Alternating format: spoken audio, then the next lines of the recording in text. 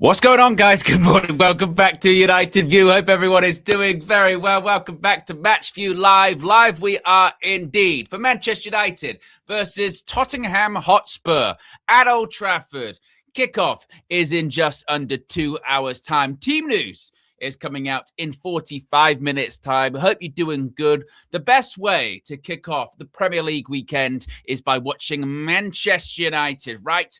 At Old Trafford in the Premier League, and it's going to be good. We're going to make it 4 in a row under Michael Carrick today. He's been in charge for 3 matches, 3 wins. Today, we make it 4. Today, we remove the hoodoo, the judge, whatever you want to call it when it comes to the recent results and performances against Tottenham Hotspur. It doesn't make up for Bilbao, but it's a start, isn't it? And we're focusing on the now, we're focusing on the present, and then we're focusing on the future. And when we focus on the present and the future, we think about getting wins, and it continues today. As people are saying in the chat, believe. That's right, believe.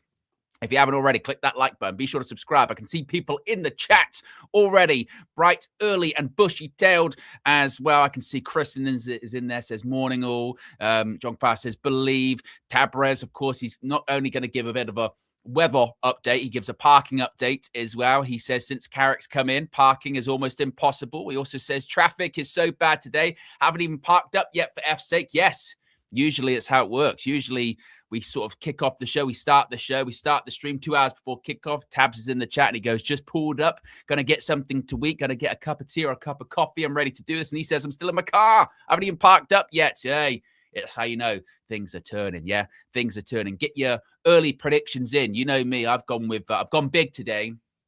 I've gone with 4-0. What did I go with? 3-0. I think I went 3-0, 4-1. That was it. That's what I went with. 3-0, 4-1, right? And as says here in the chat, someone will get a haircut soon. Potentially, we could just be days away because the next game's on Tuesday, isn't it? So we could just be days away from Frank getting a haircut. But we don't want to look too far ahead. We got to focus on today first. That's what we've got to focus on. Tabrez is going with a 3-1. Kristen's going with a 2-1. Andy's a 3-0. Paul a 3-1. We've got 2-0 here. It's a lot of Manchester United W's. That's what I'm seeing. That's what I like to see as well. Yes, yes, yes, yes, yes. Before we get into anything this morning, of course, today will be a very poignant day, as it always is around this time of the year when it pertains to Manchester United. This is the home fixture that is closest to the anniversary of the Munich air disaster, of course. As you would have seen yesterday, we covered it yesterday. Tributes and a memorial service was at Old Trafford, next to outside the East End, next to obviously the Munich clock. There will be tributes that we paid before kickoff today, as Manchester United say right there. Today we play for them. As Simon Stone has pointed out here, wreaths laid by the club staff yesterday are now in place under the Munich Memorial, so you can see them all right here. I would assume, as they do every year, there'll probably be wreaths that are laid on the centre circle, probably with a period of silence, is usually what happens around every home game around this time of the year. So, of course, we will remember them. The Flowers of Manchester, they will never be forgotten. And it's part of Manchester United's history. It's ingrained into the DNA. I know there's been so much talk about DNA and the Manchester United way and what have you, but it really does stem from the Busby Babes and stem from obviously the tragedy associated with the Munich air disaster and those that lost their lives, those that were affected by it. But also it's a story of recovery. It's a story of resilience. And that's exactly what Manchester United are. We are resilient. We will always overcome. We will always recover despite what adversity, what tragedy is put before us. We are united, not just by name, but by nature. And sometimes we forget that, but that's why days like today and times like this every single year are important to remember, because sometimes we do get a bit lost. Sometimes we do get a bit lost in it all. And we get so hyper-focused on football and the infight and what have you that comes with it. But this is just, once again, a reminder. Life is very short and life can go so quickly and fleetingly. And you mustn't forget those that laid the foundations and those that help build this great institution into what it is today. So there will be tributes, of course, and we will remember them. The Flowers of Manchester will live on forever. They will never be forgotten. That's no doubt about that, of course. Right, let's go back here. I will turn my TTS on now. Actually, where shall I put that? Where shall I put my TTS? And here's a good question, Owen. Think you can be smart here. I put it here. Yeah, there you go. There you go. Good. Couple of super chats straight in. Ridwan. I don't know if that's the Ridwan. Is that another Ridwan? Says, good morning, guys. Good morning indeed. Red Devils says, today we win for them. Glory, Man United from Vietnam. Big up. Red Devils from Vietnam. Yes. As I mentioned, TTS is on. A lot of people I saw a lot of positive reaction to the latest release from OWEN Records yesterday. Titled, what did I title it again? I titled it Yardman Hoen.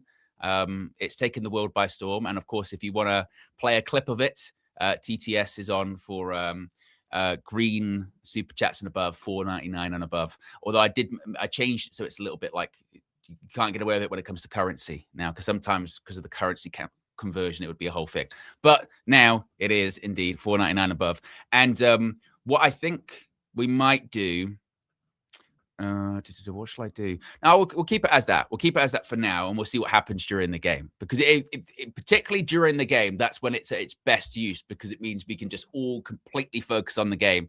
And then those that put in their super chats, they get read out straight away. Instant reaction to the game, which I think a lot of people want, because we've had that before, where someone. Most of the time, it's hilarious. Sometimes it's like cussing out a player. So it'll be like, Casemiro, wash. 5 minutes later, Casemiro scores. Then we go to read the super chat. It's like, Casemiro's washed. It's like, a bit awkward. Yes. So in terms of team news or anything like that, we don't really know too much. Michael Carrick, of course, had his press conference on Thursday. It was a day earlier so they could attend the memorial service for the Munich air disaster. So it was held on Thursday. I think some stuff came out last night. The embargoed part came out last night, of course, 10:30 prior to the game. And Michael Carrick had some interesting things to say about it all. This is one of the things he said, as United District says here. He gave a very detailed answer when asked if his strong start has changed his thinking about the end of the season. Here's what Carrick had to say. He said, I'm fully aware of the role I'm doing here and the responsibility I've got.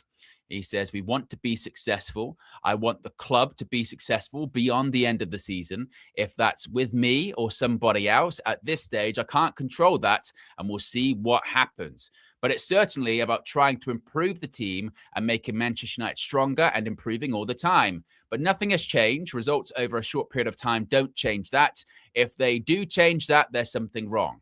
It can't be so knee-jerk either way, whether it's really good or if there's issues you need to solve. It's steady progress, and if you know that football can, football can twist and turn, we got to keep level and focused on what we need to do. And now, obviously, the more that Michael Carrick wins, the more that discussion will come about whether or not he should get the job on a permanent. If he continues to win for pretty much the entirety of his reign, then it will become a situation whereby it's kind of it becomes undeniable, doesn't it? But we're way off that at this point. There's still so many games to go. We're still just in Feb, and look, the time is going quick. It feels like just yesterday we were talking about celebrating New Year's, and it's already a month since Ruben Amorim has been sacked. And Flex kind of touched it on the Trinity yesterday. That already feels like a lifetime ago. The day that Ruben got sacked, I remember doing the stream, but that feels like a lifetime ago. Even playing Spurs earlier this season feels like a lifetime ago. I remember doing the game with Flex and DJ, or was it just DJ? I forget. And it was just DJ because I think Flex was there. And, the 2-2, and we were 1-0 up, playing pretty well. Then we do the collapse, and Matthijs de Ligt, and we go down to 10 men as well because Šeško gets hurt. It's the infamous Marcel he could have played on. And then Matthijs de Ligt at the other end, last kick of the game, makes it 2-2. That game feels, again, like a lifetime ago. So football can move very fast. So because of that, it's still very, very early to be talking about long-term futures with Carrick and what have you. It's certainly something to consider, no doubt about that, particularly for those that are in charge and making those decisions when it pertains to who the next head coach is going to be long-term. You would think they've still got their short list or the people they're sounding out. But the longer, the longer that Carrick continues to do well, it will obviously continue. Those questions he's getting asked there will continue to be asked of him. It's still so delicate, isn't it? As Jeff says there in the chat, unbelievable, Jeff. Last weekend, Michael Carrick was a couple of minutes away from being that guy that got sacked at Middlesbrough in the Championship. He's no good. That with a Benjamin Šeško goal turns into that's Manchester United. That's the Manchester United way. So it still is it's fine margins. The Ole Gunnar Solskjaer phrase is true. And that is just the case of football, isn't it? You are one bad result away from being a fraud, one bad result away from being a criminal. And as is the way it goes, Manchester United will drop points this season. I just hope it won't be today. And I don't think it will be today. As we spoke about, in the previews and what have you, there was obviously a lot of talk about. I want the real yard man, a United view. Yes. At Nathan_1990 super chatted £5. Good morning, Howen. Hope you and the dog are well. 3-1 incoming today. Bruno goal and 2 assists on Todd's head top. R.I.P. the Busby Babes, the greats. Yes, as always, R.I.P. to the Busby Babes, and they will never be forgotten. Me and the dog are good. Asher is currently chewing on something. I tell you what, she is so well behaved. She's like 6 months next week, so she's still very much a puppy. And you know me, for what I do these really long streams on a match day that can go like 5 hours, 4 or 5 hours, something like that. And she's great during it. She's great. She she's also learned, this is how scary it is. So when I finish a stream and I'll go like, I'm out of here, peace or whatever, then she knows that I finished and she'll come over and then jump up because she knows that I'm done at that point. It's amazing. So yeah, we're all good. And then as far as the goals and assists, like I've said, I've gone with 3-0 or 4-1. Bruno will be involved in the majority, if not all of them. Because that's just what happens at Man United, right? If Manchester United score a goal, Bruno's fingerprints are somewhere involved in it. Obviously, he might be the one scoring the goal.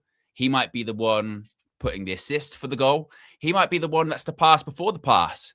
It's a great switch of play by Bruno. It's a great initial pass by Bruno. Or there was the one against Brighton earlier this season, wasn't there, where it was an Aiden Heaven pass, but it's Bruno's dummy. You know what I mean? Like, is always he will be involved. You're right, and I can't wait for it. You know what I mean? I can't wait for Bruno to to do what he does every single week, and then once again for us to have the same debate that we seemingly have every single week of, wow, but is this a good thing? He's getting all these numbers for us. Is this about a good thing? So yes, and then it won't change Tobe's mind. Clearly, he's very much entrenched in the Maddison is better than Bruno Fernandes take, which is ridiculous, quite frankly, isn't it? Absolutely ridiculous.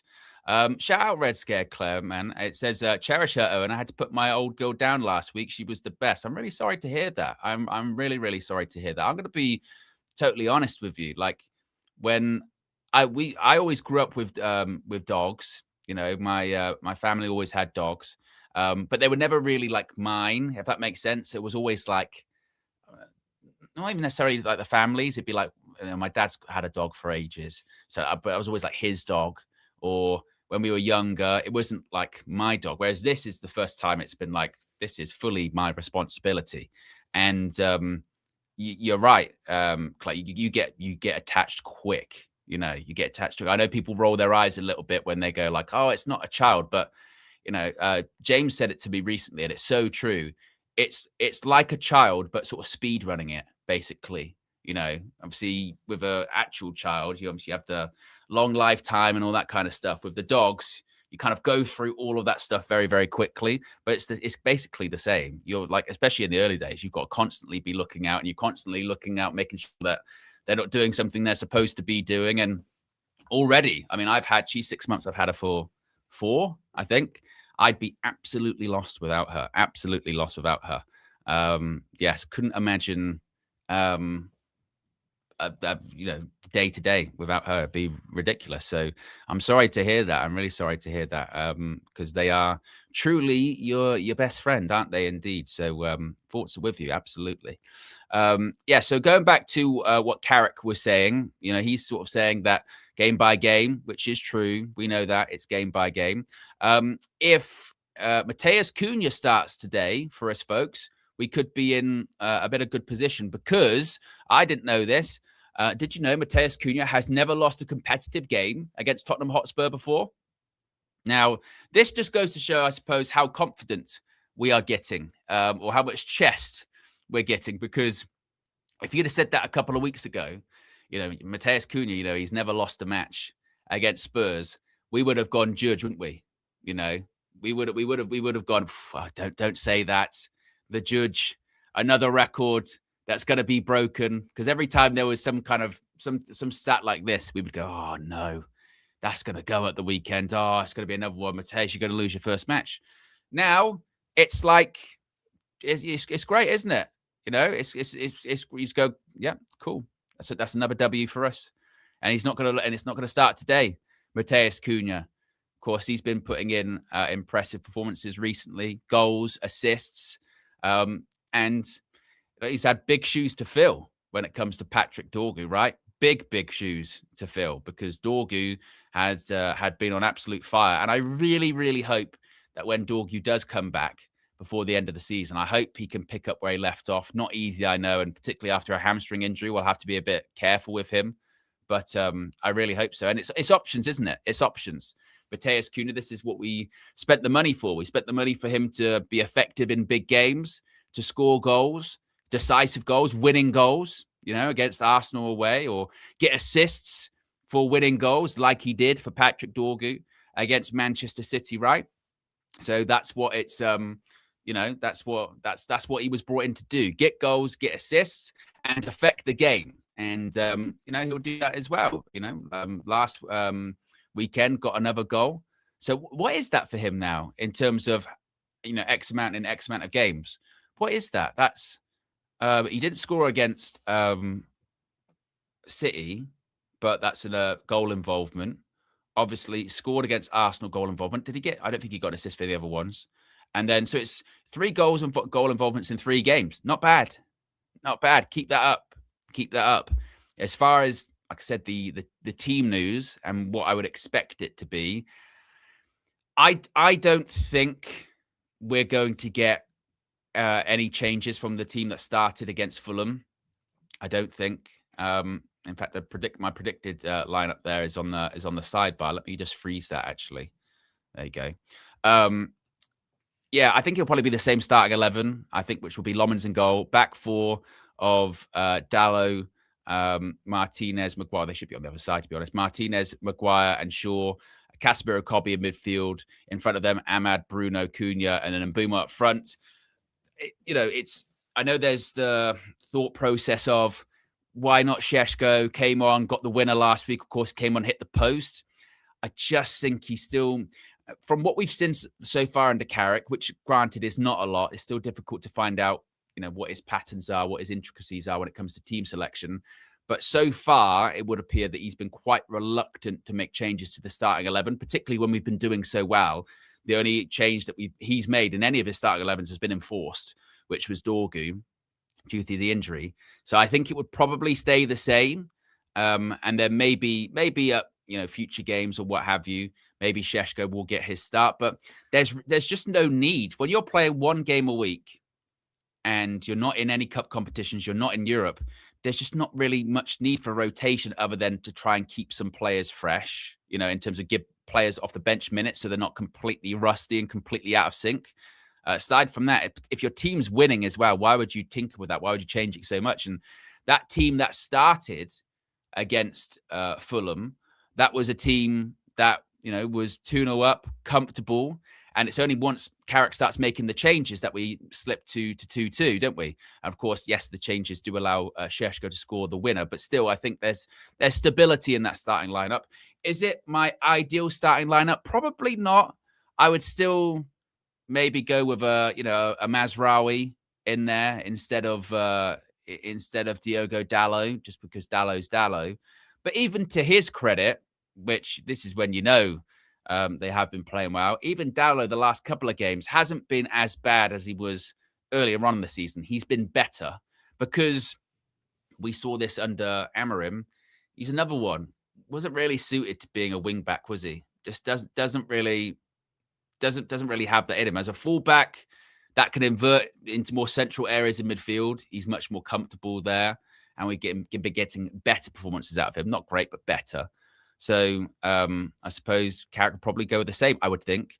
In terms of the team news, as Ridwan says, it's out in about 25 minutes. So we'll find out relatively shortly who indeed is going to be starting at Old Trafford for Manchester United today, and go from there. But I would be pretty surprised, honestly, if it was wholesale changes. Maybe there might be one. Maybe he will give Šeško the nod. And KG was saying on the Trinity yesterday, he dropped Ahmad and put Mbumo on the right. I just think he'll keep it the same. I know that, again, there's been this sort of thought process of, well, Spurs are going to properly play a low block. We spoke so much about low blocks going into that Fulham game, didn't we? About how, well, this is a different challenge. It's going to be against a low block team. And actually, we kind of did do a disservice to Fulham going into that game, in that we were like, all right, this is a different test. Obviously, yes, it's different because you're not playing Arsenal and City, the two top teams in the league. But we kind of sort of spoke about Fulham as if they were like bottom half team, and they've actually had a really good season. And going into the game, it was 6th versus 7th, and still in the first half, Casemiro gets the first goal, and then obviously Cunha second half. We still were in relative control of the game. I know that Fulham had more of it than maybe people thought they were going to, but again, that's because they're a good team and they don't really sit back. They'll play football when they got good players in their team as well. Spurs is kind of different than that. They will genuinely go in a low block and sit back, because in every game against a top 6 side this season, that's what they've done, and they haven't been able to do it very well. And Fulham are a better team than Spurs this season. They just are. I think maybe that's one of the reasons Spurs are doing okay in the Champions League so far this season, is because they can play a style that's maybe a bit better suited to European football. It's a bit like us last season. Remember that last season where we were having that talk about us in the Europa League, going, well, actually, Ruben's setup is better for European football because it's behind the ball. It's a bit more defensive, 3-4-3. It can go into a back 5. So actually, that's better for European football, not so much for the Premier League. I don't know if Spurs are into the same situation there, but they're just, again, they're nowhere near in terms of quality that Fulham have been this season. I mean, again, you look at Spurs' recent results, no wins in their last 5. They're 14th in the league.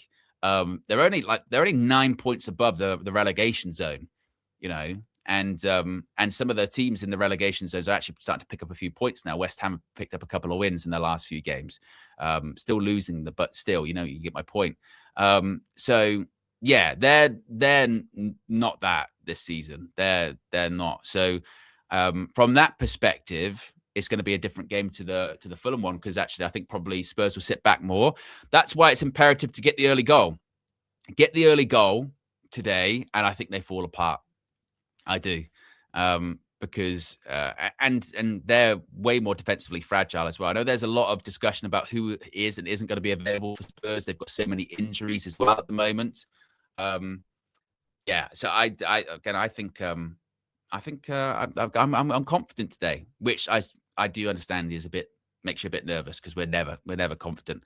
As far as the table, you can see right there where things stand right now. Manchester United in a good position, in a good place at the moment. We're in 4th spot, currently on 41 points, as you can see right there. But things are very, very tight, as they have been for pretty much the entirety of the season. We still have to take care of our business, don't we? I know that Liverpool, they've got a big game this weekend. There are always big games in the Premier League. We know that. And in recent weeks and months, it's usually foul where we're one of the last teams to play, whether it be on a Sunday or a Monday or something like that. So we know exactly what the other teams have done and what we need to do and what have you. Whereas this weekend, we're setting the pace. We've got to set the pace for Chelsea and Liverpool, right? We've got to set the pace for them. And at Red Bear and 2,455 super chatted £5. Feel like I got beef with KG. I want to let bygones be bygones, and he wants to bring up point scoring just cause he apologized. Outrageous, rolling on the floor laughing emoji. Well, I mentioned this on Monday with KG the comedian on the red carpet, because he did kind of let this slip. I did feel this was a little bit of a slip of maybe his mindset on the whole apology thing. He started off, because we were talking about Bruno, weren't we? We were talking about Bruno. And he basically said to Brads and DJ, they should apologize because they're Bruno haters. And then eventually he kind of let slip of, how come I have to apologize, but nobody else does? And I went, So that's what this is all about. This isn't necessarily about the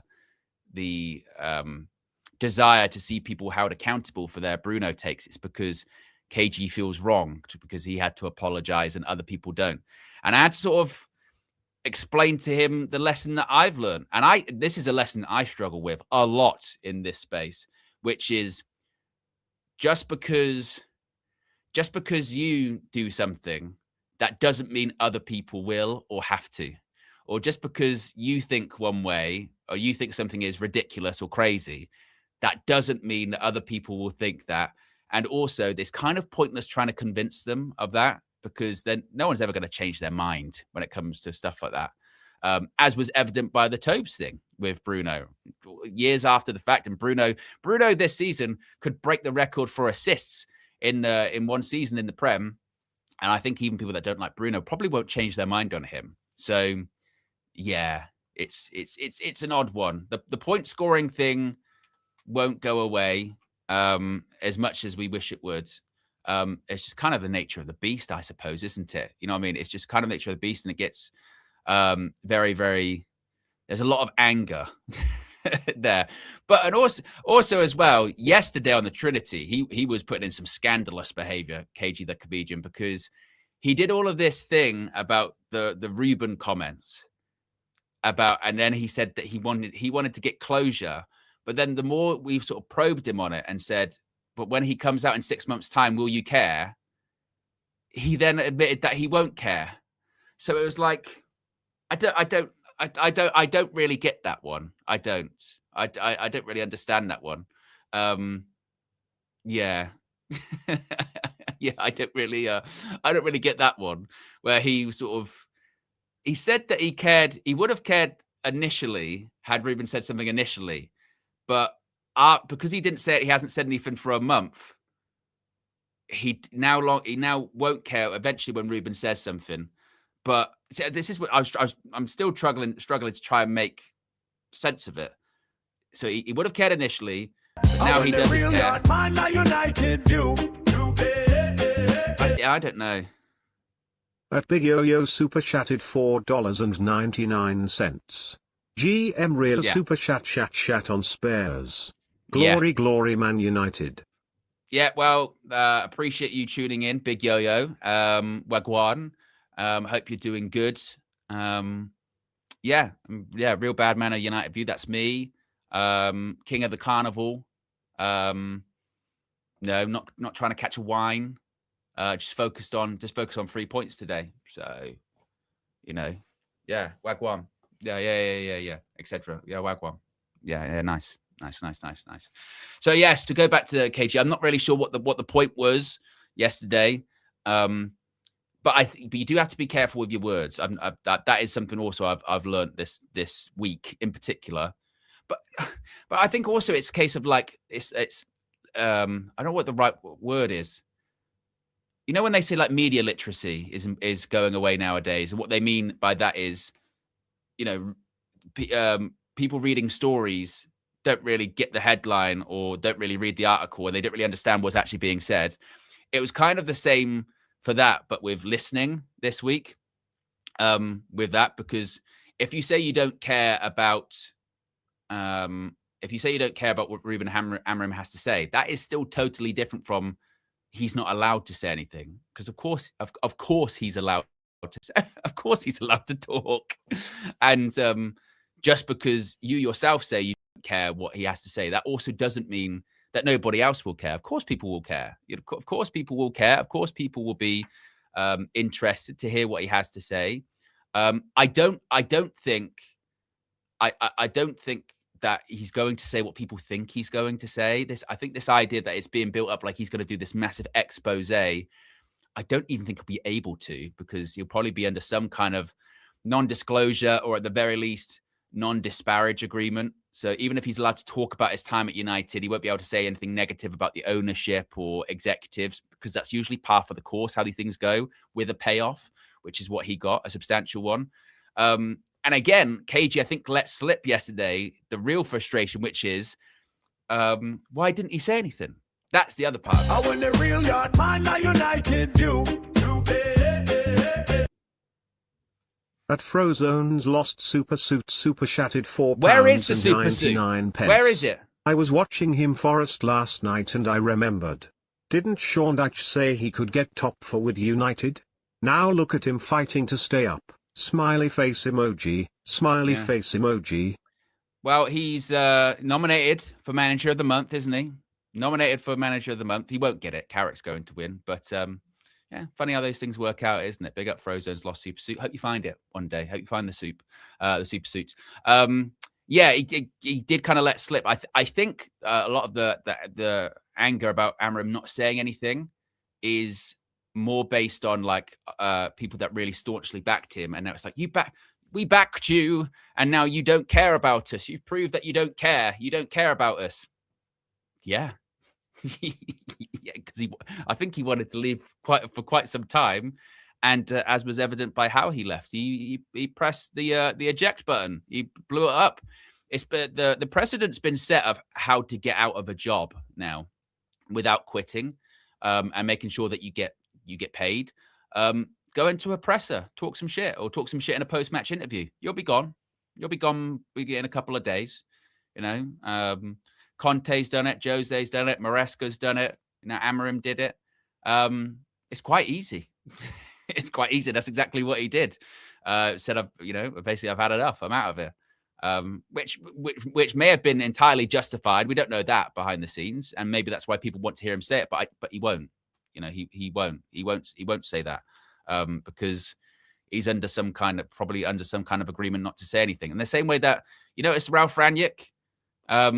All of the things he said about Manchester United since he's left,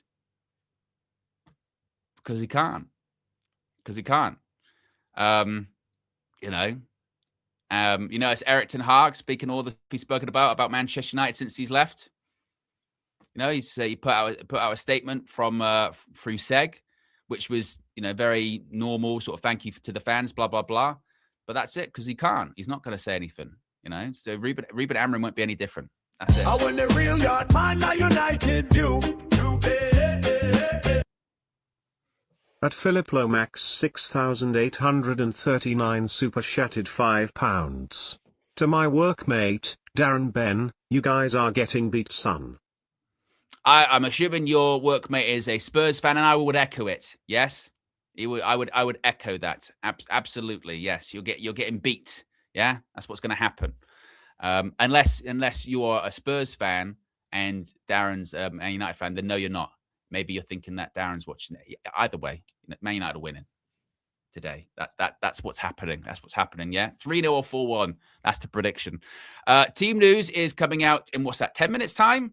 I think. Yes, 10 minutes time. Team news will be coming out. Before we get there, though, Flex is on his way to Old Trafford. Early start for him today. And he, of course, will be inside the stadium. It will have immediate reaction from him at full time from inside the crowd, inside the stands. But first, he shared his thoughts on the game on his road trip. Here's what he had to say. Welcome to the road trip. Man United taking on Tottenham Hotspur that we haven't beat since 2022. I'm fed up of it, and I know you lot are fed up of it as well. And this is a game where, listen, we're supposed to beat them.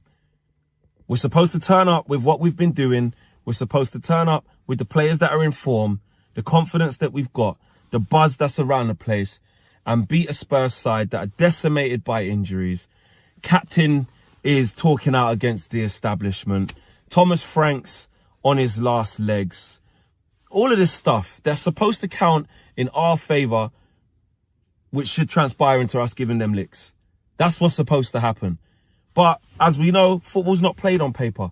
Football's definitely not played off of the pitch. It's not played on social media. It's not played on loads of different issues that are not the players. It's not. And look, Bilbao is Bilbao. Nothing will avenge that apart from facing them in another European final and actually beating them. That's the only thing. Even beating them 5-0 today won't avenge that. But we need to be beat. I'm fed up of this team. Like you said, it's only Spurs. That's what we used to say to these, man. It's only Spurs. Sir Alex, one of Sir Alex's favourite ever sayings. It's Spurs, lads. It's Spurs. But we have to take the onus. We have to take advantage of that. And really, I just want to see us winning this game. I actually don't care how. Like the dog in me wants us to batter them. You know, Toby talking crap about Bruno, and you know what I'm saying, all the Tottenham fans who still just think they got an ounce of fight left. And also they don't deserve it, because you know what will happen? They could turn up today and then go back to being Spursy next week. That's what happens. They've been absolutely dreadful this season. And I just want us to take advantage of that and do what we're meant to do, which is beat this Spurs team. Now, I'm not naive enough to not understand that it's not going to be that as easy as I think, because every time I think it will be, it hasn't been. And our recent record against them is not great. In fact, it's terrible, actually. We haven't, like I said, we haven't beat them since 22. So Michael Carrick, like I say, the consistency is his best friend. That's what he needs to be on. Consistency and continuity. It's the same starting team needs to play. There's not really any other fresh injury doubts. He's had the press conference on the Thursday. We know who's fit and who's not. Unless something's happened in training in the last couple of days, that team remains unchanged. Okay, and Mbeumo through the middle. I know there was heroics from Benjamin Sesko off the bench against Fulham, but not enough for me in this type of game against Spurs to be starting. If he is, okay, great. Obviously, we get behind that, but I still think you keep Mbeumo where he is. I think, of course, you keep Cunha on the left. On the right-hand side, you've got Ahmad doing bits, Kobbie Mainoo and Casemiro, and, of course, Bruno up front with Brian and Mbeumo, two centre-backs of Maguire and Martinez, and you keep your full-backs of Luke Shaw and Diogo Dalot, and obviously it's Lamens in goal. But for me, I think they've got a few players back. I think Romero is going to be back in there. He came off ill in the last game, but he'll be back. I think Van der Ven's back. So we have to be on it. Brian Mbeumo's got a good record against Spurs, and there's no reason why we shouldn't be taking the game to them. If we get the early goal, or make sure we get the first goal, Spurs ain't doing shit to us.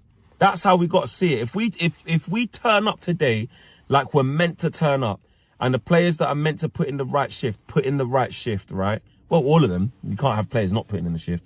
If the players put in a shift and play with intensity and freedom of expression, we will beat Spurs.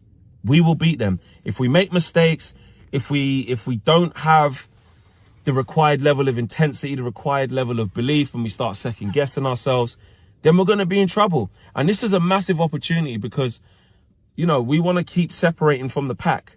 We want to keep winning games. And that's all we can do is to keep knocking them down. This is time for 4 in a row. We're at par. With Amorim, with Ruben, we got to 3 games in a row. And we was 2 away from Frank cutting his hair as well. You know what I mean? We've been here at the 3rd hurdle. And we've fallen. All right? We got 2 draws against Forest, actually, and Spurs, ironically, the last time we got to 3 games in a row. Now it's time to prove it's not a dud. Now it's time to prove that we're serious. And just like every other game that keeps coming up in this run that Michael Carrick's on for the first 3 games, the next game is the most important one. It's so funny how you start against Man City and all of a sudden it's, oh, this is a big game. Can you get up for it? New manager bounce, this, that, and the other. The game's at home. It's against City, blah, blah, blah. You beat them. Then it's, oh, no one ever wins at the Emirates. Arsenal unbeaten there all season at the Emirates. Oh, Saliba, Gabriel, Saka, this, that, blah, blah, blah. Set pieces. We win. Then it's, oh, you got Fulham at home, though. They're the teams that you really need to show it against. That's the biggest test so far, really. And we win. But then this is another type of test. This is a Spurs team, like I said, they're absolutely shit. This is a Spurs team that are looking down at relegation. Do you know what I mean? Listen, they ain't going to get relegated. I think they're not going to get relegated. But they're looking over their shoulders at people like Nottingham Forest and Leeds and all these types of teams. So we can compile misery on them. So this is a test that we haven't often got past. This is a test where we keep messing up. But I just think on a more positive side, back to Coley telling me to believe, we are going to get it done. We are going to learn from these mistakes. We are finally going to get rid of this Spurs judge. We are finally going to give Spurs what they've been needing from us, what they've been deserving from us from the last 4 years, 3 years, or however long it's been since we ain't beat them. 2022, like I said. Since then, this is our time to give it to them. This is our time to prove that we're on this run and people ain't stopping us. Will it be another last-minute goal? Will it be exciting and enthralling and thrilling? It might be. I don't think it has to be. I would much rather it be 1-0, get out of there, 2-0, get out of there, clean sheet, happy days. But listen, Spurs, what I will say about Spurs, if I'm going to speak about them honestly and not just be biased and cuss them out, they are weird where they do show bits of fight and bits of character, especially maybe in the bigger games. Against City, you see that first half, they were absolutely disgusting. Shocking performance from them. 2-0 down at half-time, you know, Frank pretty much out the door, and he found something. He found something in the second half, and they arguably should have won that game. Now, you could say that says more about City than anyone else, but it shows a little bit of belief. But I'm sorry, I'm still not giving them too much respect, because any other time, you're looking at Spurs and you know what it is. They're still decimated with injuries. Like, yeah, Spence could be back, but if you look at like the midfield, maybe Paulinho might be freed up to go back into there because Van de Ven's fit again. So there might be a midfield 2 or 3. Look, it also depends on how they play as well. Will they play with a back 5 or back 3 with 2 wing backs? I think they probably will, and be aggressive and try and get after people. I saw them do that against Dortmund. I saw them do that for large parts against Burnley before they became unstuck. Then in the second half against City. So they have showed that in periods of the game, they can stick it on you. I will give them that respect. Not respect, in terms of breaking down their tactics and being honest, I will give them that. But I'm sorry, Man United, no excuses. There's no excuses. You're supposed to be going and taking care of this Spurs team. And I'm going to say we are going to do it, and it's going to be 4 in a row. On the way, one more game to West Ham away where Frank can cut his hair off. Smash. Yeah, imagine that. We could be just days away from Frank cutting his hair. Unbelievable. Lineups will be out in 2 minutes' time. Of course, we will get them to you immediately. Once they are released, we'll get the graphics on the screen. We'll get the social posts on the screen. Super chat from Red Baron says, we owe one to Spurs big time. Indeed, we do. JP says, morning all, it's match day. I am excited. Isn't that a nice feeling? Isn't that a nice feeling to feel excited and not to feel a sense of dread and doom and gloom about a match day? Right? Yes, it could have been, that feeling of going into games and being like, I don't know. Now it's good to have some chess, isn't it? We don't know how long it's going to last for, but whilst we can, we might as well enjoy it indeed. We've got visitors. We've got royalty, if you will, at Old Trafford today. Right there, you can see Sir Alex. He's there. Good morning to you, Sir Alex. Sir Alex, of course, enjoying what he's been watching the last few games, of course. That image of him at Old Trafford when he was in the stands and we were winning against Man City and he's giving it that. I was like, yes, that's what we like. That's what we like to see. Just very quickly before the team news is released, also we've got some squad news as Jack Fletcher is in the Manchester United squad today because he has arrived with them. I tell you what, I do like those hoodies. They're good. They're nice, aren't they? They are. It's a bit of good stuff that from Adidas. So Jack Fletcher's in the Manchester United squad. It won't be starting, I don't think, but maybe it'll be quite interesting to see if anyone has dropped out, if Mason Mount is still not fit or something like that. We'll find out in a matter of seconds because the team news will be released very, very shortly. And as I expected, it is an unchanged starting 11. This was what I predicted to be the case. So this is not a shock at all. As I've said, Michael Carrick, from what we've seen in the last, in his few games as Manchester United head coach, that indeed he does not like to change a winning side. He does not like to change a winning formula, nor should he, quite frankly. So that means in goal, you have Senna Lommans. You have a back four of Dalot, Maguire, Martinez, and Luke Shaw. The midfield is Kobe and Casemiro. On the right-hand side, you have Ahmad. In the middle, you have the Manchester United captain, Bruno Fernandes. On the left-hand side, you have Matheus Cunha.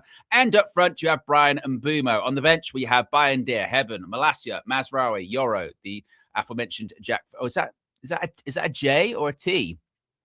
I think it's because it's Jack and Tyler, isn't it? Ugarte, Šeško, and Joshua Zirkzee. No Mason Mount once again. So that kind of, Yes.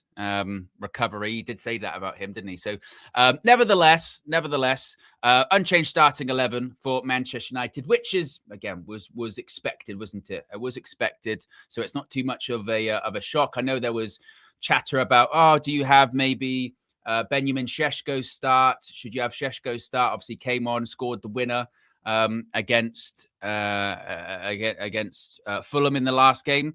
But to be honest with you, I didn't think that, because when we saw after the City game, we had substitutes come on and greatly affect the game. But when we played Arsenal, it was the same starting 11.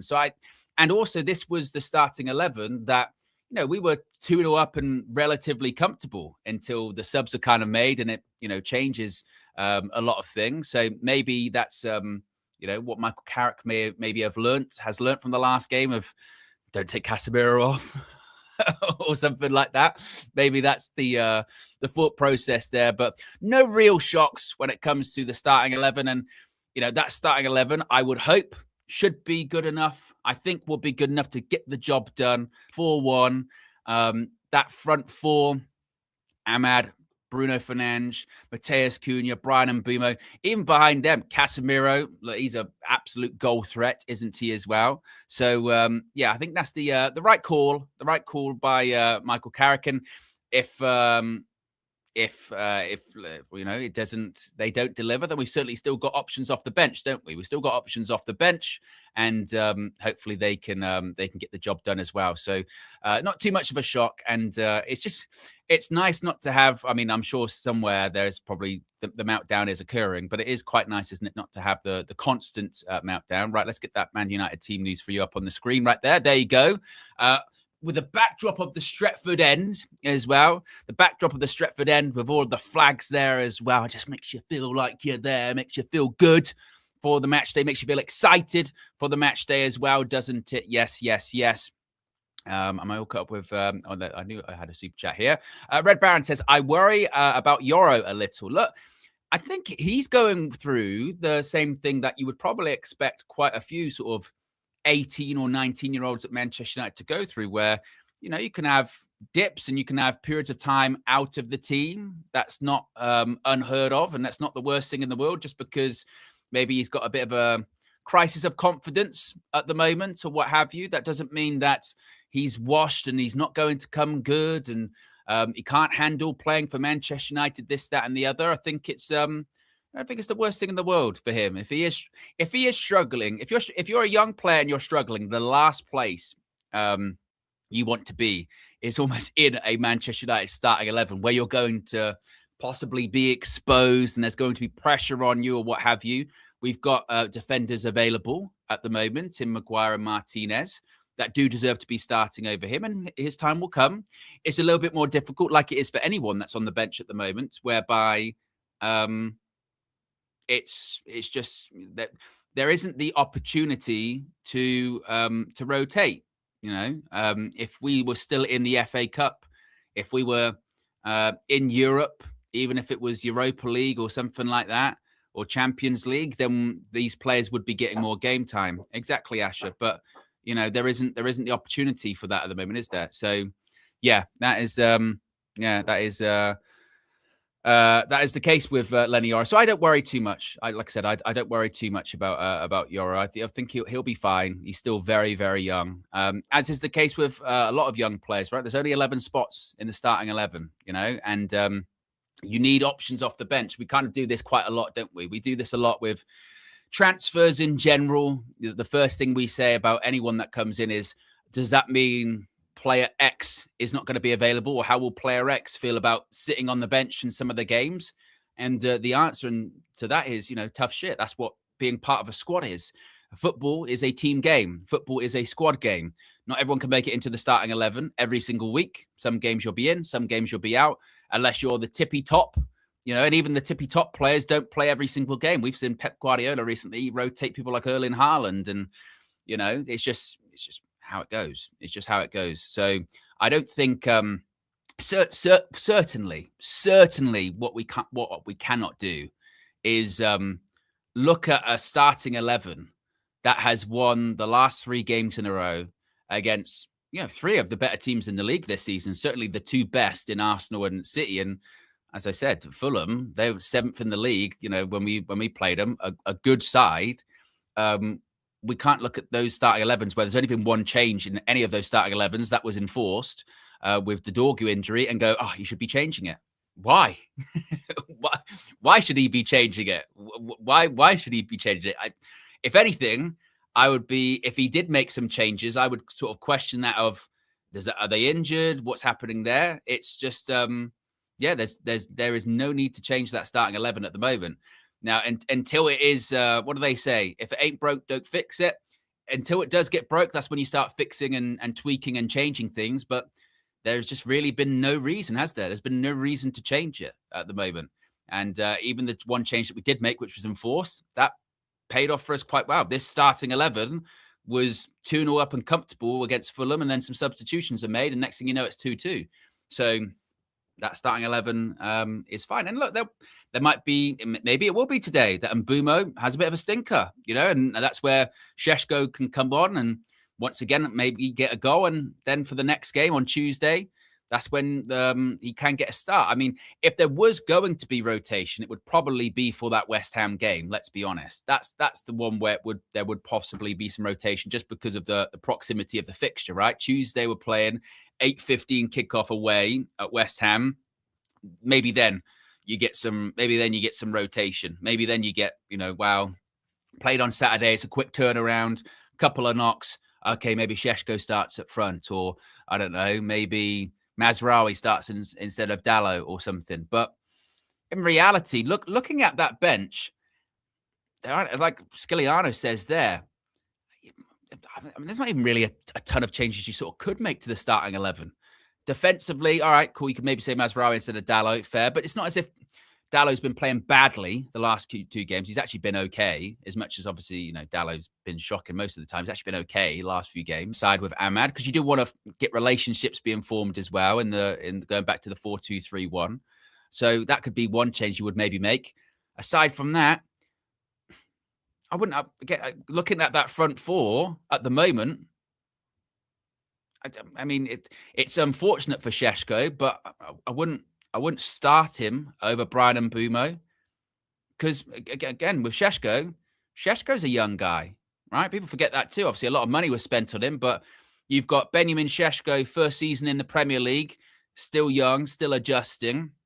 Try and make sure he's not completely in the firing line at all times, because we've seen what happens with that. If he starts a few games and he doesn't score, heaven forbid, he doesn't score, then he turns into washed, we've overpaid, he's rubbish. Brian Mbumo, he's, into his sort of prime years at this point, played in the Premier League for several years, is scoring goals, scored goals last season. So why would you take him out the starting lineup, really? Why would you take him out of that starting lineup at the moment right now? You wouldn't. You just wouldn't. So yeah, I've no complaints about that. No complaints about that starting 11. And like I said, next season, hopefully it will be different, because we'll be in Europe and we'll be in the cup competitions to a later stage. And that is when you start getting the rotation. But this is one of the benefits of playing one game a week and just having nothing else to play for but the league, which is, you go week to week and you play your strongest team and you don't have to rotate, because there's no need. There is absolutely no need to. So no complaints about that starting 11 whatsoever. And even the changes that we could be talking about, they're just nitpicking, aren't they? They would just be nitpicking with that. We've got over 1,000 people watching right now. We're at 228 likes. If you haven't already, click that like button. Let's see if we can get to 500 likes nice and early. Kickoff is in just over an hour's time. It's a 12:30 kickoff, so we're the lunchtime fixture today in the Premier League. And we haven't beaten Spurs, what is it, since 2022? I think, is that the last time we beat them? Was the last time we beat them the 2-0 at Old Trafford, when Spurs were actually like third in the league at the time or something like that. And Ten Hag's first season, I think it was, Fred scored. Fred was brilliant in that game. I remember that because I was in the studio for it. Has it really been that long? I suppose so, because then you go into 2023, which is Ten Hag's second season. And I remember Ange's first game. Yeah, because that was 2022. And then, because when we played them in the reverse fixture that season was when Conte had gone, his assistant had gone, and it was Ryan Mason's first home game. They were rubbish in that game. Like the crowd was booing them and all this kind of stuff. And we still allowed them to get back into the game. It was a draw, wasn't it? And then the following season, Ange's first game, we actually played all right. First half, didn't capitalize. Some massive chances. I remember Bruno, I think, misses like a stinker, like just a couple of yards out from goal. It was a nightmare. And of course, we know that Ruben's record against Ange Postecoglou was not worth repeating. So look, we owe them one. We owe them one, certainly. It doesn't change anything from the Bilbao and the Europa League final and what have you, is because nothing can make up for that. It's history. But that was last season.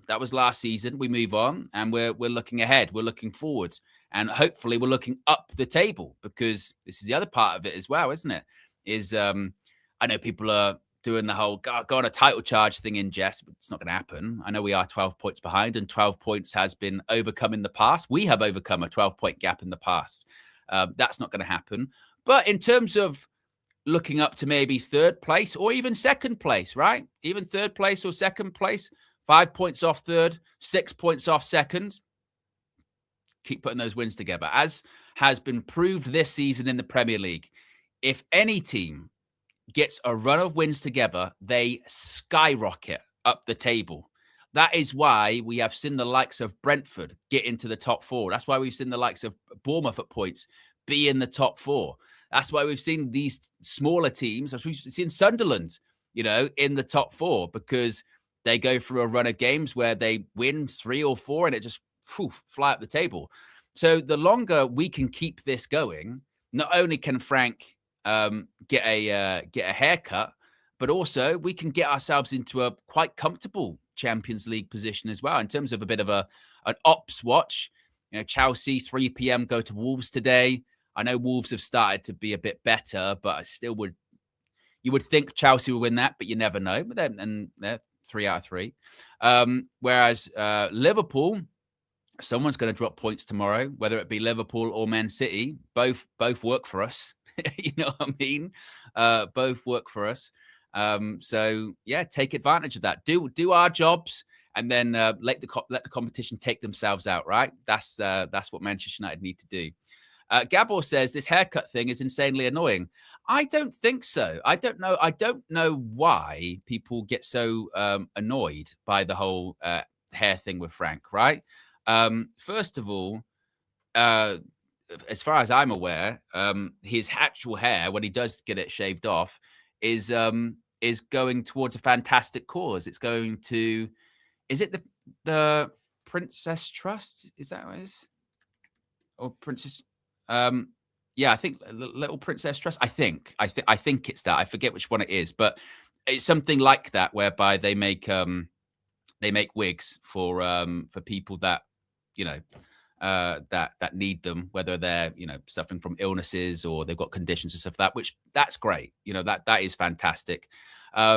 Secondly, the whole he's getting famous off it, or he's getting well known because of it. Well, that's just being part of the game. You know what I mean? He's a content creator, right? There's a content he's a content creator. Like I just there are far bigger things in the world to kind of be triggered over, you know what I mean? Or far more important things to be upset over than a guy who's not cutting his hair till Man United win 5 games in a row. Like I know that it feels like it's everywhere on social media, but in the grand scheme of things, like it's so insignificant. You know what I mean? It's literally not hurting anyone. You know what I mean? It's not hurting anyone. He's not disparaging anyone.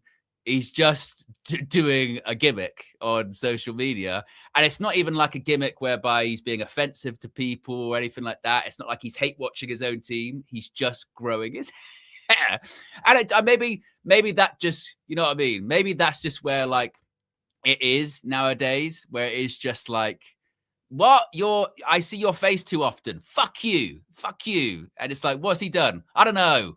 I just see him. It's like, the world is like, what's the doomsday clock at this point? Is it like 80 seconds to midnight? It's so insignificant in the grand scheme of things. And when eventually he does cut his hair, You know, we'll see what happens to him after that. Someone, you know, a charity is going to be getting a sizable donation, and we move on. You know, it is what it is. It's like it's so not the biggest thing. And also, if I always use like my dad as a barometer of like the general everyday fan, because he's the one that, you know, he's not in the Man United football Twitter bubble. He's so old, he sees things on Facebook that he thinks is real. You know, he'll tell me, did you see this film trailer? And I'll be like, that doesn't exist. So if I asked him, I go, have you heard about the guy with the hair? He might be like, I don't even know if he has heard about it. You know what I mean? To be honest, if I might message him now. I never send him voice notes, but I usually just message him. Let me message my dad and see if he knows.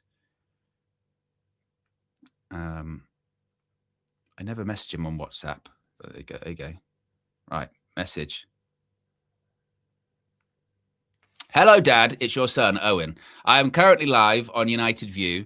Out of curiosity, have you heard of the person that isn't cutting his hair till Man United win 5 games in a row? Have you heard about that at all, or are you aware, or do you know anything about that? I'm using you as a barometer of the average everyday fan, so let me know.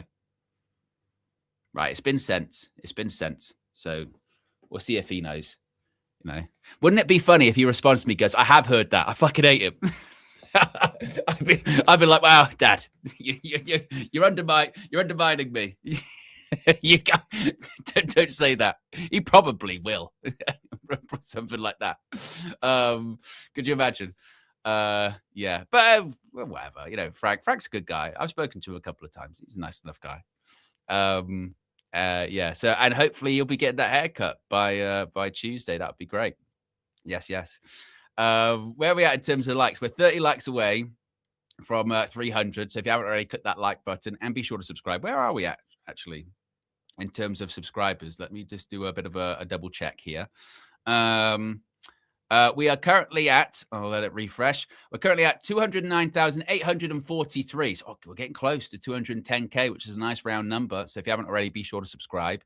If you are just tuning in, that is the Manchester United starting 11 for the game at Old Trafford this lunchtime. It is Senelom. Well, it's unchanged. It's unchanged from the game, the victory over Fulham, the 3-2 win at Old Trafford last Sunday, which is Lomans in goal, a back four of Dalot, Maguire, Martinez, and Luke Shaw.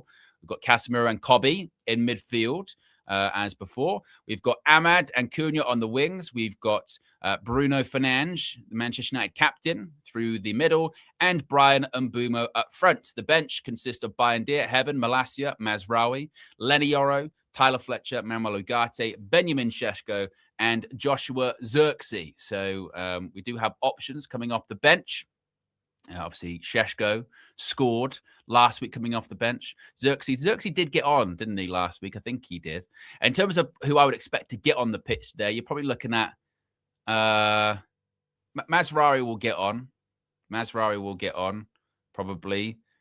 Ugarte will probably come on. I wonder how late it will be.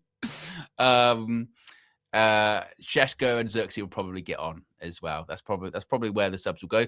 But it will be quite interesting to see how late Carrick leaves it. You know what I mean? How late he leaves it. If he, learnt his lesson. Oh, Zirkzee didn't come on. He was on, yes, because he was celebrating with Šeško. You're right. Yes, you're right. He was very happy with him as well. Unity. That's the most important thing. Unity. Because that is something that I heard this from an unnamed source.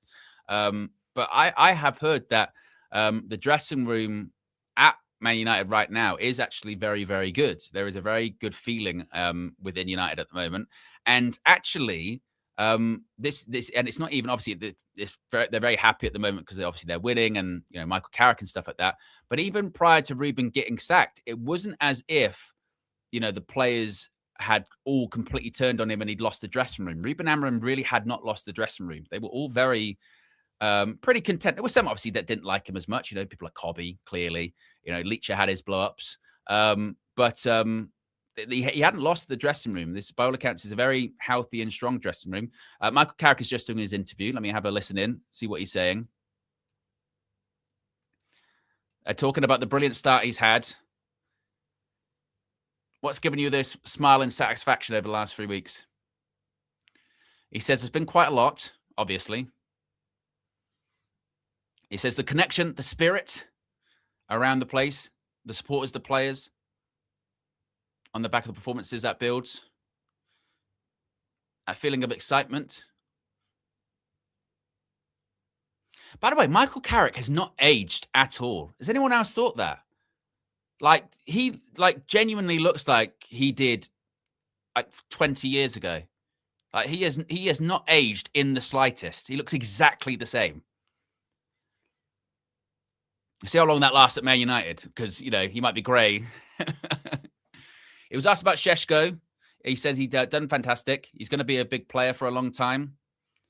And he's been really impressed with him, with what he's done in training. And he says everything about it was really encouraging. A huge moment for him last week. And he said that he should have more of those. Today was just a decision, as you expect. Ben will come on and make a difference for us, he's sure. So Šeško will get on. Joe Hart. Why is Joe Hart there? I mean, I know he technically used to play for Spurs, but good grief.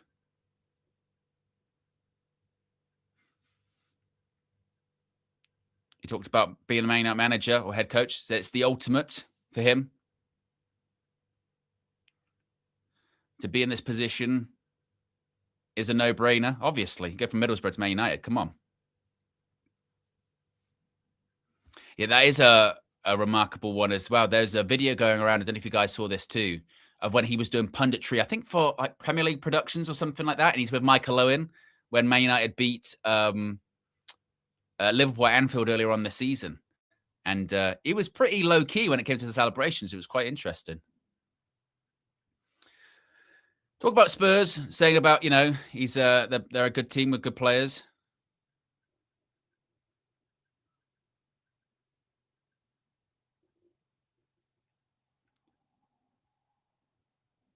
It's not going to be perfect. It never was. It says if we do the right intent and the supporters feel it.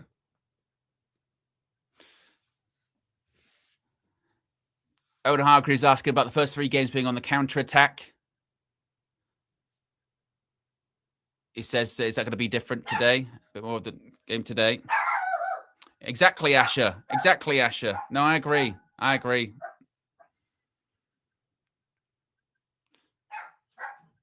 All right, Asher. It's just someone at the door. I know. She's very territorial, Asher. Very, very, very territorial. You're not going to do anything as well. They'll leave it on the step. Asher. Asher. Come here. Come here. Come here. Come here. This is the door. It's all right. Look, as if she's going to do anything. As if she's going to do anything. Look at you. You're like a Man United manager during the game. It's early. It's early. Come on. See? Now you're getting camera shy. I thought you were going to talk. That's why I put you in front of the microphone. Prediction for today? What are you going with? No? Nothing? No, I thought... Now you're just not even moving. You're not even bothering. Okay. So you calm down now. I want the real yard man, a United view. Obviously. At Red Bear and 2,455 super chatted £5. Is Hargreaves and Rio the only positive ex-players for us? I swear them to beef up RPR whilst Neville and Keane rip it down. Well, I think with Roy Keane, certainly, clearly he's just got a bit of a problem with Michael Carrick, doesn't he? When he can't, differentiate, and he can't differentiate that with his, punditry. Gary Neville was a weird one, isn't it? Because well, even when we're playing, better, he still is having a bit of a moan on all that. But I would also say that he does care. Like we saw it when we scored that first goal against City, right? And he said he was getting emotional and all that kind of stuff. But the problem is with Gary Neville is I think sometimes he tries to do the unbiased punditry, which is fine. But I think because he's trying so often to be so unbiased, he can go maybe a little bit too far, you know what I mean, and go for a little bit too far in. I still think I see Martin Keown still now Martin Keown getting rattled by other pundits by saying, "Oh, Man United pundits are more biased." Martin Keown is the most biased pundit I've ever seen in my life. He can have Arsenal lose games and he'll give the Arsenal player the player of the match or this, that, and the other. He's just, and you know what? Like if they did sort of go, look, I'm going to be biased here. This is my team, so I'm going to be a bit slanted. Then you would go sort of fair enough. But then if it's like that, then I always just think then that they shouldn't be covering the game. You know what I mean? I don't think that they should be covering the game if that's what it is. I understand sometimes you want the pundit of the ex-player that played for the club because they really truly understand what it's like to play for them and they understand what it's like to play in that stadium. But if you're viewing it as I really want some unbiased, impartial punditry, one, I'm not sure that exists. That's one part of it. Is I'm not really sure in football analysis there's such a thing as being totally impartial because everyone's got biases, particularly in football with clubs you've played for, and all of these players would have played against Manchester United a bunch of times, so it's almost impossible. But I am a big believer on they shouldn't be on commentary. For a while, I don't know if he does it anymore, but when Jamie Carragher was on games for Liverpool, you couldn't watch it. You could not watch it because it was like watching this channel. You know what I mean? It was like Fan Zone or something like that. It was just no need, just no need. I'd much rather have impartial, good punditry or good analysis or good commentary. Because sometimes even doing these streams, I've had Gary Neville in my headphones and I've had to be like, oh God, turn that down, just because you just can't. You're like, I can't be dealing with that. Just can't. What else are people saying here in the chat? Where are we at? A couple of blue super chats I've missed, so make sure I put some respect on those. Red Baron says, we're human. We will always find a way to moan about the starting 11. Amanor says, Owen, Spurs team looking strong. Why am I nervous? Amanor, where are you? Wait a minute. I'm gonna go back to my full screen here. All right, I'm gonna go back to my full screen. Amanor, okay. This is Spurs we're talking about, yeah? I don't care what that Spurs team looks like. I don't care what Thomas Frank has got to offer for us. Look at our team, right? Our team's the important one, yeah? Look at our team. They're looking at our team going, oh, that Man United team looks strong. Oh, I don't know about that, yeah? Who cares how Spurs look? Who cares how Spurs look or anything like that? Yeah, nerves are fine. Everyone gets a bit nervous, a bit apprehensive, ahead of match day. Everyone's got their different routines. I know when I used to play, I used to always feel so sick before a match. Never would actually puke, but I was always one of those people. I was like, oh, I feel horrible. But now not so much. You know what I mean? Now not so much. The only time I get nervous with United is like just before kickoff when the teams are out on the pitch, because there is this like feeling of helplessness of like there's nothing else we can do. There's nothing else we can do. It is what it is, right? That's what it kind of feels like. Super chat from Daniel Luciano says, Asher reveal, wife wants to see. Asher, you've been summoned. It's a super chat. But this is what you show up for. Asher, come here. Or am I gonna have to go and get you? Asher. She's ignoring me now. Which I don't know why. You always want to be on camera.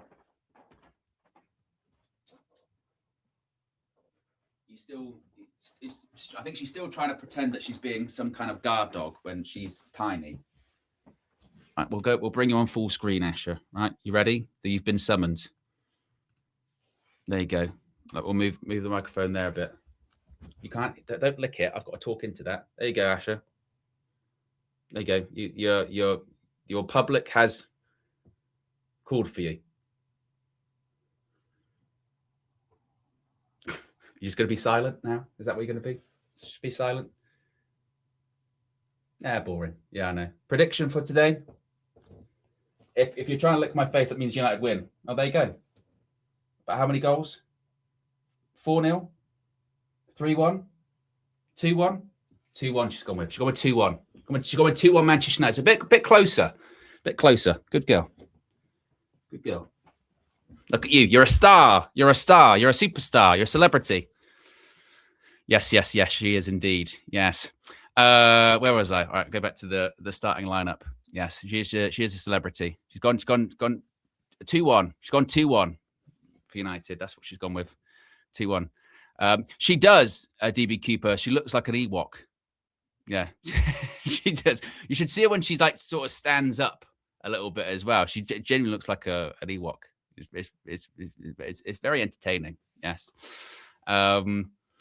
We are about less than 40 likes away from 400. So if you haven't already, click the like button. See if we can get to 400, 500 likes. Yeah. And remember, the closer we get to 1K likes, Man United score a goal. It's not true, but we say it every single week. That's what we always do. Yes. Numina says Asher makes more sense than KG. Come on. KB says, hey everyone. Hi, Owen. Wanted to say how much I appreciate you and Flex. Keep up what you do. I appreciate you. Appreciate you tuning in. Appreciate all of the support. Some are asking for the Spurs starting 11. So I'll go and get that up on the screen for you guys. Let me just go and find it. Whilst you can take in the Manchester United starting 11. Tottenham Hotspur, go to that. Where's their starting 11? Oh, they're playing like a gold kit today. I don't know if I've seen that one. Right, so here is the Spurs starting 11. Now, do they do it in numerical order? What a pain in the ass. I hate numerical order. I'll find what I'll do actually. I'll find this. This is the better way to do it. I'll have formation versus formation. That's the way to do it. I know I'm not quoting Punch and Judy there. Does anyone remember that? Punch and Judy? Everyone used to go and see that at like the seaside. Punch and Judy. Used to watch it every year. Right. There you go. That is the formations. That's much better. There you go. That is the starting 11s today at Old Trafford. I can probably make that bigger, actually, can't I? It's fine. You've got Lomans. You've got the back four, which is Dallo, Maguire, Leacher, Shaw. We've got Kobbie Mainoo and Casemiro midfield, Cunha, Bruno, and Ahmad with Brian and Boomer up front. The Spurs team looks to be, well, they're saying it's a back three. So they're going with Paulinho once again at the back. They've been doing this in the last few games, haven't they? They've been doing that in the last few games, putting João Paulinho in that sort of back three. So they've got Paulinho, Romero, and Mickey van der Ven. Certainly pace in the back three, no doubt about that. The midfield, you've got Conor Gallagher and Sarr. Wing backs are Gray and Udogie. And then you've got Odobert, Xavi Simons, and Dominic Solanke. So certainly, look, they do have options and they do have good players. We're going up against a back three, which will, at a lot of different points, probably go into a back five and get behind the ball. There was obviously so much chatter, wasn't there, about injuries, saying, "Oh, it's, Spurs. They've got quite a few injuries." I don't really. Well, I wonder what they are actually, because if there are any Spurs fans or anyone knows in the chat, let me know, because it's pretty relatively full strength. I mean, is Kudus on the bench? Who have they got on the bench? They got Tal, Kolomwani, Basuma. 9 injuries they've got allegedly. But yeah, those that is the starting lineups today. I can bring in Mr. Talks, also known as DJ Talks. There you go, DJ. Welcome. Welcome. First of all, how are you doing, my friend? Happy weekend, if people say that. Hey, Owen, I can't lie. I'm loving these weekends, brother. I'm loving these weekends. It feels good. The vibes are there. The positivity is there. So I'm feeling good, man. And what about yourself? I'm feeling good, starting off the weekend right, feeling a bit of confidence, a bit of chest. That's what we like. It's like how we like to go into these games. What are your thoughts on the, that's actually true, etc. I'm a yard man. I meant to be asking Wagwan. Wagwan. You know what I mean? Yeah, exactly. Exactly. That's what I should be asking. What are your thoughts on the United team, DJ? What are your thoughts? Or maybe I'll get you added into the right place. There you go. Yep. I'm happy with it. Same. If it ain't broke, don't fix it. I think we can always make changes if we need to. You got Susko there on the bench, maybe coming on to provide a bit of that attacking spark. Maybe even Xerxes now that he's kind of looks like he's not leaving the club. Well, we can't leave the club. Windows closed. Yeah. But yeah, at least we got two attacking kind of players we can bring on there. And as you know, we have our defensive. we have a defensive quartet there that we can bring on as well. So I think, look, as long as it isn't broke, don't fix it. This team's been playing very, very well together. They've kind of rehearsed. And Mbumo, you can't drop him. He's like one of the best finishers in the team. Fernandes playing his favorite position. You got Cunha there. That's got a little something to prove. He's coming back. Ahmad is like we look good right now. We look good right now. So don't even change it. It's good. Yeah, I think the same thing. This if it ain't broke, don't fix it. And look, it might break during this game, and then he may have to fix it during the game. But with those subs, actually, is there something where you sort of go, Michael Carrick, has he, maybe learn his lesson from last week? Because we were 2-0 up, subs were made, and then we concede the late goals. You expect maybe a bit of a change when it comes to Carrick's substitutions today, or is that just a one-off? Yeah, to be honest, I think I think Casemiro plays as long as he can, probably up until like the 89th minute. He's gonna learn. He had to learn, and it nearly kind of bit us in the arse. But I think keeping Casemiro on as long as possible is what needs to happen. I think he keeps a lot of structure. He keeps kind of Menu honest in terms of being able to dictate who needs to push forward, who needs to sit at times.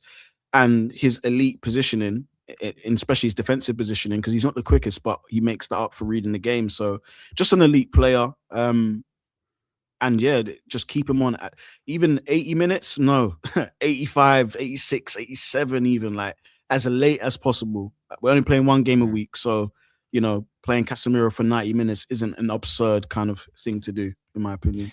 Isn't that maybe the reason, though, that there might be changes today? Because we are playing Tuesday against West Ham away. Oh, yeah. So maybe that's why, he might be, forced into the changes. We might get to 60, 70 minutes. And maybe that is where Casemiro needs to come off because he needs to be saved for Tuesday. We're just seeing the Man United players come out now for their warm-ups, or Bruno Fernandes signing autographs. Look at them, popularity.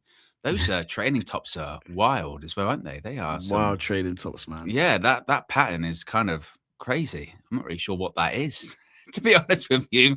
I can't decide whether I like that or not.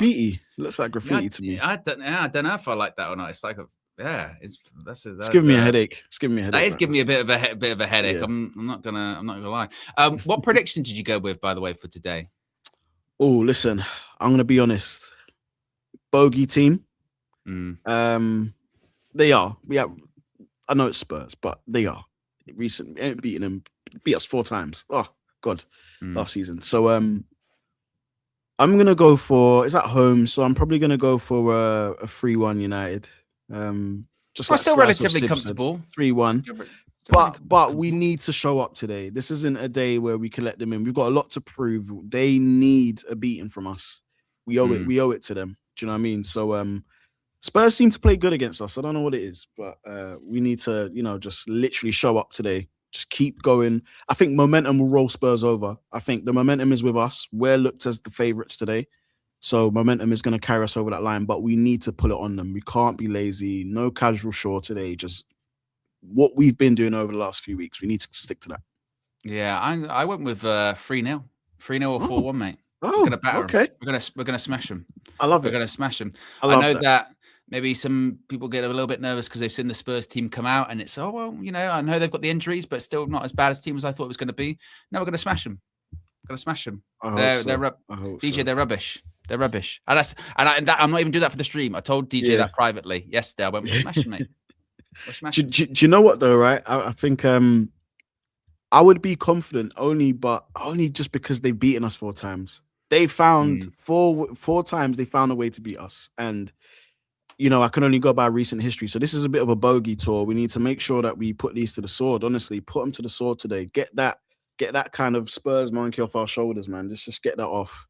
And yeah, I'm a bit nervous. I'll be honest. I think you can tell. Are you a little bit twitchy? Because they always turn up against us, and they beaten us 4 times. Do you know what I mean? And then we drew with them, didn't we, earlier in the season? So yeah, we drew with them. Didn't we? Yeah, it was the Delict last minute equalizer, and we were 1-0 up for a long portion of the game. Then they get 2, and like one of the Richarlison ones in like the last minute, and we're thinking, oh, we've blown this. And then Delict gets equalizer, and there was that weird thing of, because we were happy we didn't lose, but still we were really pissed off with the collapse. It was one of those. I know, and it's a slightly same players, but we've been obviously, you know, structured in a different way right now, different kind of formation. So I'm expecting us to roll these guys over today, but still just have an air of caution.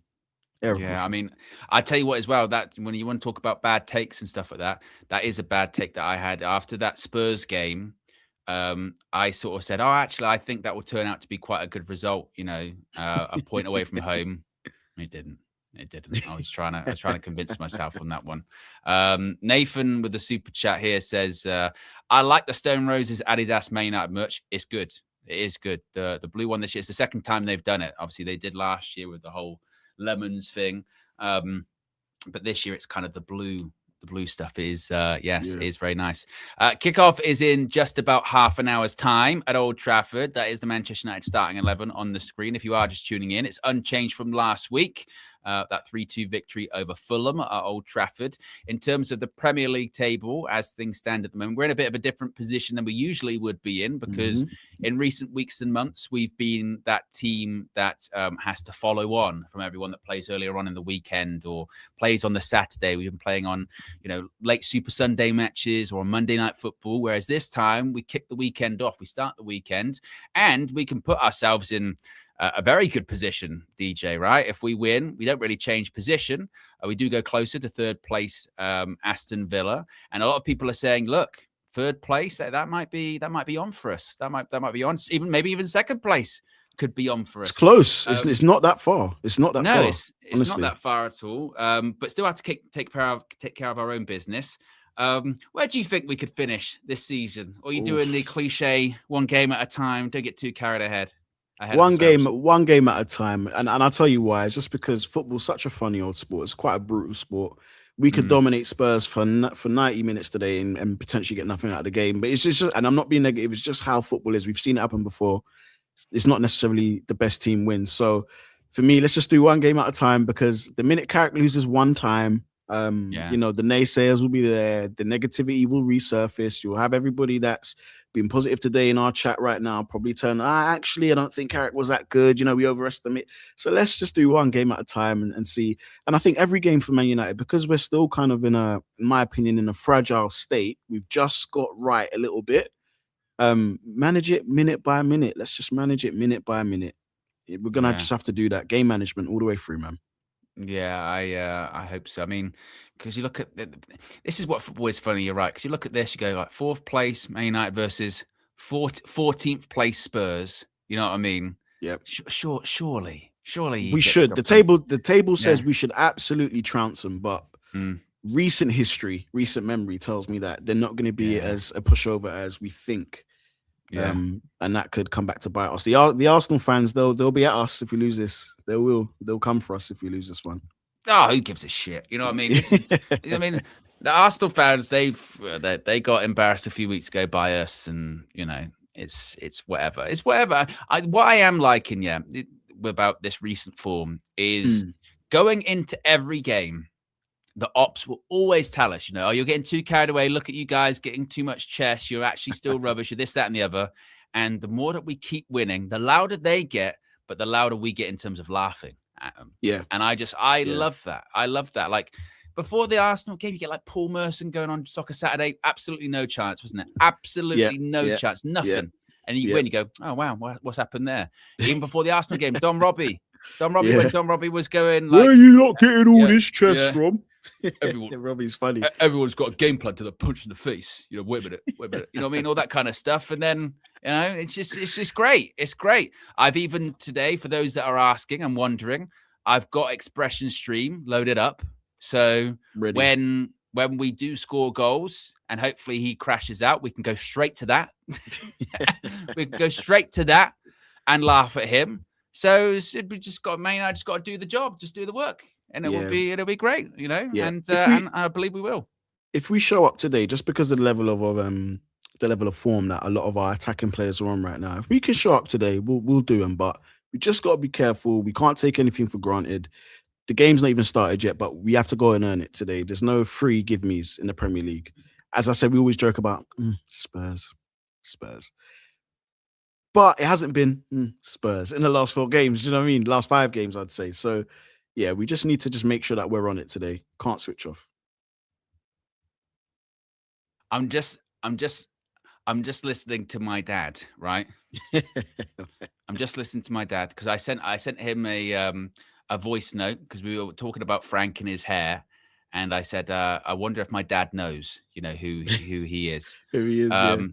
First of all, for those that were saying, because I started off my voice note going, "Hello, Dad, it's Owen, your son." He responded by saying to me, "Hello, Owen, it's your father." So he did copy that. He has confirmed he does know who Frank is. He didn't know his name, but he said, "I have heard of him because he was on the last leg New Year's Eve special and he got his hair straightened." And he then said, "I've also heard that he's got a lot of abuse from fans, like when he went to Old Trafford and that guy was there because he's got long hair." And he said that was ridiculous. So there you go. The sort of general fan does know who he is, like my dad. But even he doesn't agree with the abuse as well. So there you go. My father has spoken. He has spoken. He has spoken. He's made his decree, you know. And look, could be getting a haircut by Tuesday, mate. Could be getting a haircut by Tuesday. I tell you what, the hype going into that game on Tuesday.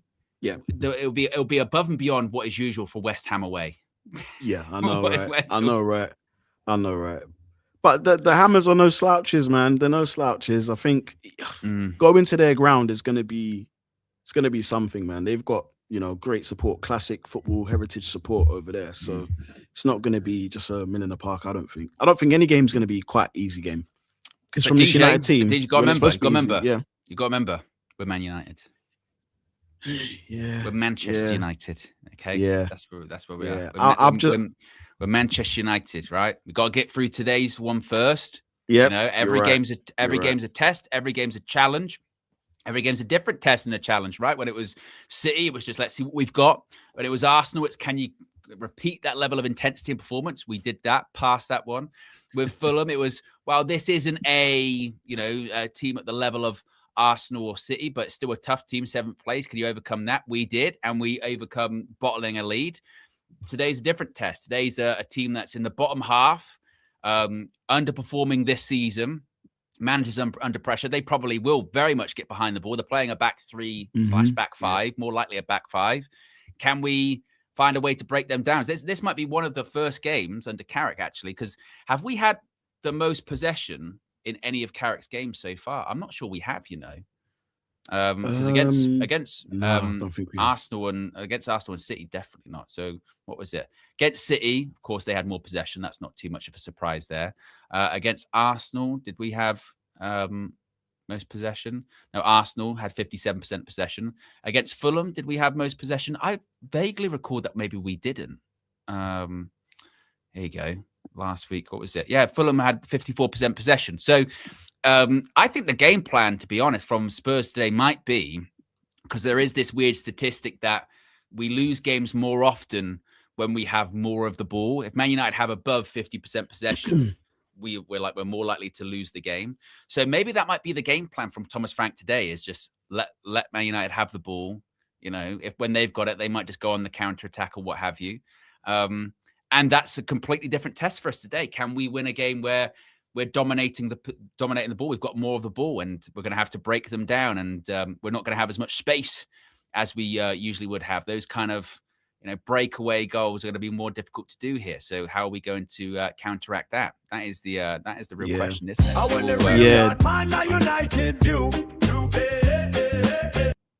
Nice. At United, I need to put that in the car. Super chatted £5. Howen, if Jamaica qualify for the WC, can we get you in a string vest with bottle of Magnum/Red Stripe/Super Malt. Your choice, a surreal bad man from Yard. Of course. I'll be doing coverage of the World Cup this summer, probably over on the Football Flex. So yeah, they could be my second team or something like that. Owen in the string vest, in the string vest. It might not be a pretty sight. It might not be a pretty sight, but I'll do it. You know, why not? Why not? Yeah. But why just not? I'll to have to buy one. You know, out of those, what would you go for, DJ? Magnum, Red Stripe, or Super Malt? Because I've never had any, obviously. Magnum, so Magnum, definitely, without a doubt. Magnum's like is it like a tonic kind of wine type of thing? Yeah, I've definitely never had that. Yeah, definitely never had that. No, I'm not Jamaican. I'm from Grenada and Barbados. So my mum's from Grenada, dad's from Barbados. So 2 different Caribbean islands. Not Jamaica though. 16.5%. Bloody hell. Magnums they're only like that big. Get them from the corner store. Well, maybe not your corner store, Owen. Maybe you've got to fly that in, but come to London. I was going to say I'll have to make a request. I'll have to make a request. You know, it'll get to me in 3 to 5 business days or something like that. 3 to 5 business days, yeah. Post the packaging. Yeah, exactly. That's my might be. But yeah, in terms of how Spurs come out today, I'd be very shocked if they did the low block thing, man. They've got decent players, got okay players. Yeah, I'd be shocked because they've got to go for it, man. Look where they are on the table. They can't afford to just sit back. Obviously, if they're aggressive against us, that's better for us. It's better for us. It's better for us if they come out flying against us. But small island, see, it starts now. This is what I mean. Is this what happens? Is this what happens? So in the Caribbean, there's always a bit of rivalry. Jamaica seem to think that they're the capital of the Caribbean.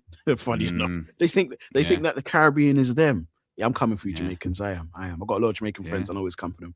But pause, by the way. But yeah, small islands, we always get picked on. That took a turn, didn't it? My goodness me. My word, that took a turn. Yeah. Why that make sense? I suppose that there would be a bit of a rivalry. Big up all my Jamaicans, man. Yeah, exactly. Well, I mean, they're one of the most well-known islands in the Caribbean, right? Surely. Yeah. They're probably the most. Yeah, they are the most well-known, most famous. Yeah. And yeah, they're quite. It's a big island as well for the Caribbean. Yeah. So it's fun over there.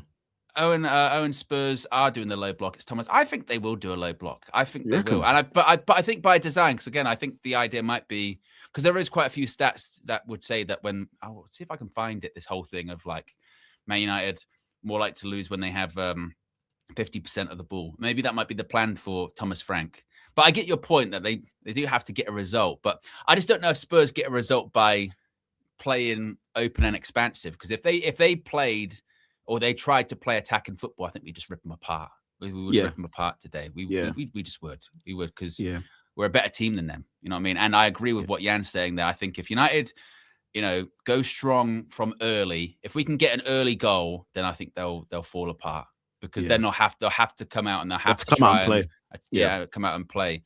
Whereas the worst thing for us is to concede an early goal because then they will be like behind the ball. Rest of the game will really have to properly try and break down that low block, which we might struggle with. And I think Michael Carrick will be aware of that, unless he's just again same team, same game plan. No, we'll still sit off. Spurs have the ball. It might be 2 teams just going long, just kicking the ball long to each other. You know what I mean? I do think Mbeumo is going to be important today. I think Mbeumo, Bruno. I think if we're to score, to be fair, it could be any of our front players. I think Amad's the only one that hasn't really chipped in with a goal recently. But I think our front players, man, that front 5. Oh, like it's been a joy to watch, man. It's been actually a joy to watch. Like just the rotations, the passing, some of the plays. Online, they've done loads of mini clips of our little tiki takas from recent games and stuff. They're loving it. They're loving it. Yeah. I'm loving it right now. It's so positive. Yeah. We can still pass the ball. You know what I mean? It's amazing. Do you remember he was like, they can't even pass the ball? I know. Now they're doing 1-2s. Bruno, Cunha, Dorgu, Bruno. You know what I mean? It's ridiculous. It's ridiculous. J Ball says, I'm not happy Mazraoui hasn't started games yet. Well, this is the thing with Mazraoui. Look, I said, if it was me, I would prefer he starts over Dalot, but I can't be a complete and total hater, even though I try my best. That with Dalot, even he over the last few games has been better. We can't say that against Fulham, he was actually pretty good, and you're talking about Ahmad on that right-hand side. They have been linking up fairly well, Dalot on the overlap. He's been okay. Long term, certainly, I would still say if we can get a right back in, or Mazraoui can tuck in there nicely. But I can't. Looking at that starting 11 over the last 3 games, I can't pick a player when I've gone, they've been rubbish the last 3 games. I can't believe they're starting. They've all been really good. They've all been really good, man. Even like Luke Shaw been really good. Like everyone, like Maguire, Martinez, like Dalot, for as much of the hate I always give him, like, he's playing well. And it's good to see. It just feels good, man. I was looking forward to this today. We're in a positive space. We just need to make sure. And you know what? When you said like, and this is me, see, I get dragged into it. I get dragged into being Carrick. Wow, what are you going to say? What are you going to say? What are you going to do? Second's not out of the realm of possibility. It isn't. I don't think that's carried away. It's right there. Like second is right there for us. Do you know what I mean? Like 6 points away. That's touching distance from where we're at right now. Yeah. Yeah, and I thought you were going to go really crazy. I thought you were going to go KG, the comedian. He's put a bet on win to the win league. Nah. Nah, I wouldn't. Look, if KG,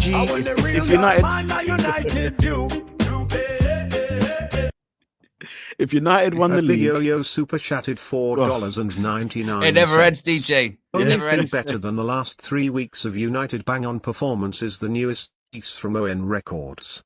Real bad man. Yeah, it is true. You know what I mean? It is true. I've got, hey, I'm riding a wave at the moment, DJ. Every song, it's just, there's Kev Coins, there's Flex Flip Flop, and now there's Yardman Hohen. It's taking the world by storm, Yeah. Honestly, put together a nice little United View album, man. Little mixtape. Yeah. United View mixtape. Yeah.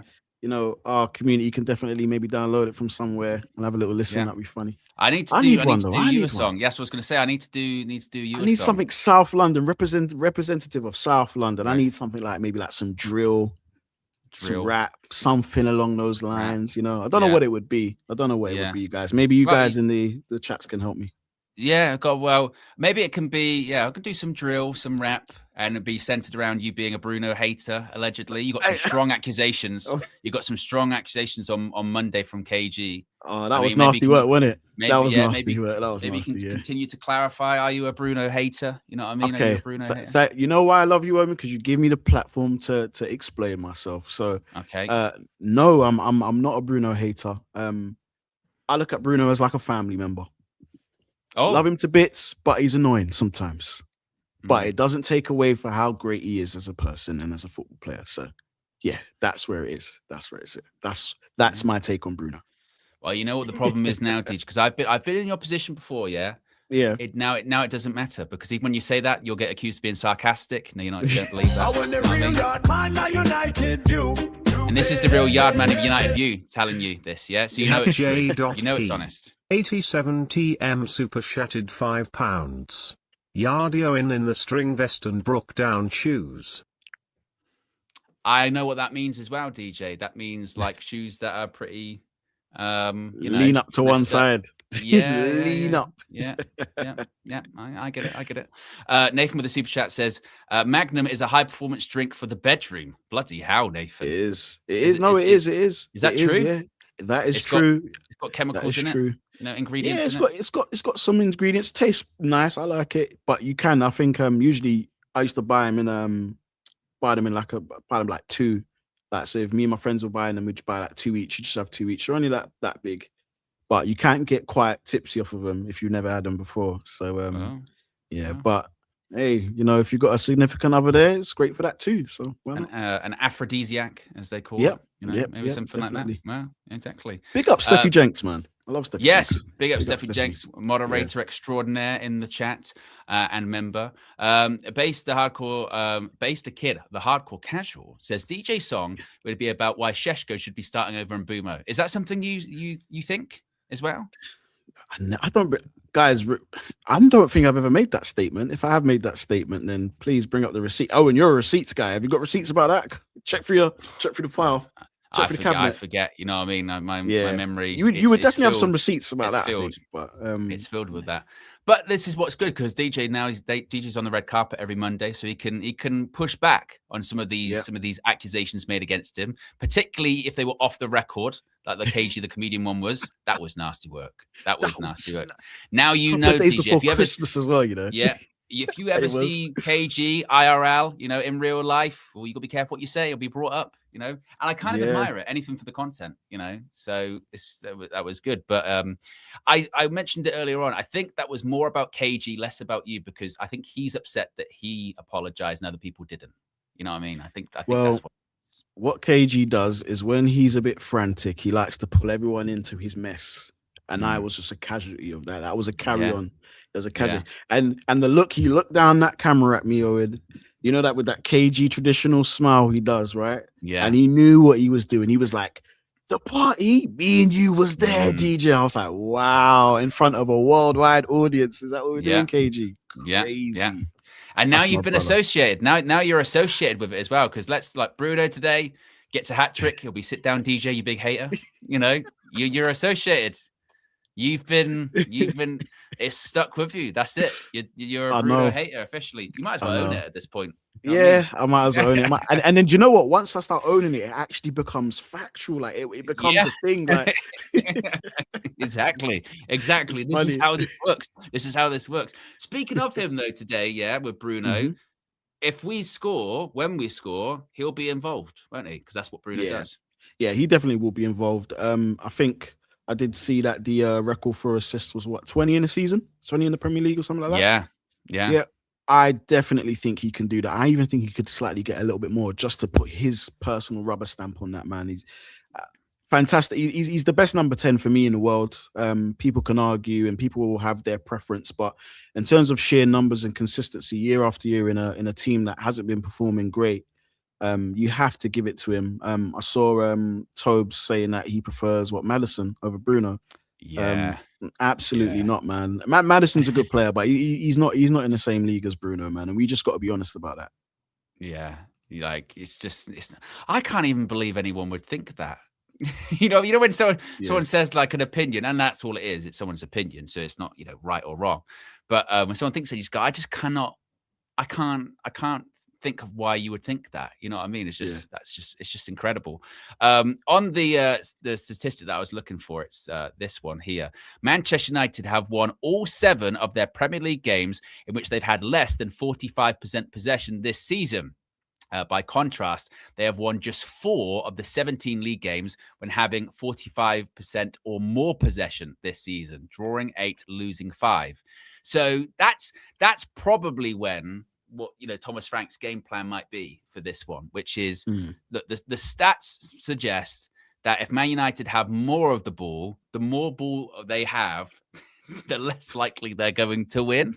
So so then I think the game plan will be from Thomas Frank to just get behind the ball, let them have it, and see what they can do. If they break us down, fair enough. If not, we'll try and create something. And that's where Michael Carrick and his team and his staff have to kind of find solutions. And I think, honestly, the best solution to that is just hit him hard really early.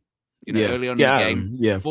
Force them to actually have to play out and have to have more of the ball, because once they have the more of the ball at their feet, then clearly the stats show that we're better off when it comes to stretch the game. One thing that City used to do, they still do it, but they tried to do it to us, but it just didn't work. But and I do like this is aggression. So the minute you're just pressing, and I've seen Spurs, they've given up so much possession and goals by being pressed this season. If you watch, they give up the ball a lot in their own half. We're quite good at that. We've got players for that. That's why I think Sesko should be on the bench, because that's not really his forte.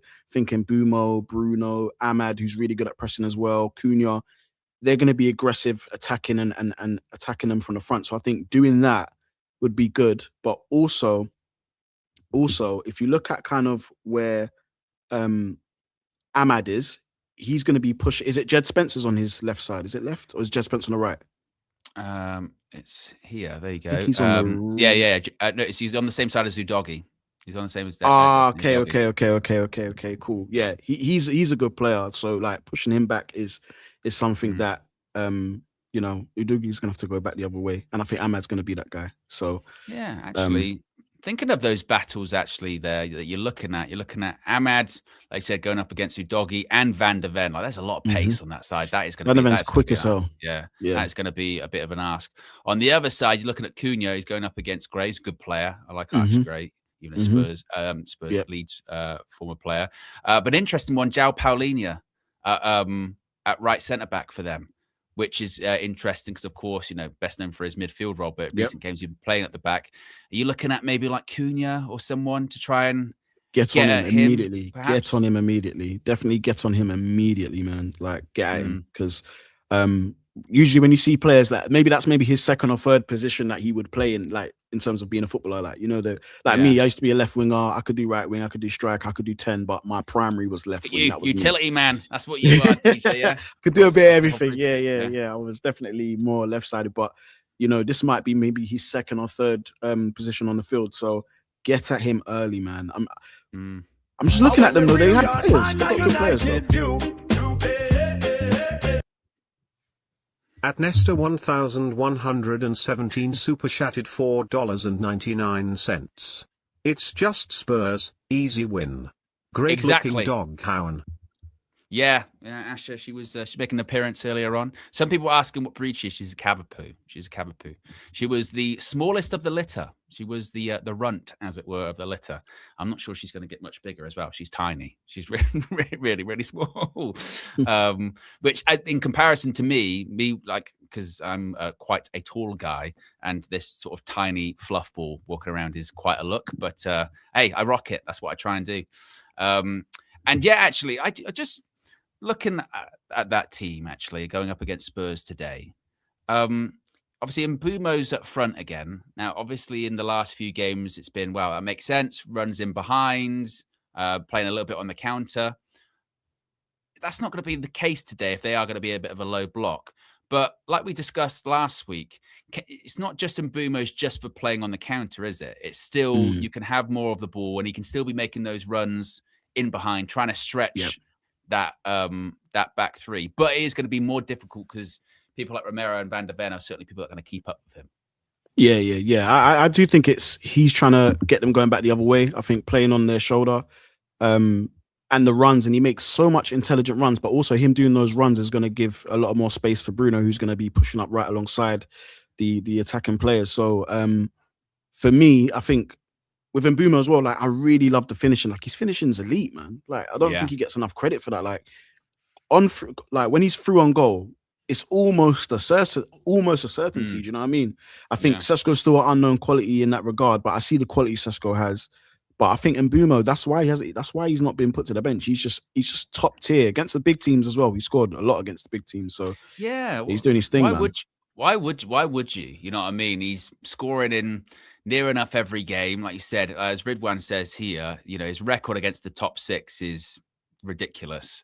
You just think of some of the games this season. He scored against City. He scored against Liverpool. Right? He's always involved. He scored against Arsenal. He's always involved, and I think it almost does him a little bit of a disservice. Actually, this whole you only play him up front if you're playing counter-attacking football, because we played against Arsenal, a bit more on the break, but they've got quick centre backs. It's not like your Saliba and Gabriel aren't fast. They're quick, and he'll cause them a trouble today. We said this before as well with Mbumo. He's a shorter guy, but he's strong. He does not get bullied. You know, he doesn't get bullied, and he's got the stat for the most runs in behind in the Prem this season because he's always active, always trying something. And then, like you said, you don't really have to worry about him. Well, maybe you would with Sesko of, how many. Sesko might need sort of 3 or 4 chances to score the goal, and Mbumo will need 1 or 2. If one or two, one or two. Yeah. He's a top player, and he's one of those players. Thankfully, that I think it's a bit early to say. I don't want to jinx it too much, but he's one of those players that has been able to sort of make that that step up already. Where you go, he should be at Man United. He's a Man United player. The pressure isn't phasing him too much or anything like that. Right, the players are in the tunnel. Of course, Michael Carrick and Thomas Frank. They both got Reese that they're going to lay on the pitch. Prior to the match, of course, it's the 68th anniversary, I think, of the of the Munich air disaster. So, of course, it's the game closest to the anniversary. So they're going to be laying the wreaths and what have you. Of course, there was the remembrance service yesterday. There'll be a period of silence before kickoff. And here's hoping that Manchester United can also get the victory. You can just see Casemiro there in the tunnel. Big game, Miro. Oh, Cobby, look at that. Cobby, man, started all these games. Isn't it just mad that he's back to being a starter now? It's like the whole Amorim thing didn't happen. It's like his absence just wasn't a thing, didn't happen. Just move on, no problem. Yeah, it's mad. But it's insane because if Amorim had his way, Cobby wouldn't be here. If Amorim had his way, like Cobby just wouldn't be here. Like he wouldn't be a part of Manchester United. I don't even think he would have come back either. So it's just strange how destinies in football change and personnel changes so quickly, and then things change. Like football's just an ever revolving door. So and it is a very much what have you done for me lately kind of business as well, isn't it? I think also when it comes to Cobby too, this idea that he could have possibly been sold for 40 million, DJ. 40 million for Cobby in today's market. I know 40 million pounds in general, a lot of money, but in football, that's nothing. You know what I mean? That's nothing. Yeah, I know. And to think that he's an academy graduate that's come through. This is what the club's been built on: is playing young players and giving them a chance if they're good enough to get into the first team. We've been doing that for decades now, and that would have ended because of Amorim. We wouldn't have had a academy graduate in the team. There would be not one academy graduate in the team at all. Well, it came close when it came to the being in the squad, didn't it? A couple of times it came close, but I think it's one of those records I don't think is ever going to go away because it's there's always going to be an academy player minimum on the bench or something like that. But you are right. You want to see at least one in the starting 11. Particularly if they're good enough, which Cobby is. It's not a case of Cobby's not good enough to be starting for Manchester United. Well, Amorim thought you weren't good enough. Yeah, Amorim thought you weren't good enough. Yeah. Yes, exactly. I forgot that the Winter Olympics they've started now, haven't they? I forgot that. You ever watched the Winter Olympics, DJ? Not the winter one, to be fair. No. I watched the is for me to say regular Olympics, is that bad? Is that a bad thing to say? No, summer Olympics, summer Olympics. Yeah. The Summer Olympics is where it's at for me. Yeah. That's where it's really at. I don't mind no the Winter Olympics. It's not the same, but I don't mind it. I don't know who's got the coverage. Has BBC got it? Because sometimes, with the Winter Olympics, I don't mind when it's in say when it's in China or something like that. Yeah. And it's on a ridiculously early time in the morning. You can't sleep or whatever. You just turn it on and you're watching speed skating or something like that. And you go, I have no idea what's happening, but it looks good. That's always a bit of fun. Or watching, what's it called? With the when they mop the floor with those things. Oh, I forgot what that's called. I know what you're talking about. Yeah. Yeah. What is that called? Winter Olympic sports. Is it the bowls? Is that what they call it? Bowls? No, Winter not Olympics. bowls. I forgot what they call it. Someone will know, and someone will say in the chat. Kobe. Is it curling? Is that what curling? It is? That's what it is. Yeah, and then they're skating along, and they're like, curling. And I tell you what, and there's a lot of skill that goes into that. You've got to make sure you get it right, and then they're shuffling the ice to make sure that it's either smooth or rough, and it slows it down. Oh, yeah. It's not bad. It's not bad. And then you get the proper reactions as well. They'll go like, Yeah, big up the bobsledding team as well. Have you ever watched Cool Runnings, Owen? Cool Runnings? Of course. I've not seen a lot of films, but I think everyone's seen Cool Runnings. The late John Candy in there. Yep. Feel the rhythm, feel the rhyme, feel something else. It's bobsled time. Forget what it was. Yeah. Oh, Michael Oliver in charge. Ugh. Oh, we got ref cam. Michael Oliver. Oh my God. Oh God. I'm not happy. I don't like him. I really don't. Is it get on up? It's bobsled time. There you go, Sciliano. Let's go, United. Come on, United. As we await kickoff. And here we go. We are off at Old Trafford. Another match day. Aiming to make it 4 in a row. Tottenham are looking to press us. No, going long, aren't they? See how much they See how much they sit back, or if they do go for it, surprise some people. Well, they're aggressive. And to be fair, that we did notice that last week against Fulham. It wasn't the quickest start from us, was it? So hopefully we can do this today. Here we go. Bruno Fernandes. Keep going, keep going, keep going. Shoot. Oh. Gotta go across, Brian, man. See, that just goes to show, though, too early, though, isn't it? If Spurs do try and press us or do try and attack us, this is what we'll do to them straight away. We'll just pick them off. We'll go up the other end, quick transition, quick breakaway. I'm a bit surprised he didn't get it on target, to be honest. Yeah. Warm up, though. He's got to warm up there. Yeah, got to warm up. You know, that's the one. Knows. He's had one. Yeah. He's had one opportunity already. Next one will be a goal. Second one's going in. Yep. Second one's going in. Next one will be a goal. That's what Brian Mbeumo does. Again, the run of Ahmad. They're all rotating. Ahmad makes the run, brings it down. Yeah. Press him here. We're at over 500 likes, folks, which is great. If you haven't already, click that like button. It's the Rainers. Lovely. Casemiro passing it around. Dallo. Flipping hell, Dallo. Don't be doing that again. It's all right. It's all right. It's all right, Dallo. It's okay. It's okay. We'll put it down to the weather. Tottenham are going man for man everywhere. Yeah, they're pressing high, aren't they? And that's what happens. Don't worry, Bruno. Don't moan too much. It's okay. It's okay. Well done, Maguire. Well done, Maguire. Maybe that's the also. Here you go, Ahmad. Could have gone down there, you know. Yeah. Gordon Mbeumo. It's going early. It could be keepers. But yeah, Spurs, they're actually pressing us in a bit more high intensity than I thought they might be.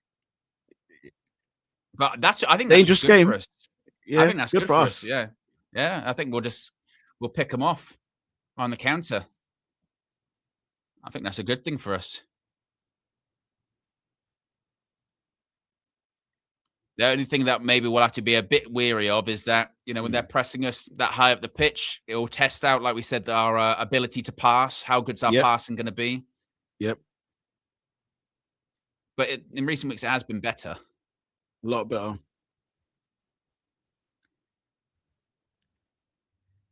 Yeah, what I want is just a complete meltdown from Spurs. I want a complete meltdown because we batter them. Yeah. Like I said, I've got expressions ready. His stream ready, so we can go to that at any point to laugh at him, which will be fun. Oh!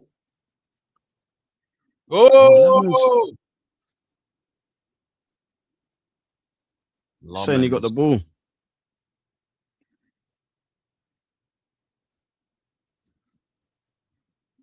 Nah, that needs to. If you're going to come out like that, Lomans, you've got to hoof it up the pitch. Yeah, he got the sure got the ball there a bit. Conor Gallagher could have been a United player. Yeah, could have come to us, but nah, I'm all right, thanks. Nah. All right. Dangerous position though. Got to defend this properly. Got to deal this free kick. Xavi Simons. He's a bit of a strange one, Simons. Watch that back post. Romero's free. It's our ball. It's ours. They got the old school Spurs logo on their away kit, didn't they? Old school, man. Classic. Yeah. That reminds me of getting like Panini sticker book. Yeah, the sticker book. Yeah. I don't know if you remember. Yeah, I don't know if you're old enough to remember this, but the sticker books where they had when Russia was called Yugoslavia. I don't know if you remember that. No, wasn't that? I'm not that old. Yeah, I'm old. Yeah, it used to be Yugoslavia, and all of the names had Vic at the end. Merkovic, Vic. That's my knowledge of like play. This is why it's kind of weird. Like in the this better play from United. Oh, Cunha, Mateus Cunha. Oh, that was a tight area. Managed to get out of it. Lovely. Yeah. Yeah, with the sticker book, my knowledge of players used to be really good in like the mid 2000s, just because of the sticker book. Now it's not as good. Cobby can get it, though. There you go. Man on.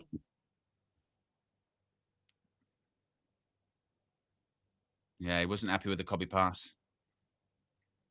It was a bit like that last week, wasn't he, Cobby? It took him like 25 minutes to get into the game. He had a couple of sloppy passes.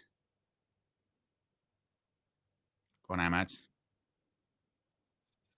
See, this is no target man in there. Yeah. This is when it get difficult. They'll get behind, back in, at back 5. Surely with the amount of we've played with it and trained it, we should know how to break it down. Yeah. Oh, unlucky. Unlucky. Nearly. Come on, right, though. That's why you got people like Cunha on the pitch, is to, you know, pick the lock, as it were. Fizzed in. Whew. You've asked a lot of him there, Dallo. Yeah. Oh, I'll tell you what, just skip past him like he wasn't there. Yeah, that was way too easy. Way that is too easy, man. I'll run with him. So that is the thing in Cunha's game that he does have to improve on. That kind of lackadaisical pressing. Yeah, you know. Man on. But Martin has just pushed him off the pitch. Yeah. This would be interesting as well, of like, maybe United are trying, seeing how Spurs pressed earlier on, it kind of looks a little bit like... No way! Ahmad, don't. He's limping a little bit.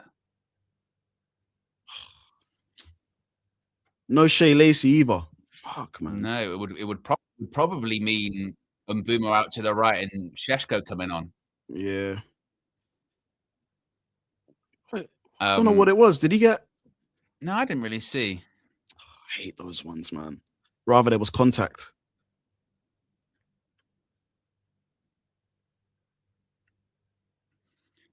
Yeah, I wonder if Man United are almost trying to get Spurs to press them a little bit, just so it creates a bit of space. Then you can play him behind a bit. Ooh, referee. Yeah, I was going to say ref. Ooh. He flew in. There's Bruno.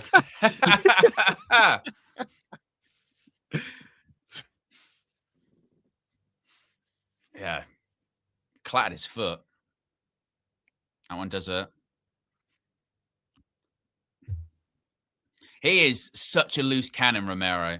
Yeah, he is. Such a loose cannon. If you can wind him up, which is not hard, you can get him sent off easy. Yeah, easily. Yeah, most yellow cards in the Premier League. Lovely play, man. Some neat stuff.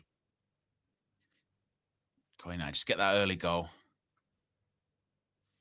Switches. Romero special. Oh, come on. Oh. Hey, Brian, man. Come on, bro. Yeah. Needs to be better. Yeah.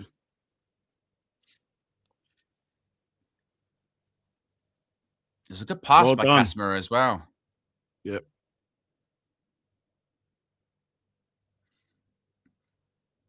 United playing some neat stuff on the ground. Just got to... But see, now you notice, after all of that, you know, the Spurs intensity first couple of minutes, now they've backed off again. Yeah. Giving them a couple warning signs, didn't we? Giving them some warning signs. Now they've backed off. Go on, keep running. We'll have that. Thank you very much, referee. Yeah. There's a foul. Here's a foul. What are we complaining about? Steps in, push. Yeah.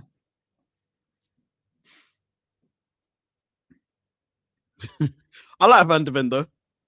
He's a good player. I mean, he might end up leaving Spurs, to be honest. I think he will. He's too good for them. Yeah.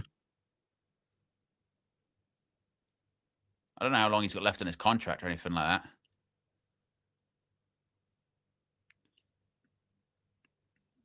See, we're gonna need a bit of genius. Yeah.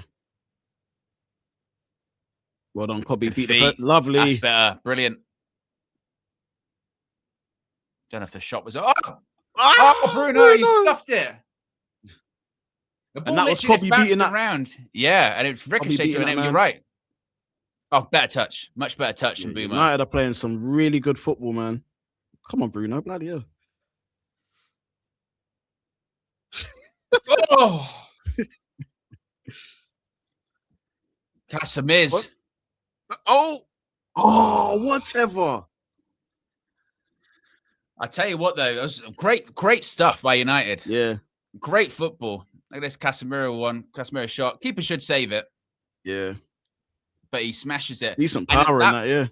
That one a little bit before, you were all right. Cobby just gets it out of his feet and then gives it away. Just completely takes a couple of defenders out of the game. Yeah.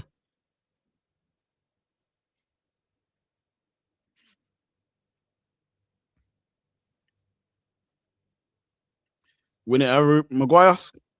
There you go.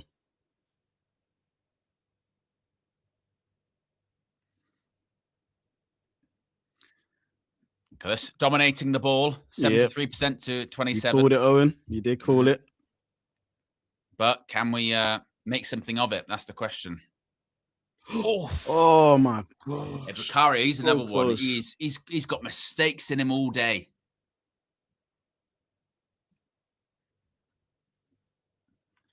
All right, now you got to deal with this. They got quick players, certainly Spurs. Yeah. Oh no way! Oh, Lamans. Yeah, be careful. He didn't really. Run, though. He doesn't really get. He didn't really connect with it that well. Yeah, from deep. Yeah. Get away with one there, United. Yeah.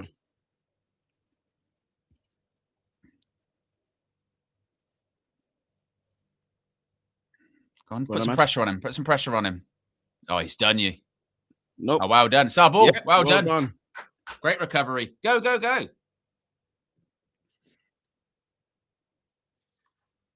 Ali McCoy's so Scottish, isn't he? Martinez. Yeah. Martinez.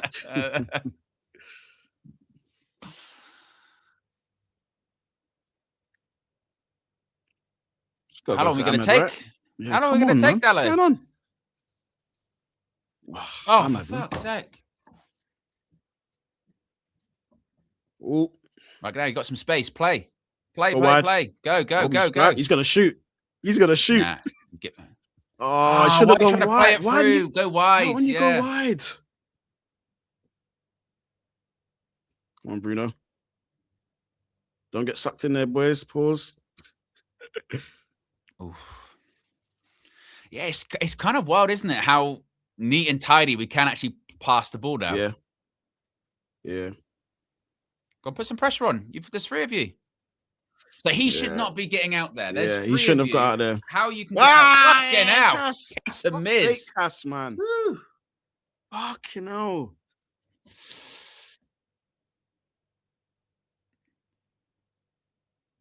I've got to be careful. Get out to him. Get out. Oof.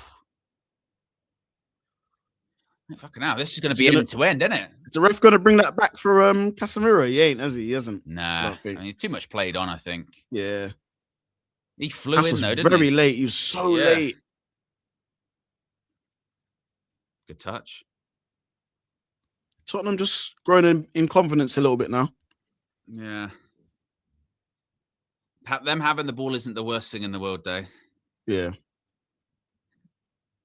If you can win the ball in the right area.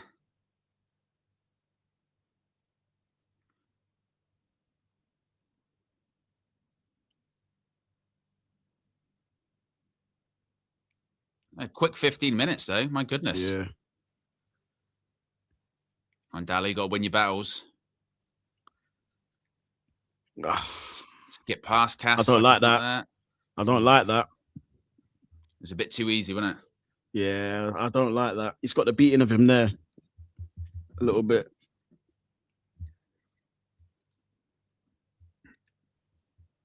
Come on, United. Just get something early. Settle the game down. Yeah.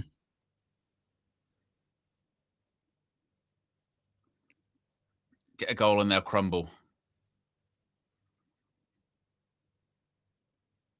A bit of a Spurs possession at the moment. Nearly 15 minutes gone. Still 0-0. No real massive chances just set. I mean, Mbumo had one over the bar. Gallagher had one. Didn't really make the most of it. Ooh. Got to deal with that. Got to deal with that. Don't foul him. Get your hand off him. You shouldn't be turning there. Winners.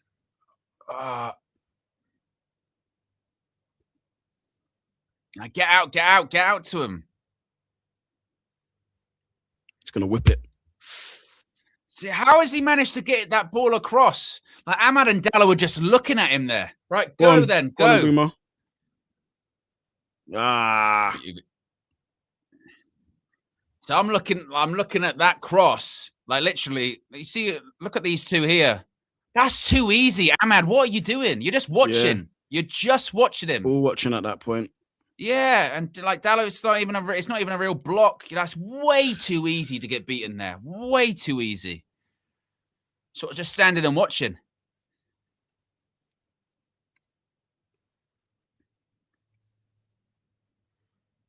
I've had a couple of Cobby.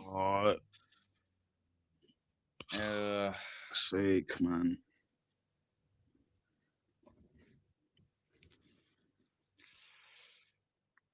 I go out. Good pressing though. Get that ball back. Come on, boys. Wake up a little bit, man.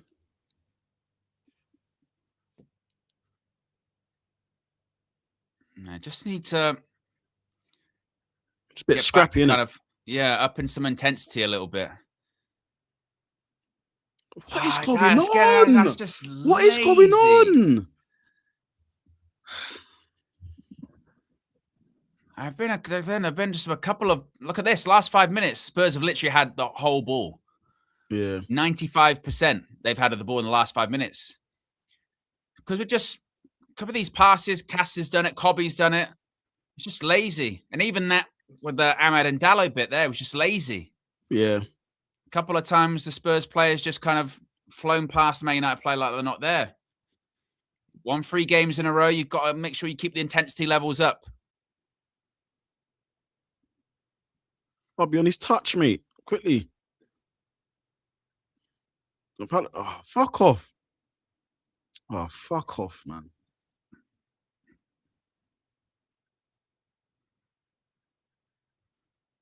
Eight.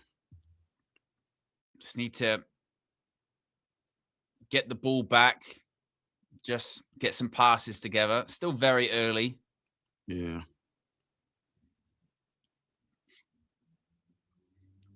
But this is a bit like what we said against Fulham, isn't it? Is the see, that's too easy. Line breaking pass there. There are going to be these games where we're not going to have this domination. Yeah. We've got to deal with these moments.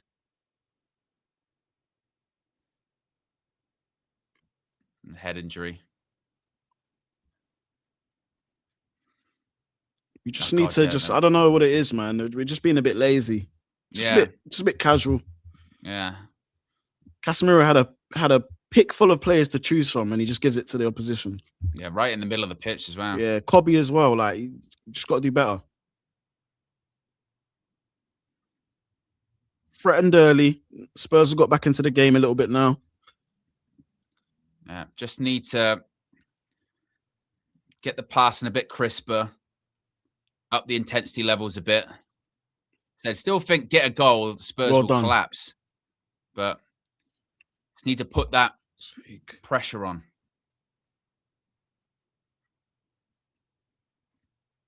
I mean, I don't even... Cunha hasn't really touched the ball so far, really, has he? I can think of. Want to get Bruno on the ball more often. He'll get lively soon. See, interestingly, look, and Mbumo's actually off the left at the moment. Yeah. And Cunha's through the middle. Yeah, so they're rotating. Even when Ahmad, from that earlier, when he brought the ball down, that was him running central. So I like that. I like the fact that they're interchangeable. Defenders don't know who to track. Yeah. Go on, Cass.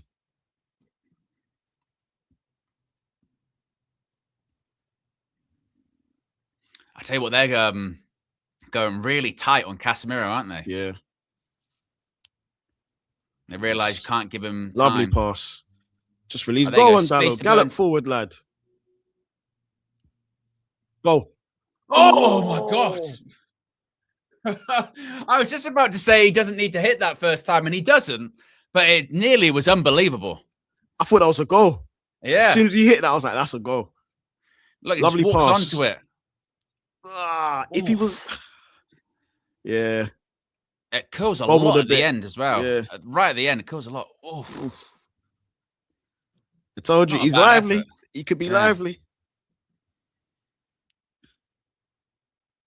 And it was nice and simple. Dalot gets it. Yeah. What's going on here? There's no one down that right-hand side, is there? Oh, God. Oh, yeah, Dalot was probably still forward, I think. I think Dalot was occupied with Xavi Simons. That should be us. They shouldn't have the ball. Offside. No. I'm going to state something very obvious. We really need some new midfielders, man. We really need some new. We do. Just quick off the ground, mobile. Oh, applause for the Busby Babes. Yeah. Yep.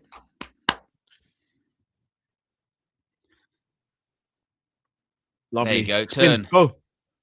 One more. There you go. And again. Lovely. Oh, give it in lovely.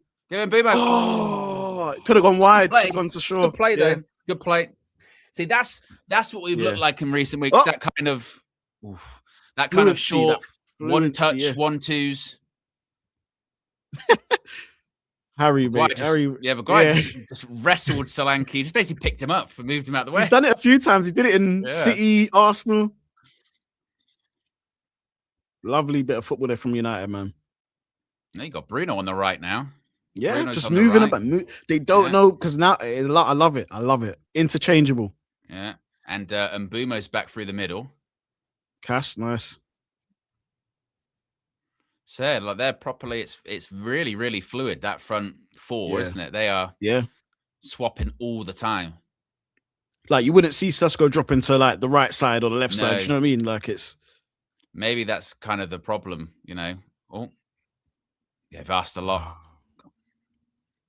Lovely. Keep it alive. There you go. Ahmad, you gonna go at him?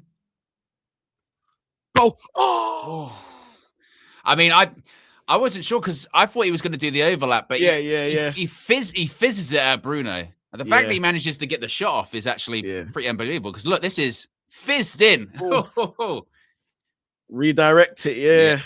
Oh, it's unlucky. It's unlucky. I love that. Some beautiful football, United. Come on.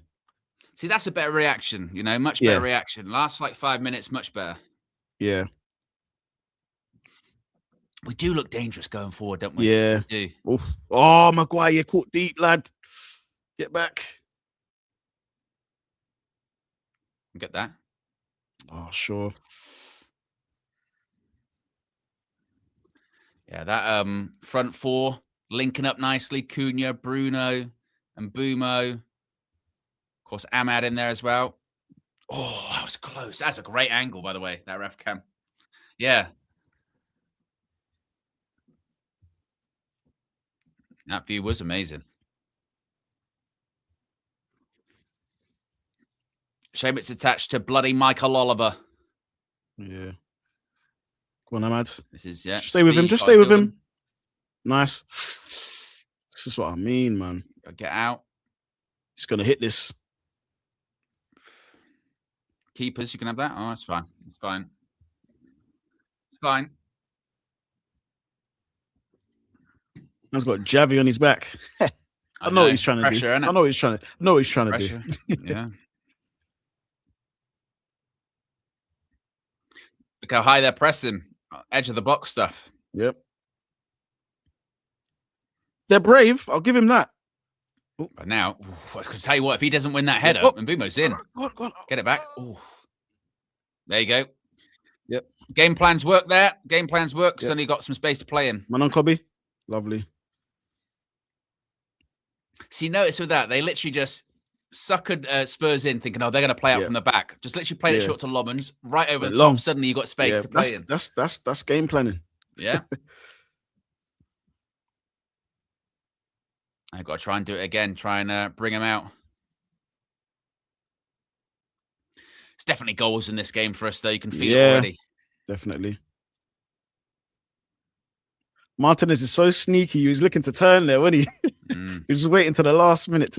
Really good. And I could see why a lot of people said that he could probably play midfield.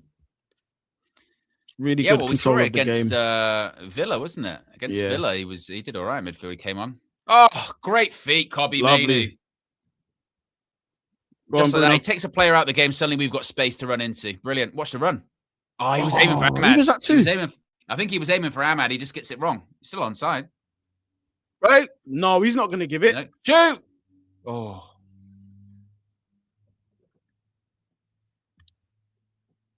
Now be careful. You got to react to this. Don't foul him. Don't foul him. Don't foul him. Just keep him. Oh, shut up. Yeah, we are. To be fair, from an attacking perspective, we are playing some really good stuff. Really good stuff. Yeah. Leans into the back of him. It should be on the line, man. Look. Yeah, I think it was outside the box. I don't know, actually. It was close. Probably not enough in it to maybe give it. Soft, but yeah, but still. It would probably be one of those ones. If they actually gave that as a pen, it wouldn't have got overturned because there is technically, there's technically contact, but not enough for a pen, probably. Yeah.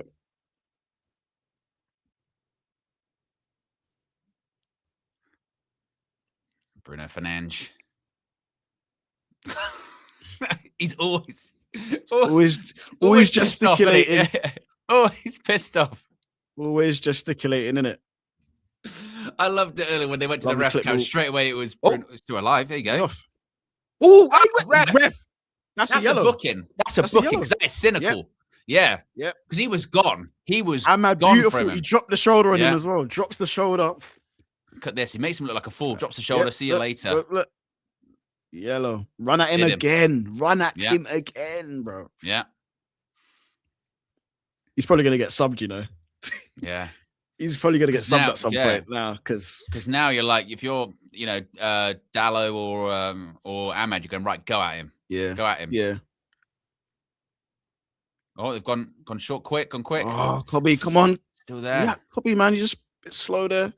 Don't foul him. Don't foul him. Please don't foul him. Oh. By the way, just out of curiosity, because it's only just clicked now. Yeah. Like, is it right that Spurs have got an away kit that's exactly the same color as the ball? Ooh. Like, it is like exactly the same color, isn't it? Yeah. When you hold it up neon yellow. When you hold, like, he's got the ball at his feet now. It's a bit difficult to see, isn't it? When it's when it's next to them. I'm surprised that was never like brought up. Well done, Maguire.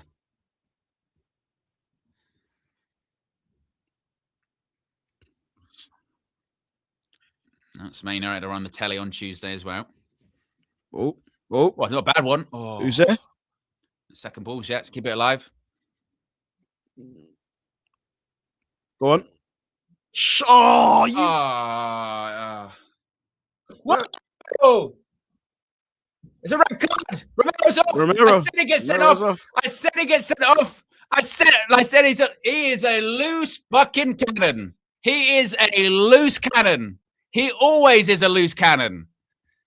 If you're ever thinking about putting a bet on about a player to get a red card, if Romero is playing, put it on because he will get sent off. Straight red. Let's have a look. Oh.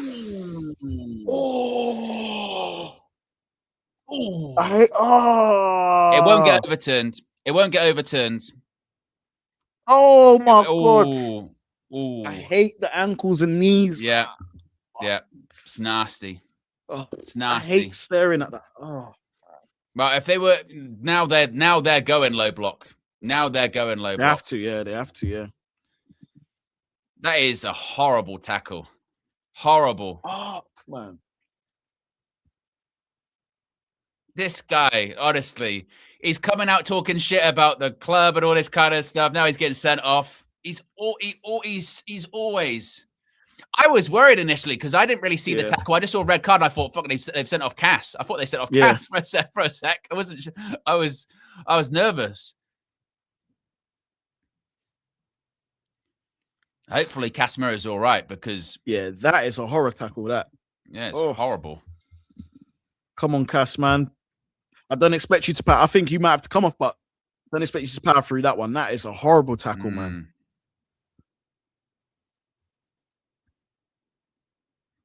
Well, now that they're 10, does Cass coming off, would you make an attacking change? Would you go real, go for it? Or I mean, it depends what happens with Cass. I mean, he's sitting up now, so he might be okay. I think he'll be all right.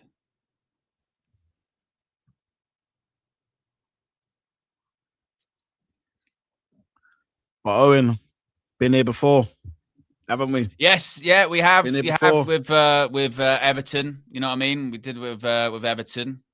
Yeah, but that was a different Man United. Yeah. Hey, literally. Like, I said, he is so predictable. Look at him run down the tunnel. See you later. Again, most booked player in the Prem, and also red card.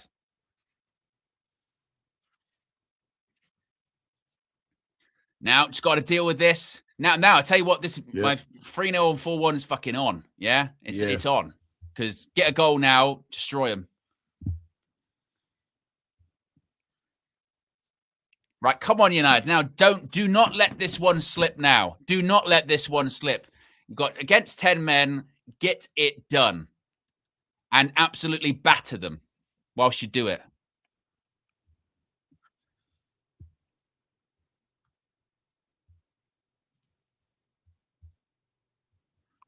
Go on, Bruno. Get something from this free kick. Casemiro a header. Is he still on, yeah? Oh, thank God. I'm assuming so. Yeah, man. Come on, run that off, Cass. Can rest. You might not play that Tuesday game. You might not play that Tuesday game, Owen. Thanks. Cass is he's in the box. A head injury. Who's that? Shaw. Yeah.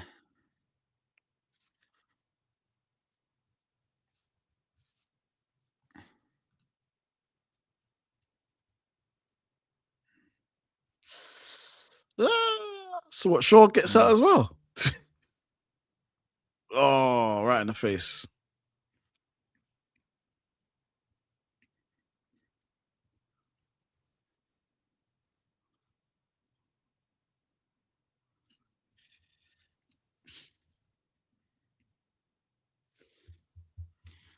For those asking, we can go to Expressions Cam and see what his reaction of all of this was. This we can have a look. Let me just make sure I got the right size. There you go. Okay.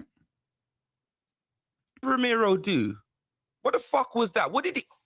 Oh, Ramiro! This fucking I swear to God, if this guy is off, strip him of the captaincy. Just strip him of the captaincy. Because I'm tired of this shit. I'm sick and tired of this shit. If he's been sent off, strip him of the captaincy. Because you're always doing stupid shit, fam. You're always doing stupid shit. You know what I mean? Fucking red card Ramiro. I swear down. Is that red though? Yes, it fucking is. It's a red, bro. X, that is a red. Oh my God. He's off. Red Mero, you know. He's done. Christian That is that's more than a Mero. red. That's more than a red. That's red. That's crimson. Brother, that's a period. That's a period. That's more than a red. Brother, that's the time of the month. I swear down, this guy has periods, bro. He has periods. He should be walking with period pads in his fucking shorts. Because every time he has his time of the month and he goes red. Every fucking time. This man has periods. Ramiro goes through. He's talking about menstruation. Holy shit. Damn. So he's handling it well. He's taking it well. We can go back to, expressions come out at different points. All right, let's get something before half time. Let's get a couple before half time, please. Couple. The rhythm of the game's gone a bit. Got to get some rhythm back. Yeah, because of the red card and the injuries and what have you. I love the way that the midfield two have been set up. Like, they're not taking too many touches, just one touch all the time. Looks like Casemiro's fine as well. He's still wobbling a bit, isn't he? Yeah. Well, it's a horror tackle, isn't it? Yeah. But now this is a different challenge, isn't it? Lovely. You got to play in these. You're gonna have to play in these gaps. Yeah, because they're when you get a man sent off like half an hour in to be in Old Trafford, you're just going to be behind the ball for the whole game. Yeah.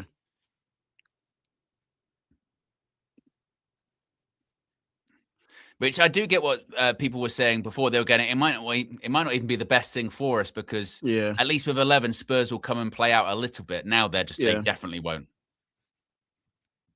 Yeah. Commentators again behind us. Yeah, I was going to say they're copying you again, DJ. Yeah, every week. The edge off the game a little bit. Yeah, every week. Well done, Cobby. Well done. Well done. Go on, make the run.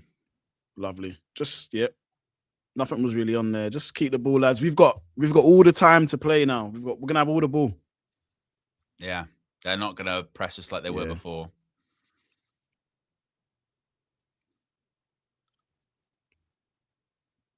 Go on. It's going to be, they're going to have to move the ball quickly and also be a bit patient. Wait for the spaces to open up. Oh, lucky. See what I mean? We're trying to keep it alive. I thought I was in. I thought it looked like it looped in. Yeah, it looked like it looped in. Yeah. Cunha committing. Yeah. Dropping shot. Hits it. A bit of a deflection, I think, as well. Yeah. Bruno's mad. Go on, just get that first goal, then it's game over.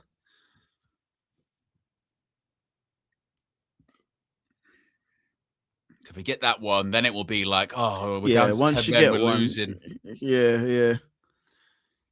Casemiro special. Yeah. Who's taking Bruno? They've worked it. Oh, yes! What a goal! What a goal! Off the training ground, Manchester United. Forget Arsenal being the king of set pieces. We are the king of set pieces. Manchester United this season are the kings of set pieces. We are. Well worked off the training ground. Brian Mbeumo. There you go. And also as well, rolls it short, lays it off to Mbeumo, bottom corner. Brilliant goal. That impressed me. That really impressed me. That impressed me. And like you said, DJ, that's why Mbeumo starts, because he'll get a goal. You only need to give him a couple of chances. Yep. Look at this. Who gave the pass as well? Was that Cobby with a little layoff as well? Cobby with a layoff. Brilliant. Yeah, brilliant. Absolutely brilliant. I told you, Brian Mbeumo today, man. Yeah, look at that. Right in the corner. 1-0. Thank you very much. That's a brilliant goal. Coaching, man. And look at that. Coaching. Because the thing is, as well with it, is you still need everyone to do their job for that. Yeah. So you need obviously Bruno with the pass, but then the Cobby little flick, that is not easy, by the way. Cobby little flick. Yeah. And then Mbeumo just still from the edge of the box just to guide it enough, side foot in the bottom corner. Finish, man. He's one of the best finishers in the team, man. Brilliant. Quality player, man. Premier League quality. Yeah. That's exactly what we need just before half time. Yep. Against 10 men. Lovely. Oh, and you said you wanted 2, right? Yep. Lovely passing. Go on, Cobby. We'll make it 2. As I said, floodgates can now open. Cobby, what was that? Cobby! That was easy. We can once again see if Expressions is taking it well. We can see if he's taking it well. Let's have a look. That was a P roller. Oh my God! Do you know how slow that was? Oh, brother, that was like a snail. How did you save it, fam? Oh my God, that was a strobe lightning shot, fam. Go on. Oh God, end up. Yeah, I love this, Owen. It feels good, doesn't it? Yeah, it does feel good.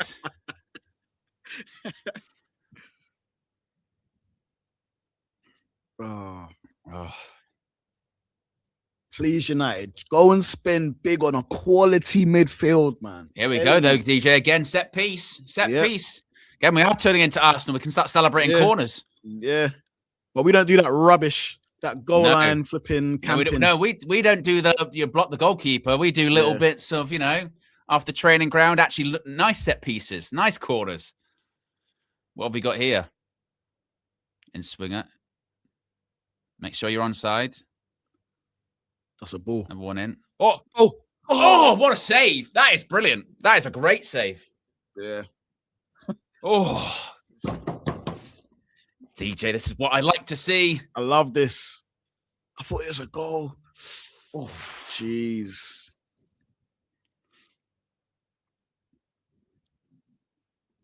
He doesn't know. I don't know. He doesn't know. Oh, here we go. Set piece again. Yeah. We went short. Oh, Ahmad needs to be better. Well done, Can you recover? Oh, nearly Ahmad. No, it's not. Nope. Got the ball. He got the ball. He got the ball. He actually got the ball. Unlucky. You can feel it now. Floodgates are opening. Floodgates are opening. Yeah. Look at this Cobby pass. Brilliant. Bink. And actually, as well, and Mbumo's still got a bit to do because Cobby pass is good, but it's still kind of bouncing a little bit. So he's still got to control it. Look at Lommans. Yeah, Lommans. Yeah. Carrick's looking back, going, look, easy. Look at that, easy. Go again. Now we're trying new stuff. We should have just stick to the script, man. Should have just gone wide, man.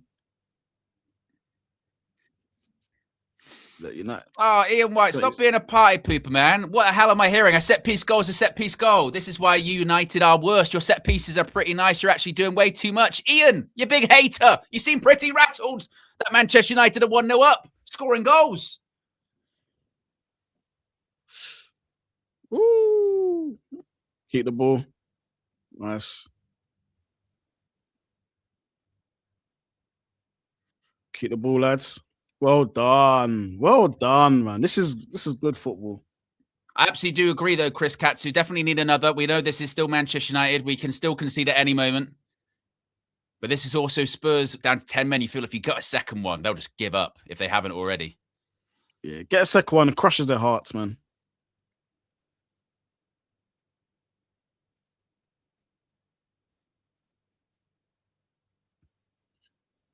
Oof. Unlucky.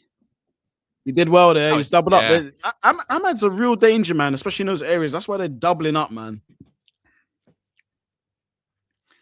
United Love's been a member for 22 months. Says, you know how they say never fall in love with a lone player? I think I'm falling in love with an interim short contract coach. Hey, still a long way to go. And just enjoy the now. We can think about the future at a later date.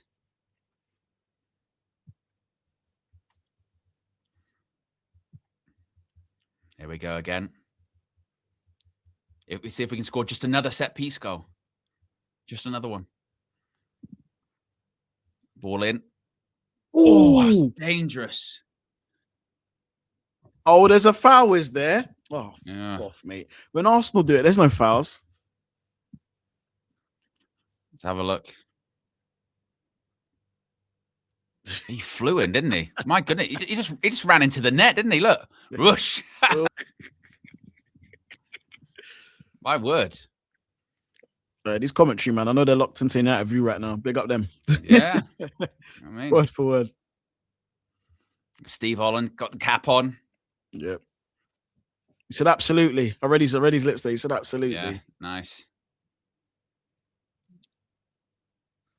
Oh.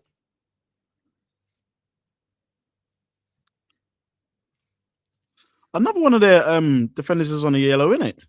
Yeah, man. Was it? Yeah. I can't remember. A doggy. A doggy. A doggy, yeah.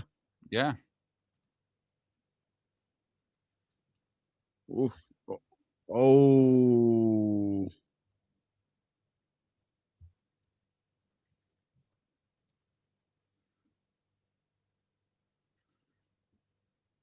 Now, Ahmad's on a booking now as well. Yeah, it's a foul. Fucking hell. You were late, Ahmad. My goodness. I think the good thing is he's not gone studs in. He's just gone leg through leg. Yeah. And it's, that looked bad. 5 minutes of stoppage time, which does make sense. There were quite a few. You're not us. You're not us. No. You're not us. Come on, United. I love this. Still feel we need another one just in case. Definitely. Cushion. Definitely. Cushion. Yeah. Definitely. Remember, a draw for them's a win, basically. Yeah. A draw for them right now is a win. You bring up a good point there, Daniel Luciano, as well. Need to be careful about the ref evening it up. You know, it was a clear red card for Romero, so it's not like the refs made a mistake, but just got to be wary because you never know. Could look to level up these things. Right. Let's just get that second. Got plenty of time to do it now as well.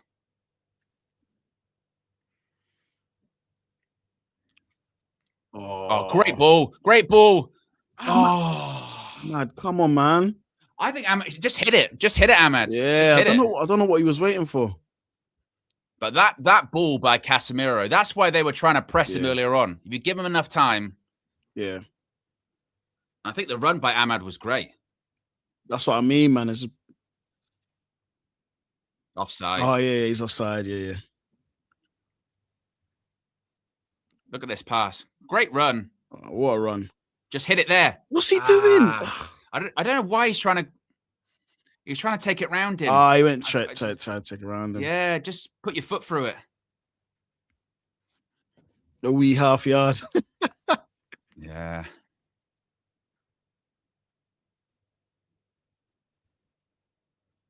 Excuse me? Jesus. Come on. Oh. Gotta be careful here. No way.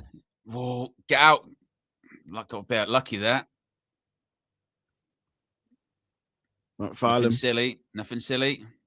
Don't foul it. Bruno, what was that about? Get goal side. Keepers. Hey. I tell you what, we got a bit lucky there because if that ball just fouled to Solanke a bit better, we'd have been in trouble. Which is again, why we need the second. Would have finished it. Yeah, he probably would have finished that. He's a good finisher. Need the second because you never know. We may have improved a lot in the last few weeks, but we're still not that 1-0, you know, team. Yeah. No. We need to see the game out. We need to get a couple of goals.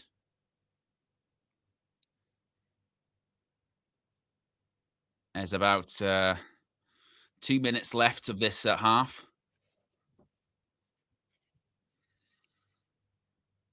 About 1-0. Brian Mbeumo with the first. And hopefully not the last for Manchester United in this game.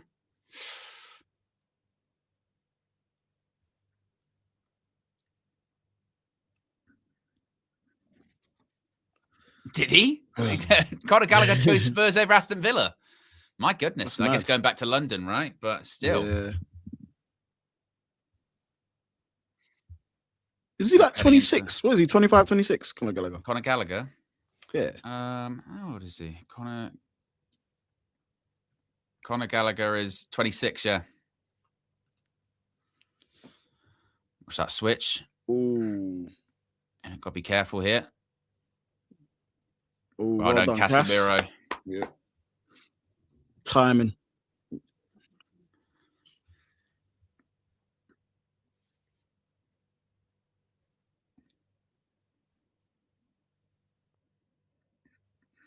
Now, it'll be interesting to see what changes, if any, Spurs make at halftime and also us.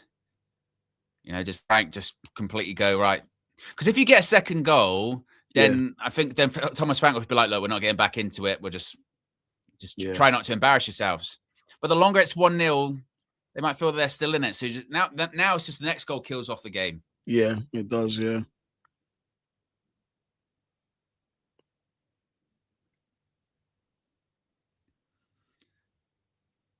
But if you'd have offered this before the game, you go, look, I'll give you 1-0 at halftime. They're down to 10 men. You go, thank you very much.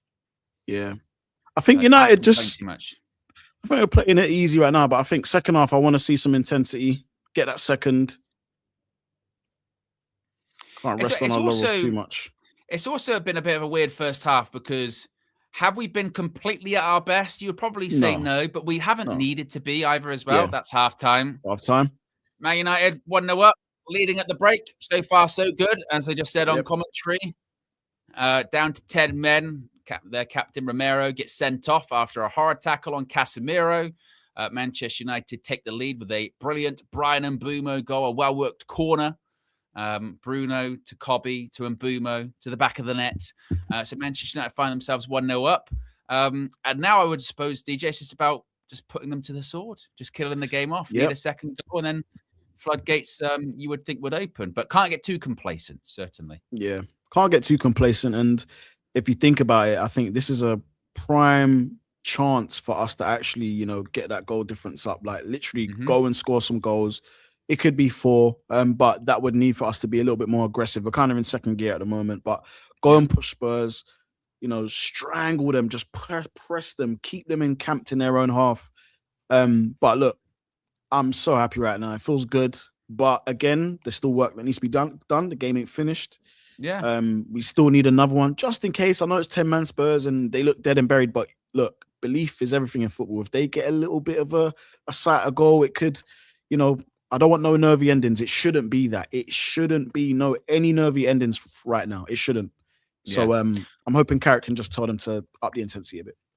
Yeah, no, I agree. I think I disagree with who said it. Like Pauline said here, not a good display, but I'll take one goal up. I would disagree with that. I think it was amazing, but I don't think it was bad. I think going forward, actually, we look really, really good. I think some of the interplay between that front four, between Cunha, Bruno, and Mbeumo, and Ahmad, I think has actually looked really, really sharp. Yeah. Do we look a bit fragile, maybe, you know, in terms of midfield? Yeah, we do every week. You know what I mean? We do every single week. So that actually isn't anything new. It was the same last week against Fulham, whereby 1-0 at halftime, maybe a little bit fragile midfield, and you know, defensively, you might look a little bit fragile. But the thing is with us is that's always going to be the case. You know what I mean? That isn't something you're because with the players that you've got, Carrick's got at his disposal. Every team will go through games where they look a little bit fragile or they look a little bit. Oh, I tell you what, they've got a midfield looks a little bit open, but we are so much better than we were 6 weeks ago, you know, a couple of months ago.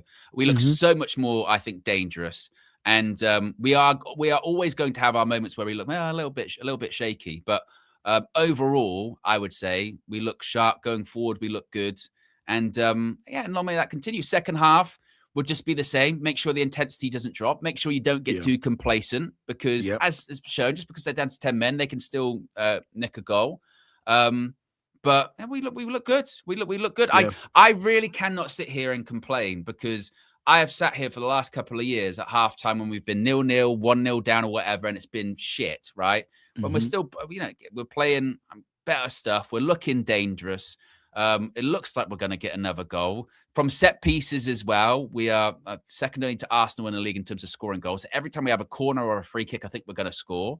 And I think we'll get a goal in the second half. Just the quicker you can get that goal in the second half, the quicker the game completely dies. And fairness, that's what we did last week against Fulham.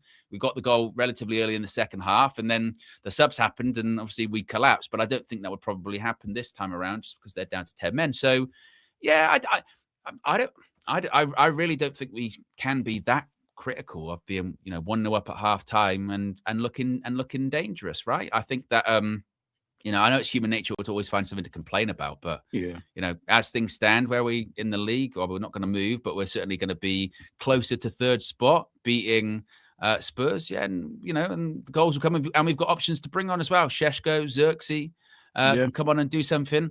So yeah, I'm calm. I'm good. I'm good. Would much rather be in this than, you know, how many times have we come in at halftime, done the fucking meltdown of this is shit.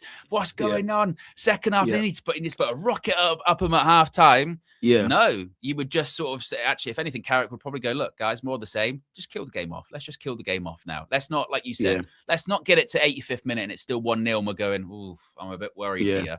We shouldn't allow it to get to that point. But I don't think we will. I don't think we will. Yeah, I hope not. And this is kind of the next evolution in kind of where we're at the moment. Obviously, we know Carrick is temporary at the moment, or is he? I'm joking. But look, we need to close this game out. We need to do it business-like. You know, we want the Champions League spots, but now I think it's a case of, okay, you know, there is a good chance we'll finish within that. It's not concrete yet, but it's a good chance we'll finish in the Champions League spots. But okay, but what spot? you can really lay a marker down for the next manager coming in. You can really lay a marker down for us fans. How high within that can you get? Second, third, you know what I mean? So at this moment in time, I just think going out in this second half, just being cutthroat. We don't need to try anything fancy. Just play our game that we've been playing, up the intensity, the chances will come. And I can see it maybe being 3, maybe even 4, just depending on when we score the next goal. Well, think about it. Even in that first half, this first half that maybe some aren't happy with, which I don't really get, because think about Casemiro nearly scores with a header, tipped over the bar, great save by Vicario. We get Bruno, one just wide, that deflected shot. Cunha, he had that one way, whipped it nearly. He's just curls a bit too late. So already there, the second half, we'll create chances second half. As long as people like Bruno and Mbeumo and Cunha and Ahmad on the pitch, we'll get chances. We'll score goals. I'm pretty confident of that. Yeah. I just think the earlier you can do it, the floodgates will really, really open. Just need to put the second in, kill the game off, and then it will be, I think, like you said, then that's when you can get into your sort of 4s or 5s territory. The longer the game goes on, it being 1-0, Spurs will still think they've got a chance. We just need to completely remove that possibility. And to be honest, I think we will. I think in terms of that half in general, actually, let's see if I can find some of the stats about, what it was looking like for us in there, because I would be interested to know, actually, because obviously which one is it? This is the only problem. I always struggle to find it on this thing. Quickly. Yes, you've got to when it comes to the pets. Asher went with 2-1 earlier on. She might be a little bit off, actually. That one, I'm not sure you were right with the 2-1, Asher. To be honest, in terms of XG, it's not too much in it. Where's my stats on this thing? When you're like clicking something and you're just I'm getting like heat maps of people that I don't care about. Oh, there you go. That's what I was looking for. Bloody hell. I was getting Xavi Simons' heat map. Why would I give a shit about that? Here you go. This is what I was looking for. Right. So in terms of the possession, Manchester United, to be expected, dominating the possession in the first. I say dominating, having more of the possession. Possession lost in the defensive half. Spurs lost more from us. That we would assume that's by us pressing. Duels, it's equal. Duel success rate, it's equal. We've won just a shade more of the aerial duels. More successful dribbles, whatever. So it's like sometimes when you get a bit lost in those stats, you go, "Who cares?" But here, this is what you like to see. Obviously, more goals. We've had more shots on target. Equal amount of block shots. We've had more headed shots, more shots from outside the box. Like we're threatening. We look at those attacking stats. You would prove, as well as the eye test, that we are threatening. Manchester United set piece goals in the Premier League this season, 15. That's only 2 behind Arsenal, and frankly, could equal that in this game. Another one. Wouldn't be shocked if we get another one. But yeah, it's a great training ground goal by United for the Mbeumo one, and everyone has to do their business with it as well. Obviously, you have to have the delivery by Bruno. Kobe has to do the reverse pass. And then Mbeumo, it's not an easy finish. The ball's kind of bouncing, still has to control it, puts it in the bottom corner. And Manchester United 1-0 up. The only thing now that I'm looking for from this United team is just go get more goals. Go get more goals, kill the game off. I feel like watching this team play, particularly in the attacking moments, in that final third, we do look so much more fluid. DJ touched on it earlier. The players swapping positions. Sometimes it's Cunha through the middle. Sometimes Bruno's drifting out to the right. Ahmad going through the middle. That kind of intricate one-touch passing looks really, really sharp. And then you've got people from deep like Casemiro and Kobe looking dangerous too. So I think from an attacking perspective, we do look really, really sharp. I get what people are saying about there's an element of fragility there with the midfield and gaps are still a bit open. I think we just kind of have to maybe wrap our heads around a little bit that we're not going to go through an entire 90 just with no concerns whatsoever. We're still not that team just yet. And every team, even if you're Arsenal or you're City or whoever, they'll have moments in the game where you go, "Oh, look a little bit shaky there." Or that opposition team had a bit of a chance. It happens. There's, very, very rare do you have 100% complete total domination of a game, even against 10 men. It just doesn't happen like that. What I'm looking at is actually in that first half, in totality, Man United look dangerous. We've had a couple of moments here and there where you go, "Oh, Spurs having a bit more of the ball here," but we're looking dangerous. That front four in particular looks constantly. They look like they're in sync. They look like they're in sync, and they look dangerous, and they're creating chances. So long may it continue, DJ. Long may it continue. Yeah. I've been impressed with the attacking players, and we kind of spoke about them just before the game and just how important they are. And the decision to have Mbeumo on instead of Sesko. Obviously, Sesko will offer you something different. Still a young player, so he will get plenty of chances. Towards the end of the season and obviously next season. But I just think the movement between that front four is absolutely I love it. I love it because you don't know who's going to be running in behind. Bruno will drop deep. Ahmad will run through. And Mbeumo, like, they all just rotating positions, and it must be a nightmare for opposition defenders. And we can see that they're causing Spurs a lot of problems. I'm just hoping, just as what we were saying before, was that we need that second goal. That is crucial. Even against 10 men, some people say, "Oh, DJ, don't worry about it. We've got this." No, we really need to get another goal. And I'm hoping and someone said it earlier, it's trauma. It definitely is trauma. It definitely. Oh, yeah. 100%. Definitely. Yeah, definitely. Super chat here from Lazar says, well played against, we played well against 11, better against 10. That's what good teams do. And that corner, sublime. #Carrick Cooks. I was just looking at the table at the moment. Again, you don't want to get too carried away. I know it's only half time. But to your point, when you said about goal difference, CJ, that's why I kind of wanted to bring this up. You look here, as things stand, Man United in fourth. We're still going to be in fourth, if we win this game. But I was actually more looking at the goals for. Look, we're on, as things stand, same goal difference as Aston Villa in third. But also as well, look at our goals for. Like, you get a couple more goals. We're one goal behind the amount of goals Arsenal have scored this season. So actually, you're looking at, and if anything, it probably does sum us up what we're talking about in this first half here, whereby we're going, actually, from an attacking perspective, we look fine. That front four, dangerous, scoring goals, not a concern. It's just this bit here, isn't it? It's just defensively this season, we've conceded too many, haven't we? We've conceded too many goals. We haven't kept enough clean sheets. Not that that's Loman's fault. It's just because we leak goals, which is why we're saying we need a second or a third just to be comfortable. But if we can tighten up that defense, or in the summer, get those midfielders, tighten up that midfield a little bit, that's when you're sort of going from a goal scoring point of view.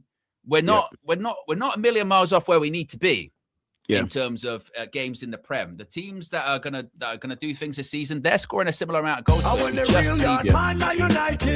It's true.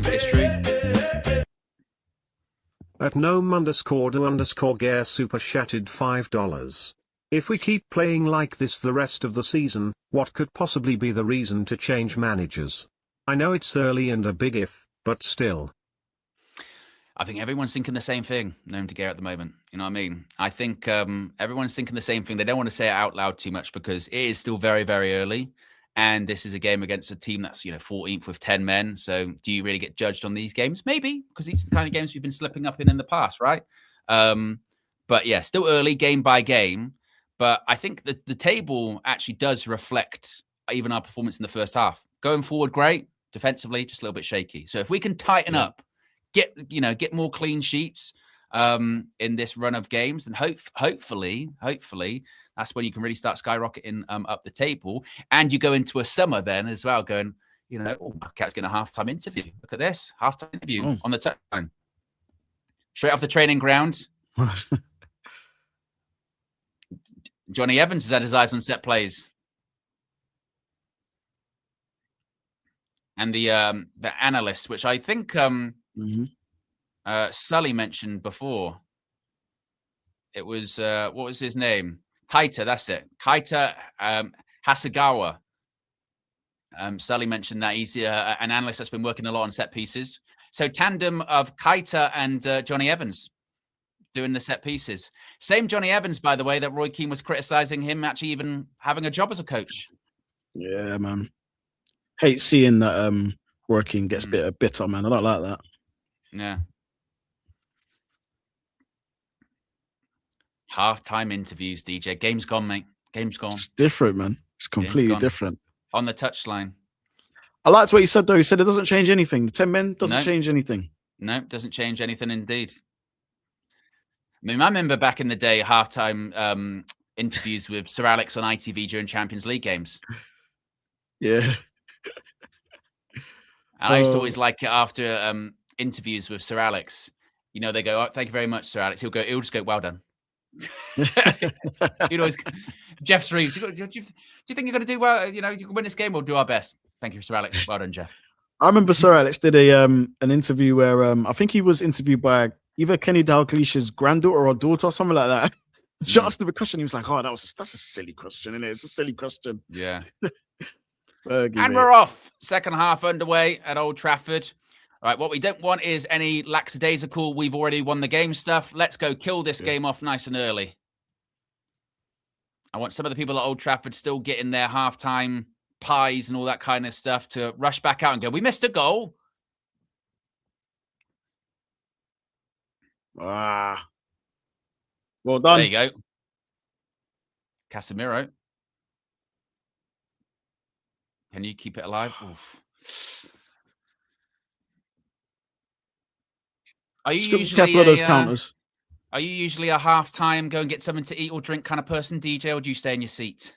Nah, I stay in my seat, man. Me too. Stay in my seat. I stay in my seat as well. No, can't be asked. I can't be asked to get in the queues and stuff like that. Yeah, I'm not. Can't bothered. No. Especially at Old Trafford as well. You're kind of limited to what you can even get. Yeah. if it's not a hot dog or coffee/hot chocolate, you're kind of screwed. Yeah. Or some sweets. Wonder what Carrick would have said to him. Probably what we've been saying. Yeah, that second keep man going. Get the second game. Get second goal. Kill the game off. I was watching something. Oh, let this play out. And Boomo. Yeah. Big up to the real yard man, a United view. At Big Yo-Yo super chatted $4.99. Uncle Cass on that permanent Super Mario power-up. Real bad man. He's saying he's got that upgrade. What is it, mushroom? In Mario. Yeah. When you get it, and you get, I don't have the noise, but get a little bit bigger, a little bit stronger. I ain't played a Mario game in ages. Probably put ice on his ankle, man. That was a horrible challenge, man. Yeah. All over the top. There is Castle. Amanor said, Owen, we need to murder Spurs. Not in real life, obviously. TOS. Get a doggy sent off. Boomo. I tell you what, I love that sound at Old Trafford. When Man United are on a counter-attack and you hear the collective sound of all of the seats flapping up as everyone stands up. That noise of dun, dun, dun, dun, dun, dun. I love that sound.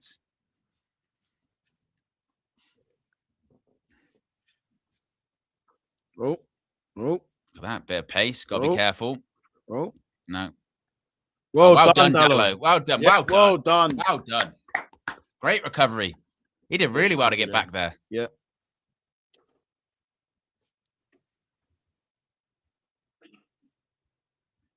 Gets back. Well big up, done, Sully, man. in the chat.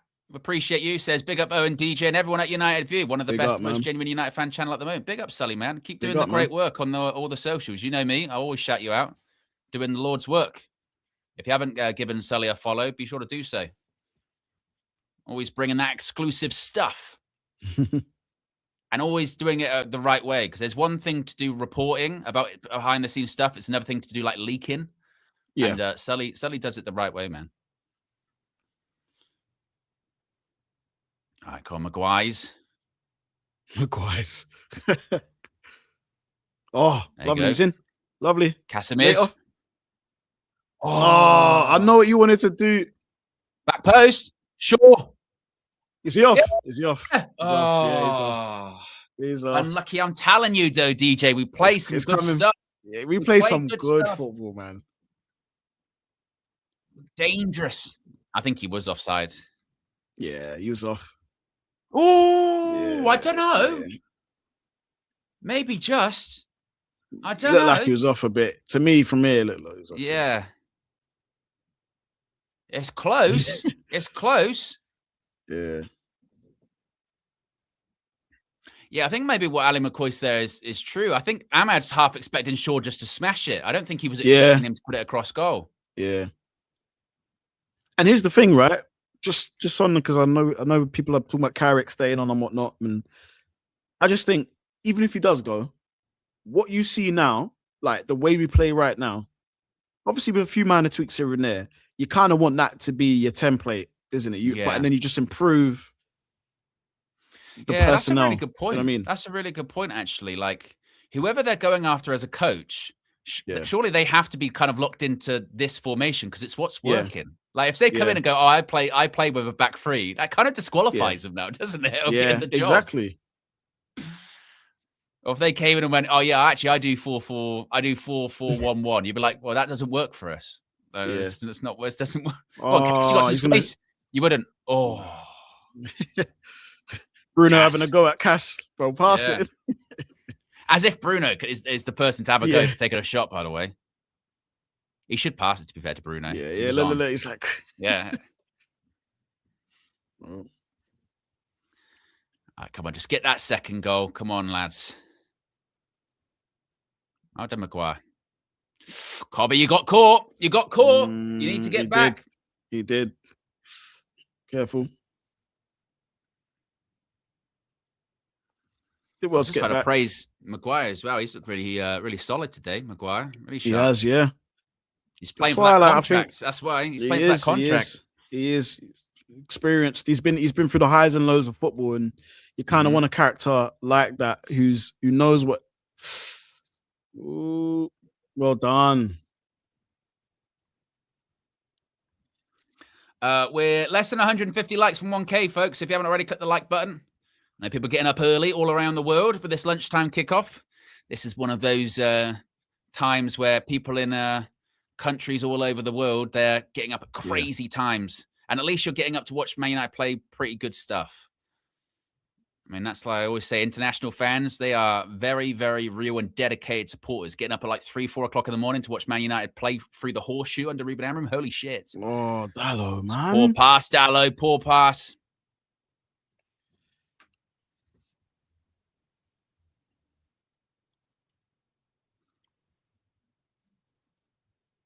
Oof.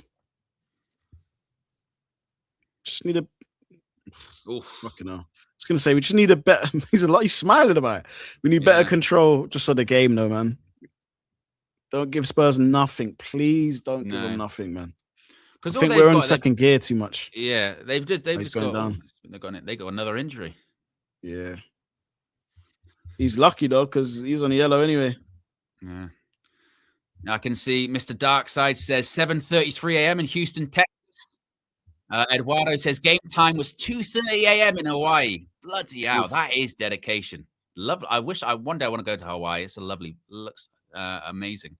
Mr. Darkside says 7:43 a.m. Steffi Jenks, who I know is in Canada at the moment. 8:43 a.m. Sergio says it's 8:45 at night. Corey from my home country of Jamaica says 7:30 a.m. Home country. Xerxes getting ready? In Kingston, mate. Yeah, Xerxes. He's warming up. Let's go, Xerxes.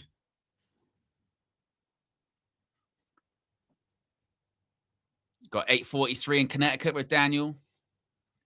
Matt Hurt says perfect kickoff time in Sydney. A Saturday night, 11:30 p.m. Oh, here we go. Ref cam. Look at that. Good football, man. Yeah. Good football. I love that Mbumo plays with a hairband on his wrist.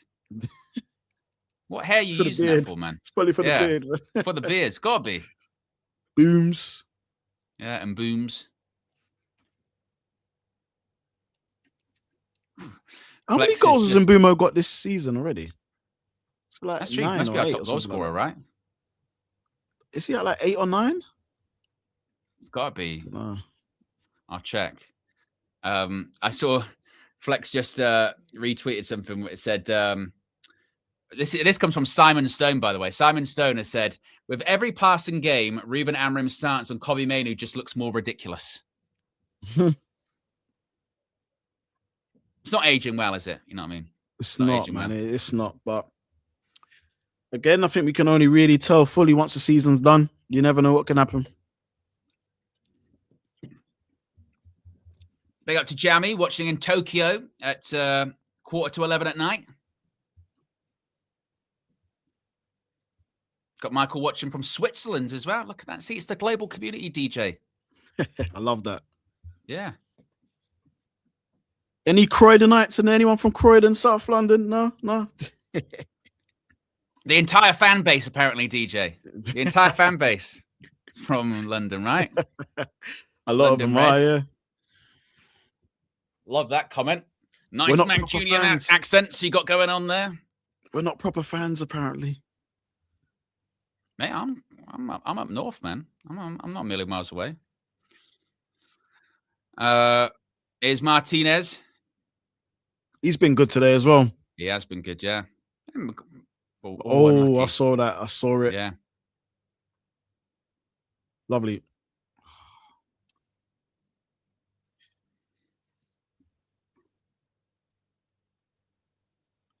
Oh, he's in. Oh. One more. Oh, it would have been a goal. It would have been brilliant. Shaw's a bully, you know. Oh, there you go, DJ. You do have some Croydonites in the chat. You do. He's from Croydon in there. Yeah, you got some Croydonites. Okay, big up Michael. Got some Peckhamites. Big up Ronnie. Got Peckham, CR7. Yeah. Big up, guys. Croydonite here. Yep, you know it. Is that it? All four of us.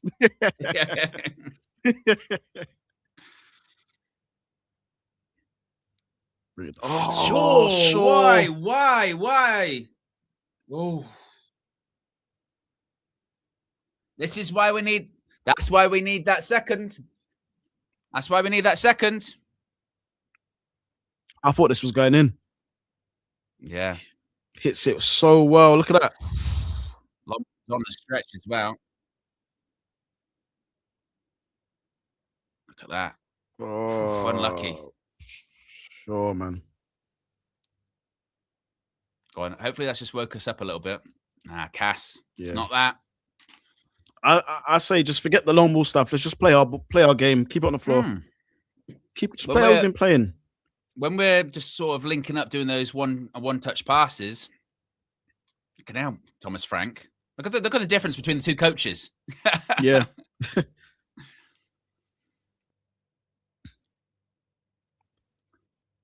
No, we just need to not have that sort of complacency of, we'll win this now. You need to seal it up.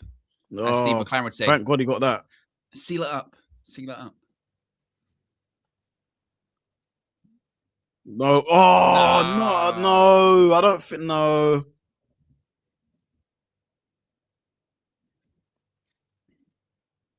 Yeah, just can't let this one drift.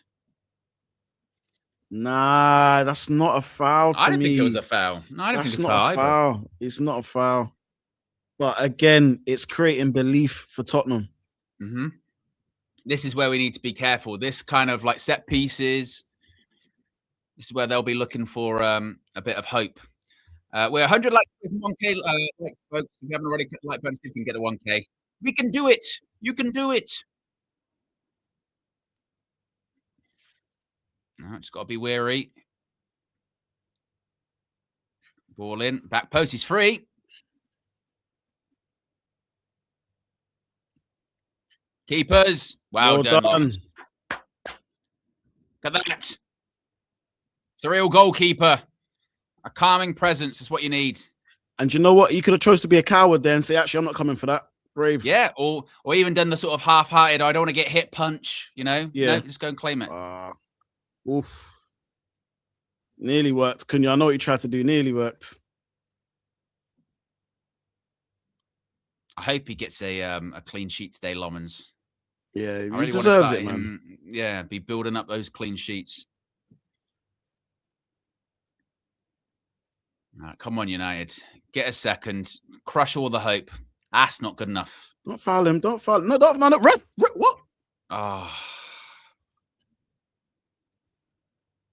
Get that? There you go. Oh, it's a bit short, but it's all right. Space. There you go. Lovely. What a pass. He's going to shoot. He's going to shoot. He wouldn't. He's going to shoot. Oh. Shaw always hits them central. I've seen him do that 100 times. He just hits it very central. Like, try and pick a corner, but Did his A thing. couple of chances. He could have had 2 goals in this game. Yeah. United Love says, I'm from East London, but live in... oh, yes, I forgot this. United Love's in Argentina. We are 3 hours behind, but not because of geography. The Argentinians chose the time to align with Brazil for trade, etc. Who knew you could choose? Well, it's a bit like daylight savings, isn't it? I didn't really realize that daylight savings, they don't need to do it. It's kind of just... it's for... Oh, there was a bit of wrestling there. Yeah, we're never going to get them. Oh, lovely. Dallo, go on. Go. Oh. See, that's Dallo. That's what Dallo does. Dallo does loves the outside the box whip. Yeah.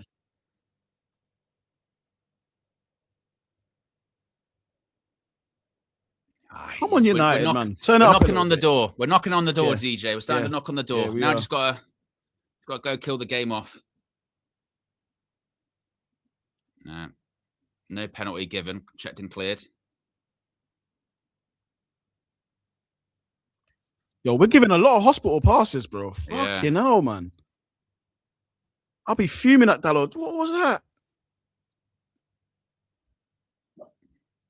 I mean, to be honest, yeah, Van de Ven, that is a foul because he's not looking at the ball, is he? He's not looking at the ball at all. Just what? And they're not even gonna fucking VAR it, bro. I think that's a pen because he's not looking at the ball. He's just grabbed Maguire just to foul him. That for me is a pen. Look, no look at the ball. No look at the ball. That's a pen. That is a penalty. This is why I cannot take VAR seriously, bro. Yeah. I cannot take it seriously. That is exactly what the commentators are saying. Yeah, that is a penalty. Van de Ven has no idea where the ball is. He's just trying to stop Maguire. Head up. Oh. Sure. And ball. I don't know how. I don't know. Criminal. Absolute criminal. Yeah, I think that is like literally like he's not you know, like sometimes they do it but they're looking at the ball so they get away with it. Yeah. He has no idea where the ball is. He's going just immediately for his whole body language, Owen. He's turning away from play. Yeah.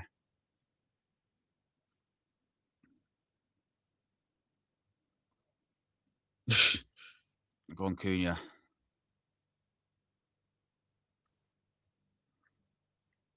On the shoulder there, on the shoulder.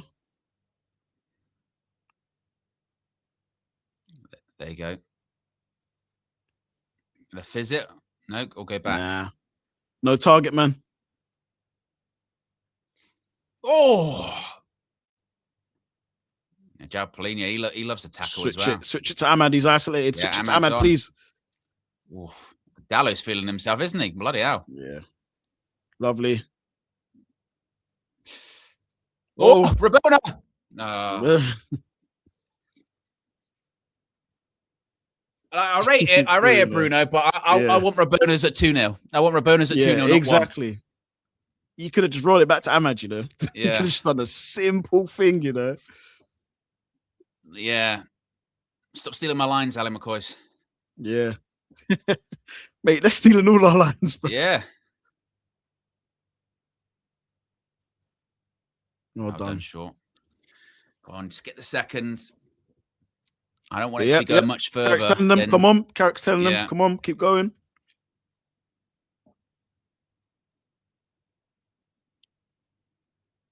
Can't really see it. Nah. Yeah, it's not a pen, that one.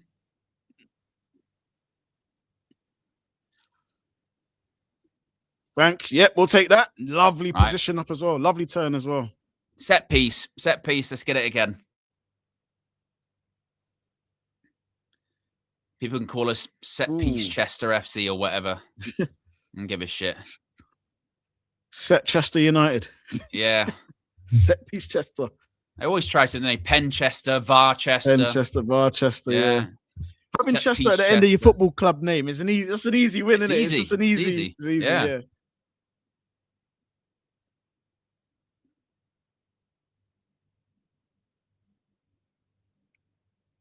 Put it in that dangerous area, Bruno. It's a flat one. You're hoping just someone takes a swipe at it. Yeah. Just put it in the danger area.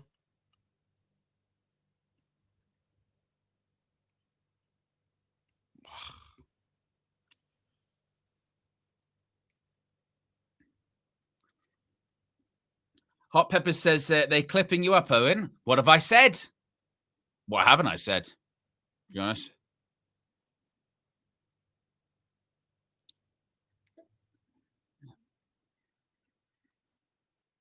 Just get this second. And the floodgates will open. Well done. I tell you what, they do need to be a bit careful of, like with Ahmad there. We forget he's on a booking. He is on a booking. Yeah. So even that kind of, you know, I just lost the ball and I stretched for it. Yeah. Could easily be a yellow. Yeah. Even the frustration pieces were a bit lazy there.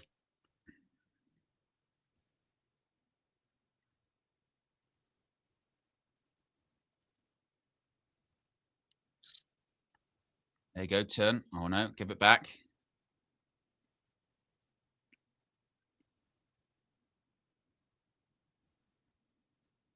Oh, is that what I got clipped for? The hairband on the wrist?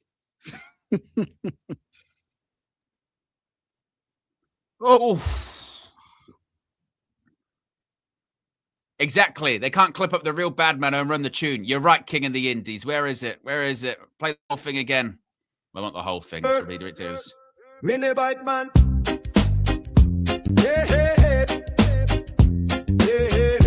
How can they? How can they?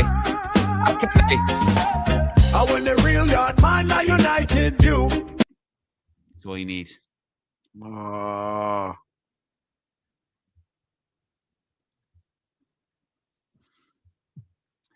Come on, United, please. Just need that. Because the longer it's going to go on 1-0, the more I am going to get nervous. Yeah, we need to get a goal, man. I just feel that we've taken our foot off the gas a little bit.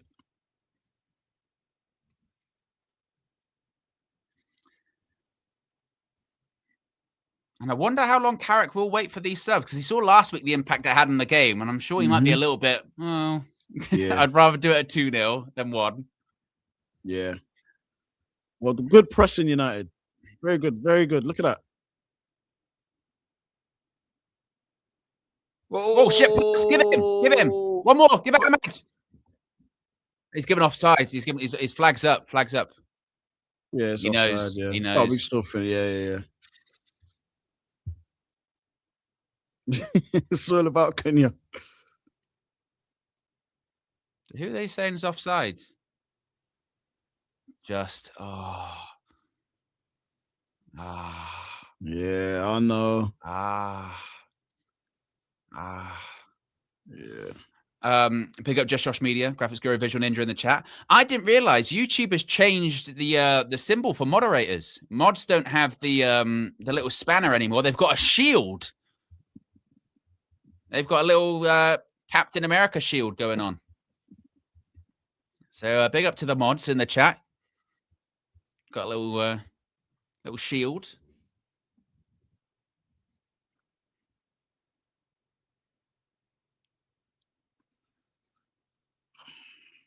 United, come on, man. I don't like this. I like this. I don't. Couple of offsides, couple of saves, you know. Yeah. Just. Yeah, well done. Well done, man. Mainly, man. I love the fact he simplified his game a little bit over the last few weeks. Hasn't played a lot of football. So just comes in and simplifies his game, kept it simple. Yeah. Yeah, big up some of the mods. Steffi Jenks, Daniel Luciano. You've got a spanner on here or a wrench on here. But now you know Cass is not going to run onto that, bro. They don't have the speed.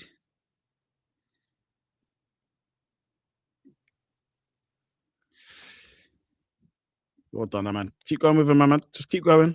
No booking, though. No foul, no foul. Yep. He knows you can't touch him. Deal with that. Well done. Nice. Let's go again. No, not what are we doing? Casemiro. What are we doing? You're Casemiro. You're lucky there, because while you're trying to play nutmegs in that area, no. Look, he tries to go for the legs. No, reads him. Here's a foul, luckily. Oh, he's leapt in, though. Yeah, he leapt in, though. Yeah. Kobe's funny. Looks at the referee, he goes down. Yeah.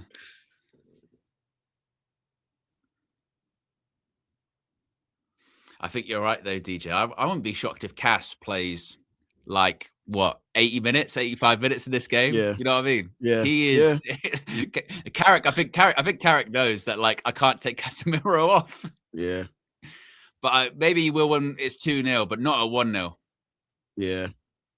Go Well on. done, I'm at 8. Go on. Oh, it was a save. Oh, no. Well done, Ahmad, man. Strong. Come on. Yeah, Ahmad tries to get across him. Well Yeah. done. All right, come on, another corner. Set piece Kings. He tried to go through the legs. Come on, United. Please just get a 2, man. Settle us down. Yeah. Come on. Because just can't settle yet. Can't settle yet. Go on, Maguire's. Oh, he tried it. Yeah. Whoa, good header by a Cass. Yeah. Please, United, get another goal, man. They went for the Paul Scholes against Bradford special. Yeah.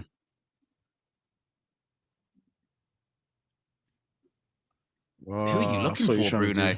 Was Bruno. he looking for Bruno. Mbeumo. That touch, Leacher. Go get back now.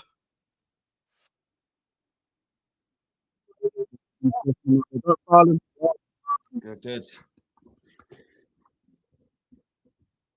That's why we need that second.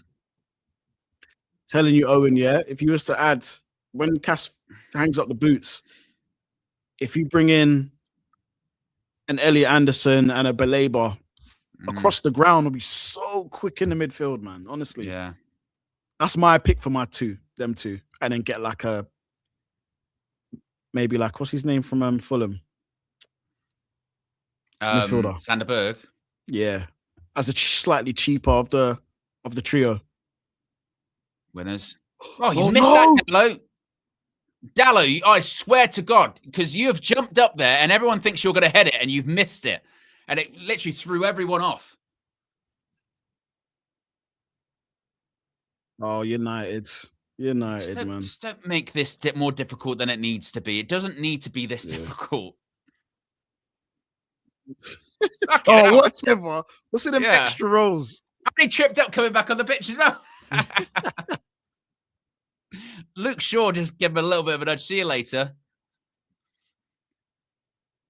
All right, go. You got space to go into. Travel. Loads of space, man. Oh, Bruno, what was that? Man on. Fucking hell. Don't get tempted, Cass.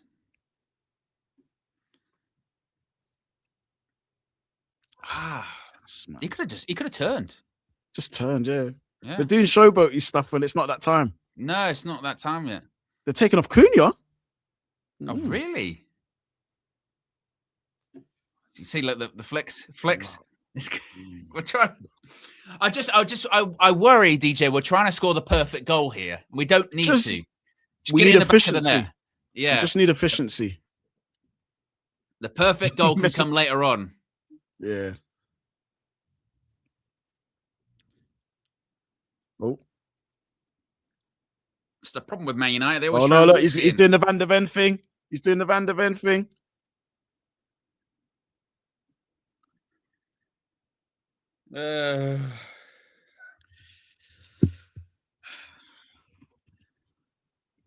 Shesko to replace Cunha. I'm surprised by that one. Like I said, I thought it would be Ahmad and then moving Mbeumo out to the right. So who's going to go out to the left? Mbeumo or Ahmad? Yeah, I don't know. I don't know if that's I don't know. Hopefully there's no...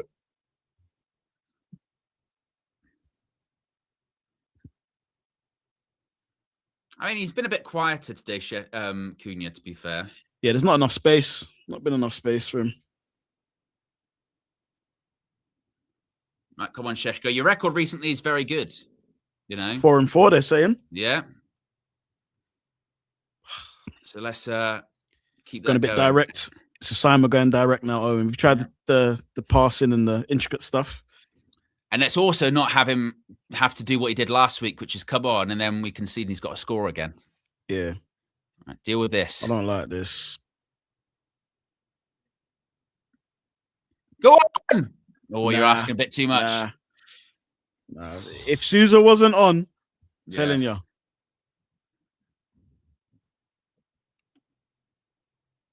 Oof. Well done, Maguire again. Good touch, jeez. Come on, United. I need something. I don't see it out if you can. Oh, nah. Simon, so you just fell over. You went through the legs, but it was never a foul. Oh, go on. One more. Oh, unlucky. Van der Ven. Oh, Dragerson. I tell you what we cannot have here. What we cannot have is a 10-man Spurs getting into this. Come on, exactly. Come on, lads. Let's step it Come up on, a little United. bit here. Let's just kill this one off. Oh, Mattel's coming on.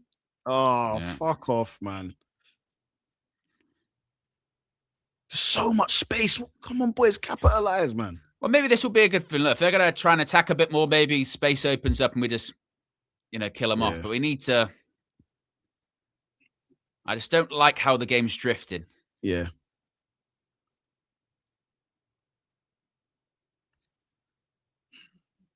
Leacher. Go on, give it, Cobby. Give it to Bruno.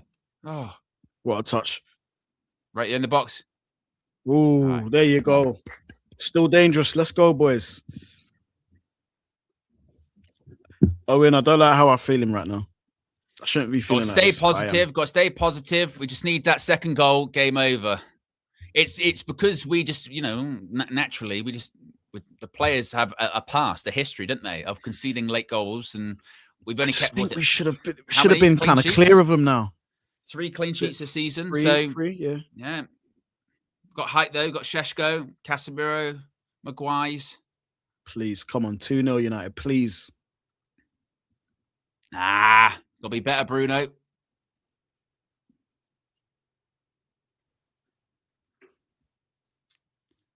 What have you got, Bruno? Something. Lovely. There you go. Oh, unlucky. Oh, the longer Spurs don't have the ball, can't score, can they? That's very true. Look right there. To Cass? Oh. To Cass.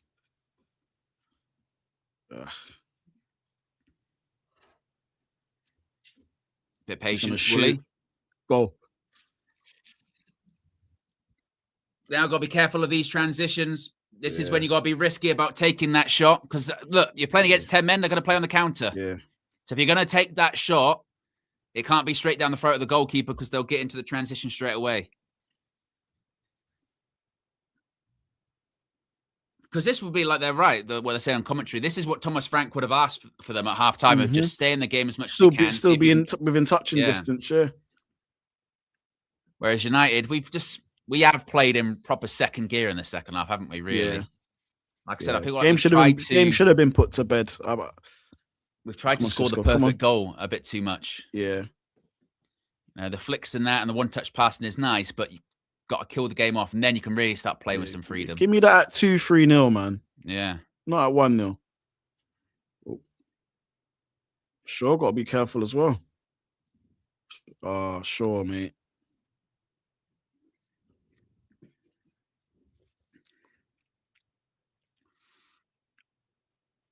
Oh, sure, man. And an elbow. They're saying an elbow.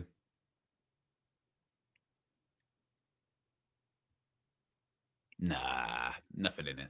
There's nothing in it. All right, here we go. Spurs making that triple sub. Kolo Muani coming on. Tel. Basuma for Polina. So they're bringing on players to go for it. Yeah. Maybe not so much the Basuma one, but certainly with the attacking substitutions. So maybe the game will open up a bit, but we need to get our goals. What you really want is that they've just made that sub. Man United go score and they go, it's completely pointless. Yeah.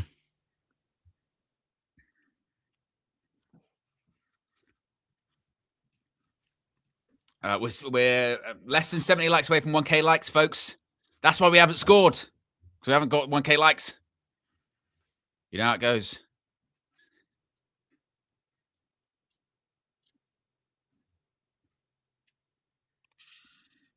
Get it down. Good Lovely. pass. Well done, Cobby. Well done. Well, make the run, Boomer. There you go. Well done, Cobby, man. You're By himself, though. Oh, he's done well there, and Boomer to keep that alive. Yeah. Cobby. Ball in. Oh, yes. There's the second, That's brother. what we wanted. That's what we wanted. That's what we needed. Thank you very much. Piss off with your triple substitution. It means fuck all. Lovely. 2-0. And who scored the goal? Who scored the goal, DJ? Who scored the goal for us there? Bruno. It'll be Bruno Fernandes. The same Bruno Fernandes. Tapping Tobes. Where are you now? Better than Madison. Better than Madison. He's done it again. He scored again because that's what Bruno Fernandes does. What did we say before this game, DJ? What did we say before this game? If whatever goal we score, Bruno is going to be central to it. Bruno will be involved in it. Bruno will be involved in it. He was involved in the first one, involved in the second. Oh, when you called it, you said what we want to happen is for them to make these subs and for us to get the 2-0 and then they'll think about, fuck it. Do you know what I mean? Yeah. Oh, outside of the boot, mate. Brilliant finish. Oh, let's go. There you go. I want the real yard man, United view. At James Clough 6,647 super chatted £4.99. Owen called it. Because I'm the real bad man, yard man of United View. That's me, okay? Mm-hmm. Some are referring to me as the real white yardie. That's what they're calling me. Yeah, that's what they did. Well done. What are you? There you go. And that is, and again, we said it before kickoff, DJ. Whatever goals we score, Bruno will be involved. Involved in the corner, involved in that goal. I mean, it's just what he does. Look at that, singing Carrick's name. Go. Oh, go on, Boomer. Floodgates. I want floodgates. Oh, go on, Shesh. Oh. They're all fighting for the score. Let's fucking go, United, man. I love it. And yes, folks, it is onside and all that. That's what we wanted. Now, keep a clean sheet and go get one more goal because I said 3-0. I said 3-0 and 4-1. So we can get 3-0. That would be lovely. Matt says Tobes in the mud. Oh, yeah. You know, Madison's better, though, apparently. You know what I mean? Bruno's just involved in every goal we've scored today. He always does it. Bruno will always prove people wrong. He does it all the time. That is a Bruno Fernandes in a nutshell. Oh, lovely. Go on. Oh, lovely. And again. Oh, you didn't need to, Bruno. Take the shot. Take the shot.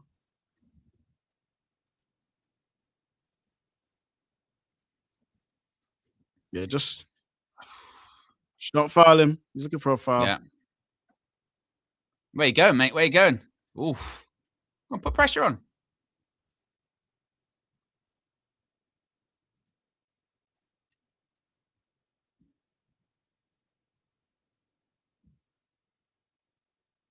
Yeah, pressure's gone now. Floodgates. Oh. Ref, they were all in from before, mate. You've been fouled twice before that.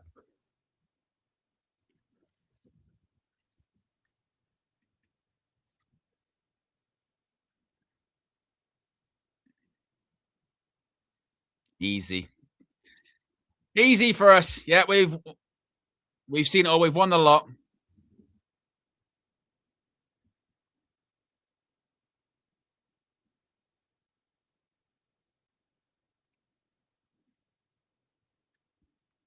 Look at this, just passing it around easy. Exactly. Great manager of the month. So it is.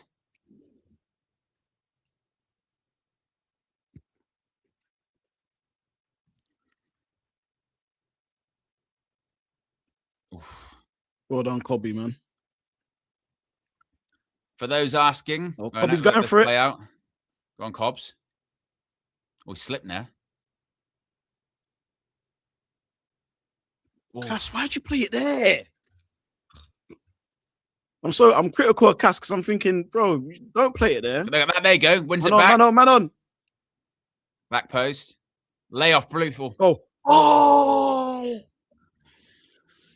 Look at that. Look at that. For those asking, we can go to expressions cam, see how he took the second goal. Let's have a look. Oof.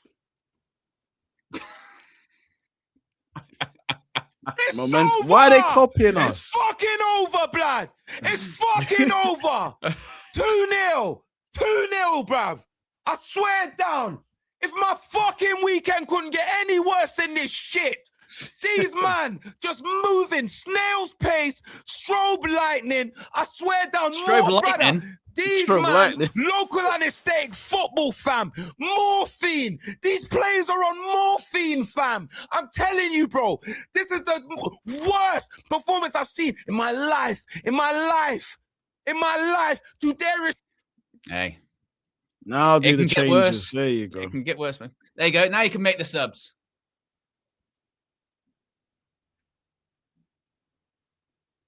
Tuesday. I think Cass is coming off now.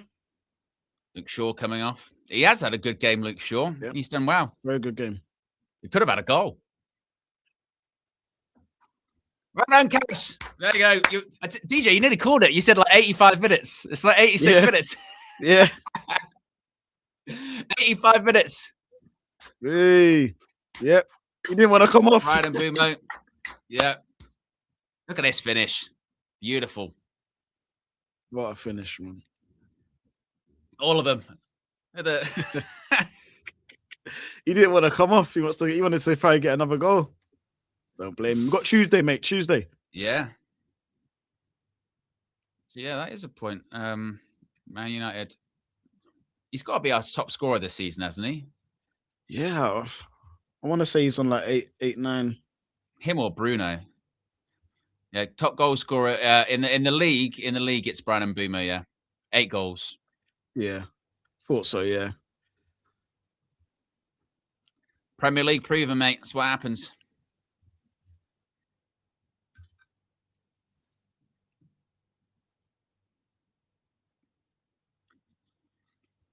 Or was it 9? There you go, 9 goals, including today. Oh, 9 goals. Yeah. Cool. Yeah.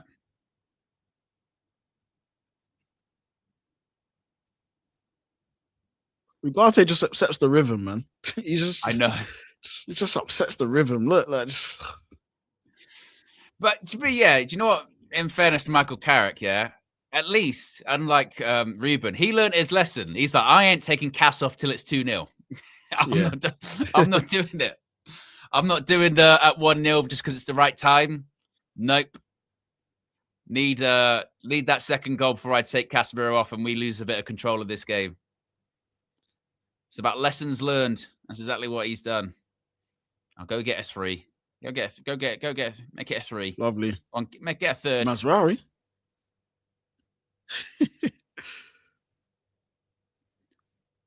Bruno's telling him to run. He's going to get.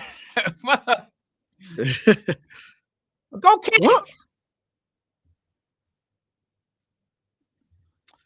Oh, someone's at my door. 2-6. FA Cup 4th round next weekend. Who cares about that? FA Cup's for losers, right? We don't want to be in that competition. FA Cup. Never heard of it, mate. I don't know what the FA Cup's about. No problem. We're 9 likes away from 1K likes, folks. We've got over 1,100 people watching. If you haven't already, click that like button. Let's get to 1K for Manchester United being 2-0 up and getting 4 wins in a row.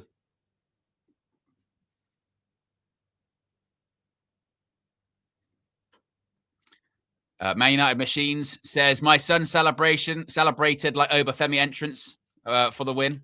Well, like that. The Obafemi walk. The ruler marching to the ring. That's what he does.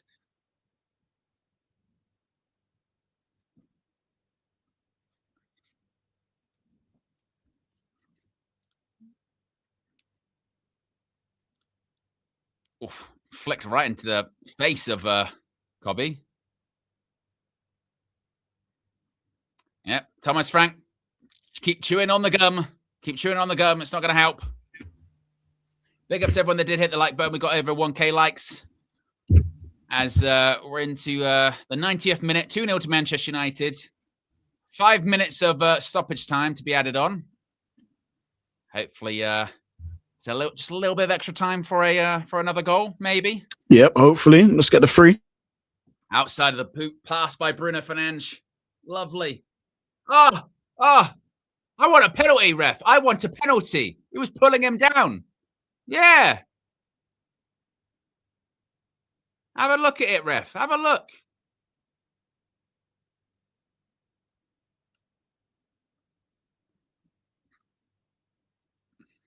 Leacher. Oh, through the legs. Lovely. Bruno Fernandes. Oh. Still right at 2-0. Still right at 2-0. 100 goal involvements for Bruno Fernandes since he joined the club. How ridiculous is that? 200. Holy shit. That is just, again, unbelievable. Kobbie Mainoo, standing ovation.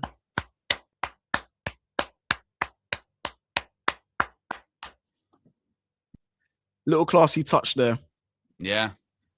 By putting Tyler Fletcher on. Yeah. Oh, they're asking the World Cup question about Kobbie. Mm-hmm. Oh, dear.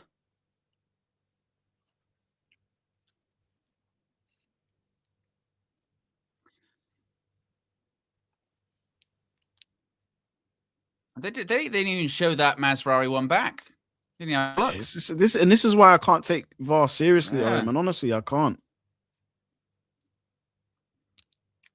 Lovely. Oh, he's got that McTominay number, hasn't he? 39. Yeah. He looked like him from up here as well. Yeah, it did. Oof. Ooh.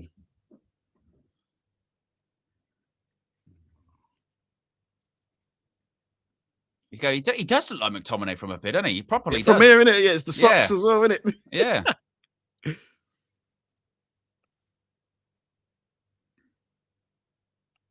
on, just get one more. Just one more. 3-0. So that is Tyler Fletcher, not Jack Fletcher. Yeah. I heard Jack's the better one of the two, though, isn't he? Apparently. I think That's so, what I've heard. Yeah. I've heard Jack's the better one. He's more like the number 10, I think, Jack. But you never know. You never know. Olays at Old Trafford. When's the last time we heard that, DJ? Oh, my God. Decade. Yeah. That's how it feels anyway. Yeah. Hey, Spurs, this is when you know your shit, yeah? We're doing Olays. Olays against you at Old Trafford. Whew. Bruno Fernandes, player of the match. Involved in everything. Player of the match, goal scorer, gets an assist for, well, doesn't technically get an assist, but he's involved in that first goal as well. But Tobes would rather have Maddison. Weird. 200 goal involvement since he joined 6 years ago. 200. For some reason, I will never understand. He just... Oh, here goes Van de Ven again. I thought Ugarte was just going to clatter him then for a second. Yeah. Whoop. Whoop. Lovely. Lovely.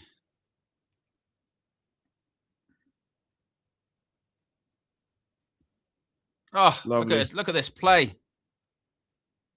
Oh, I hit his heels. Yeah. Unlucky.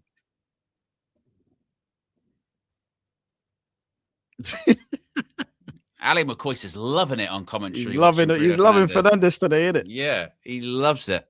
Still got a job to do, though, boys. No, yeah, I want that clean sheet. I want that clean sheet for Lomans and the defense, because actually the defense, Leacher and Maguire have been really good today. Sesko. There you go. No way. Fuck off, man. Fuck, you know.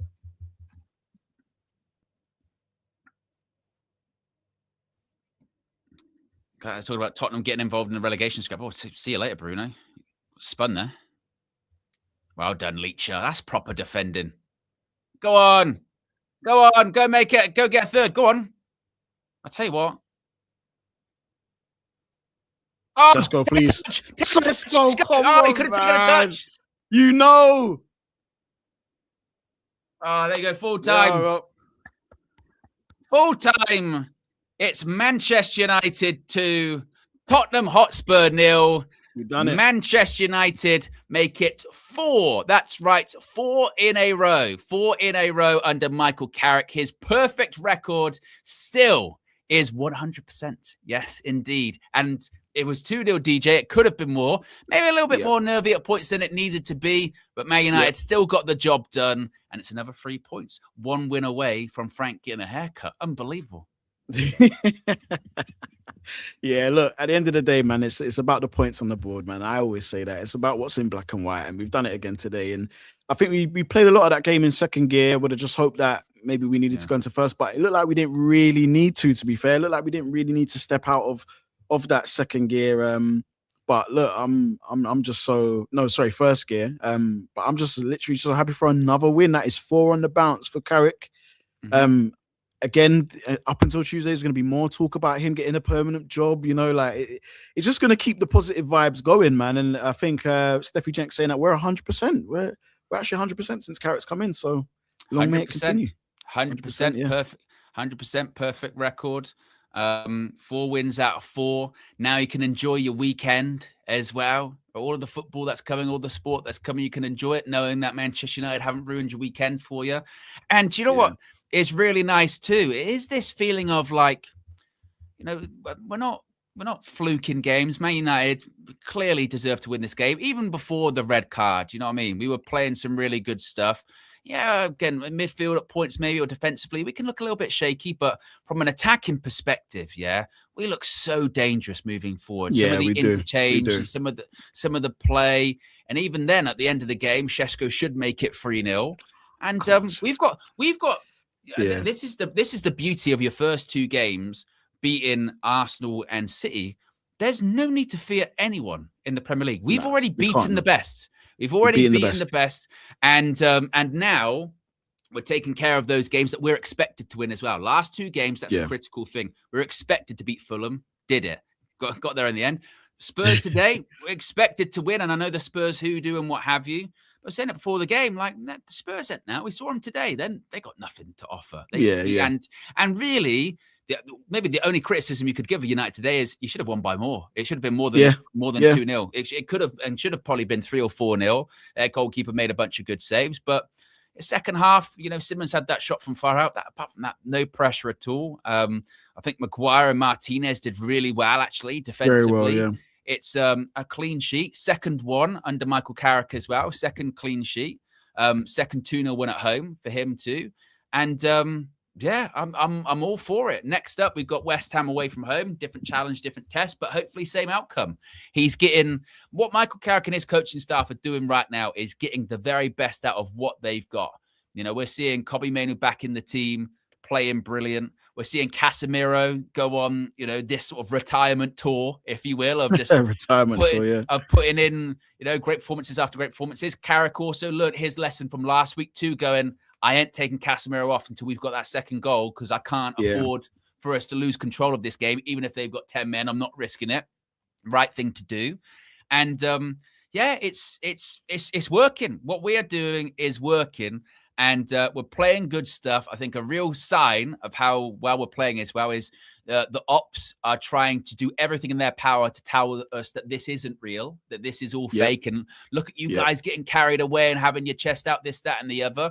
When the ops start telling you how shit you are on constantly, that's how you know you're putting something together. And that man right there that's doing the post-match interview, Bruno Fernandes, once again, I will say it, put some respect on his name. I know he 100%. Divides the fan base, and I know some people can say net negative and this, that, and the other. This guy today, we've scored 2 goals. He is integral to both of them. He is integral to every goal that we score. He is integral to every victory that we do because he is top. He is top. And top tier player, man. And now he's playing in his best position. He's affecting games more, and he was still affecting games when he was in midfield. He is top. He is top. He will always be top. And then the day that he goes, we'll realize how good he actually is for us. And long may it continue. We've now got that that benefit to us of we've only got the Prem to focus on this season. There aren't any cups. There's no Europe. So let's make it count. Let's try and get the high up as the table as we possibly can. With that victory, it's in terms of points, we're 2 points off third, DJ. Two points. How many have we got free second right now? Off second, we're free. Is it 6? 3 points. 3 points off second. Someone's dropping points up there above us. They're going to drop points. Well, look, Man City play Liverpool this weekend, so it works out either way for us.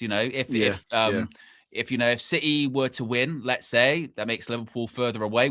We're much tighter in that sort of top 5, which is where we want to be, and the gap gets a little bit bigger. If it's a draw, then suddenly we're 4 points off second, which is ridiculous. And again, we gain points on Liverpool. So really, with the results that we would expect to happen this weekend, because that's the key thing for me. I'm not getting too carried away with, go on a title charge, this, that, and the other. What I want us to make distance between those that are in 5th, 6th, and 7th. Yeah. I want it to be that they win those games, and it doesn't matter because we're like 7 points, 8 points ahead of you. Make that gap big. And then look, the longer you keep the winning run going, you never know. You never know how high you can go. But what I just really enjoy now, DJ, is going into these games with a bit of justified chest. Justified chest. Justified, you know what I mean? Yeah. It feels good, man. It feels really, really good, man. And, I was really looking forward to, obviously, this game in the week. And there's just there's kind of an air of we can beat anybody at the moment. There is an air of we can beat anybody. And look, 4 games.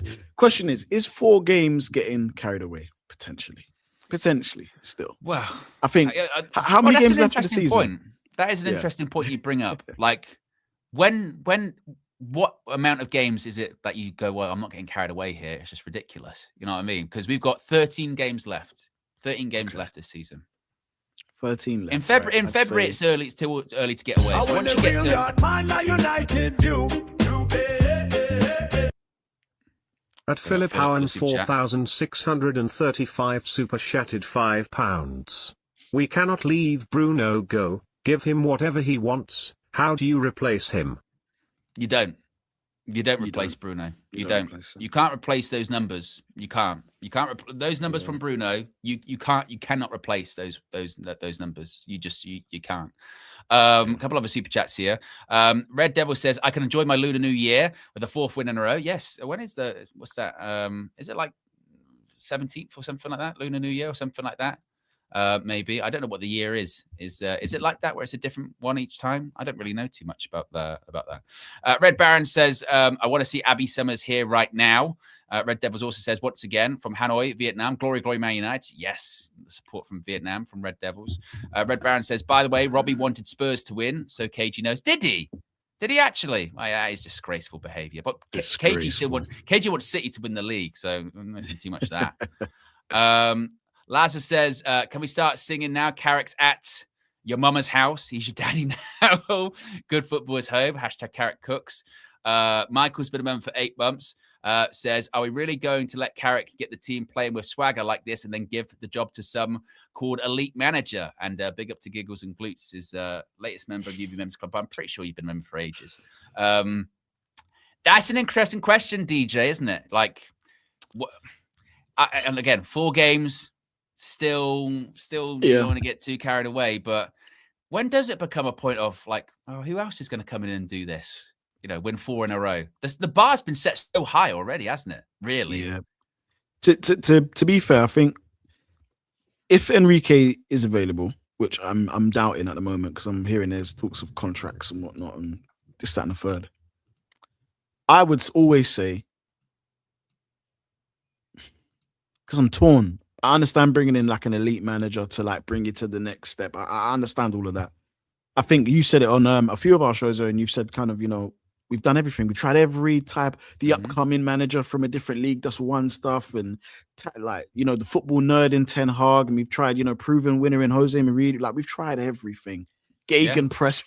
We've absolutely ripped up the script so many times. So for me, I just think this foundation, this template of football, you improve in the areas you need to improve on with really genuine quality. We've seen what Cunha Mbumo can do in terms of bringing genuine quality to the attacking line. Our attacking line is putting up numbers that are close up to the Cities and Arsenals and whatnot. We're in and amongst them in terms of attacking output. It's the midfield definitely that needs an overhaul. And I think, as I said, if you added for argument's sake, a Carlos Baleba in there, and you added a Elliot Anderson in that midfield, I think we can actually kick on and do much more than what we're doing. I think we could even be way more dynamic than we are already now. So I would say, if there is no clear, and they have to be careful with this because we have to get this appointment right. If there is no clear outstanding candidate, then why kind of slow down all of our summer plans, having to negotiate with managers and see what they want to do? You've got a man in post there that hopefully, touch wood, by that point has done great. I don't think we'll remain unbeaten. I was watching the show yesterday. I don't think we'll be unbeaten, but I do think that he will have done an amazing account of himself. If that is the case, go and get your midfielders, spend the money, because we're going to have to spend money to keep up with the likes of, City and whatnot. Go and spend the money. Bring the midfielders in, and we see the template and the foundation of what Carrick has set, and then you just build on that. You just build on that. You just build on that. If Maguire's going to go, then you're going to need someone that's aerially dominant, good with the ball at his feet, good pass of the ball. So I just don't want us to get too far away from what's working. Yeah, well, look, I don't really come with a lot of insider info, but I do know for a fact that the idea of Carrick taking over, it's not like it's completely ruled out at United. I do know that. Yeah. I think like everyone, they are just waiting to see how the season plays out still. They won't get too carried away. They won't look at the table yet and be like, right, give it to him. But there is a possibility that he does get it, because it can become undeniable. Like I said, if your first 4 games, you've won 4 out of 4, there might become a point where you go, look, regardless of who we bring in, they're not going to be able to replicate that. They're not. And we kind of we were joking about it in the game, but it is true. Like, what if there's someone they're going after goes, well, I don't do 4-2-3-1. I want to play 4-3-3. I want to play 4-5-1. It kind of does disqualify, because you have to just look at the squad right now and go, look, this is getting the best out of the squad. Like, exactly. They're a 4-2-3-1 squad. Now, yes, you could overhaul that, and like Ruben, I suppose, was trying to do long term, become a 3-4-3 squad. But we've kind of already proved that you still need to get results at the time, and that overhaul, when you're overhauling it to that extent, the results are going to go to the side. And at United, that's not acceptable. You need to be getting results as well as trying to build something for the future. So there might, if you keep winning, there might become a point where United have no choice. At Giggle Sand Glutes super chatted €5.99. I always love that name. Owen, you need to create a playlist on Spotify for your music. Also, I'm getting carried away. Fall in love again, guys. It's okay. Hand over mouth emoji, smiley face emoji. But we've been hurt before, Giggles and Glutes. I don't know if I'm ready to get hurt. Actually, a simple question to you guys in the chat: are you ready to get hurt again? Yes or no? I don't want to. Are you yes or no? I don't want to get hurt again. You've got KG yesterday saying that he needs closure. You know what I mean? He says he needs closure, and I said, KG, grow up. But yeah, do you know? I can't, Owen. I can't. I can admire what's happening. 142 super chatted $4.99. I'm giving Carrick this job right away. Spend money on new players and plan for next season. Amarima, come outside. Do you know what? Actually, it's quite interesting. There's a few people in there going, yeah, I'm ready to get hurt. There's still some are like, put a poll up, Owen. Put a poll up. Let's see what everyone says quickly. Let's have a look. Yeah, let's have a look. See if people are ready to get hurt again. I'm not just yet. But Carrick's wooing. I'd be lying if I said Carrick wasn't, wooing me. He's taken me out to some nice restaurants. We've had some good dates so far. Yeah. We've gone cinema. Maybe we're planning bowling next week. And I've gone, all right. Well, maybe. No, I'm not saying you're the one or anything like that. But I'm just saying I'm open. Let's have a few more. Let's have a few more trips. And we'll see what happens. I don't want to commit just yet. I will tell you this though, Owen. Yeah, just because we're on the Carrick thing, I just think that finding a whole new manager can disrupt our summer. We've got World Cup coming up as well. So I'm thinking right now, if there is no, if Enrique's imminent are in, if it's Nagelsmann or Tuchel or all these guys, if they're not up for it, just give Carrick the job. You just give him the job. You give him the tools he needs to succeed at this club. Give him the money. Make the purchases. 4-2-3-1. Obviously, make variations of 4-2-3-1 because you have to be adaptive, don't you? You have to be adaptable. Yeah. And we go again next season. I just think finding a new manager. You beg Bruno to stay. You get Champions League, Bruno, please, I beg, just stay one more year, bro. Please, just one more year. Because I don't even think there's going to be enough money in the budget to even replace him in the way that we probably need 2 players to replace him. Do you think Carrick might be key for him staying? Do you think it might be a thing of like, well, actually, if Carrick stays, then there isn't that turnover again of starting the project over again. We've kind of already started. Maybe it's a bit more consistency. Yeah. I'm a fan of consistency. Definitely. Continuity, something like that. Bantu Cot 329 super chatted 10 Australian dollars. 12 points out of 12.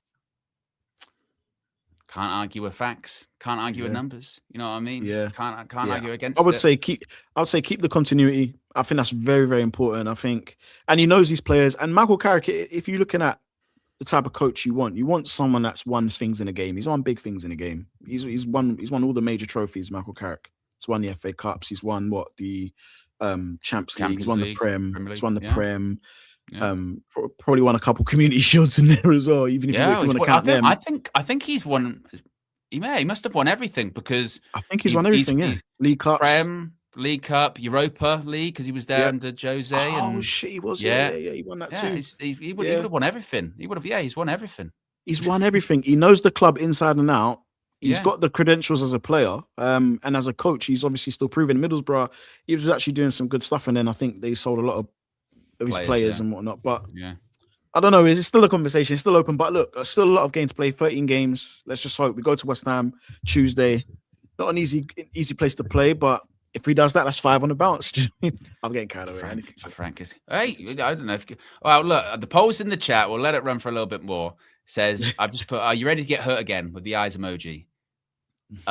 So far, we've had nearly 150 votes. 58% of you say yes, you're ready to get hurt again.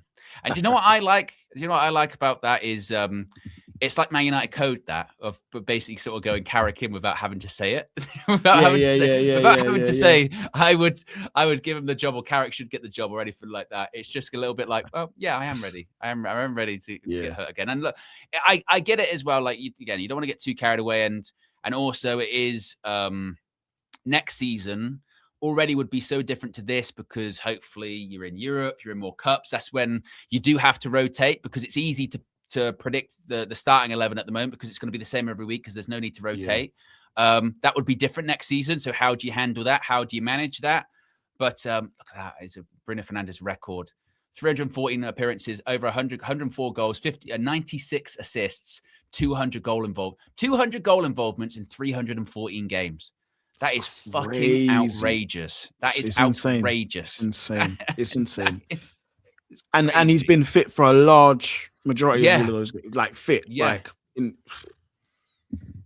That is crazy. They're gonna have to make him.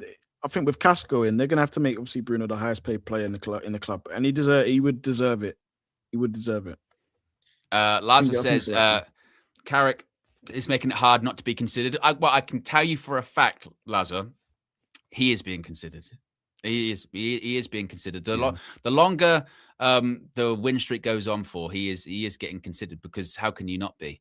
And we're in such a unique situation because I feel like at any other club, if an interim came in and did this well, it would be, well, of course they're going to get the job. Yeah, duh. Yeah. But it's because of our past. We are so scarred by what happened. Someone mentioned it in the chat earlier on, and it is kind of true, isn't it? That Carrick is kind of being judged on Ollie's mistakes. And I guess he should and he shouldn't. One, because you should learn from mistakes of the past and you have to consider them. Two, he was part of the coaching staff. It's not as if he wasn't part of that because he was there, but he's also a different guy, isn't he? He's a different guy and he is getting, he could also, like with Ollie, people forget that season we went on the run. We still didn't qualify for the Champions League, and towards the end of it, we fell off. So if Carrick does the one more by not only does he go on a run, but he qualifies for Champions League and does it comfortably, that's already kind of proving that maybe it is a little bit different than Ollie's interim spell, because there's as of yet, there's been no drop off, but still, there's a long way to go with that.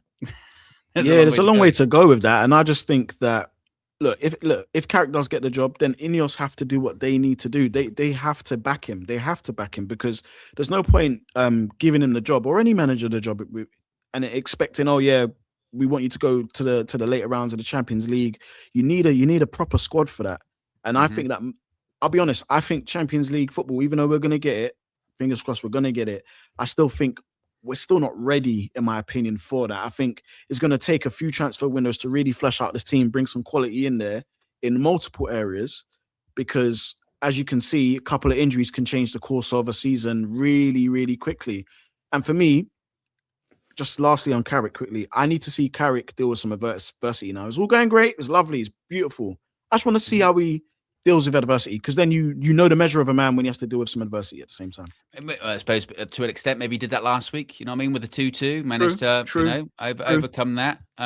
It's something. And all four of these games have been different. You know, these are it's against 10 men. You've got to deal with that. Deal with that. You know, go to bottle a lead. Dealt with that. Concede late against top of the league, dealt with that as well, and then the noisy neighbours at home as well, dealt with that. It's an impressive resume so far, certainly. Very. Aki says we need to sign Van der Ven this summer. Maybe they'll have a bit of a fire sale. Giggles and Glutes says all the players are buying in. That's important too. Look, it's someone mentioned it in the chat. I think it was King in the Indies. I can't find the comment. The key thing with it will be too is, when do you make that decision? When do you make that announcement? If that indeed is the direction that you go in, because with Ollie, there was an argument that the decision or the announcement of him being the permanent coach kind of derailed it a little bit and fell off and what have you. With Carrick, do you still just go, look, regardless of how good or bad it is, we are not making that decision till the end of the season. We're just going to wait towards the end and then we'll make it afterwards. Do you wait to a point where you have secured Champions League football and then you make that call? Because regardless of who it is, actually, whether it is Carrick or somebody else, there's the timing of that announcement and decision is really important too, because you run the risk of, if it's a good decision or a bad decision, derailing it. You know what I mean? So you've got to still get that timing right. Yeah, I'm just scared of there being a massive media circus around United, and I know it's something that is always inevitable with the size of the club. I'm just a bit. I've got management fatigue, coach fatigue. I just can't deal with. This brand new manager comes in. So you said that the other day, you got fatigue. I've got fatigue with it, man. And then the new press conference, and then them, selling us the dream, and we've just been here so many different times. And Carrick's here, he's in right now. There's no crossover period. He's just, all right, cool, you got the job. Like, let's continue as continue on. Yeah. So, but big win today, man. Big win. Big win today, indeed. Where do we end up in terms of likes? We are at close to 1,300 likes. If you haven't already, click that like button. Be sure to subscribe to United View if you are new. As you can see in the top right-hand corner, we're less than 120 subscribers away from 210,000 on that road to 250K. Next up, 210K. Reminder as well, you'll be hearing from Flex and others outside Old Trafford with your fan views and your player ratings and everything else that happens in between then. Tomorrow we'll probably have a Flexi View. Monday, red carpet as well, folks. Yeah, red carpet. Be interesting to see KG's comments for you again, DJ, because then you're a big Bruno hater. You know what I mean? And and Bruno, and Bruno's delivering the goods today. So maybe you'll have a retort for him then, perhaps. I will do. Yeah, indeed. I think I've caught up on super chats as well. Big up to everyone that's put in the super chats. Click the like button or become members today. As always, we've done great numbers, as we always do here on the Match View with DJ and myself, the dynamic duo. Once again, I tell you, you know what I mean? Well, our record's pretty strong this season as well, DJ, actually. I'm not going to lie. You know what I mean? It's pretty strong, us two. Asher, you weren't right with your prediction. You said, what did you say? You said 2-1. Went with 2-1. It was 2-0. It was 2-0 in the end, but any comments before we wrap things up? Any comments? No. Good win. Good win. That's a good win. Yeah, it's good win. Okay, I'll give you the microphone. Actually, good win. No, don't eat it. Don't eat it. Anyway, guys, big up for everyone tuning in, and like I said, tune in for the fan views, player ratings, etc. We're out of here. Peace.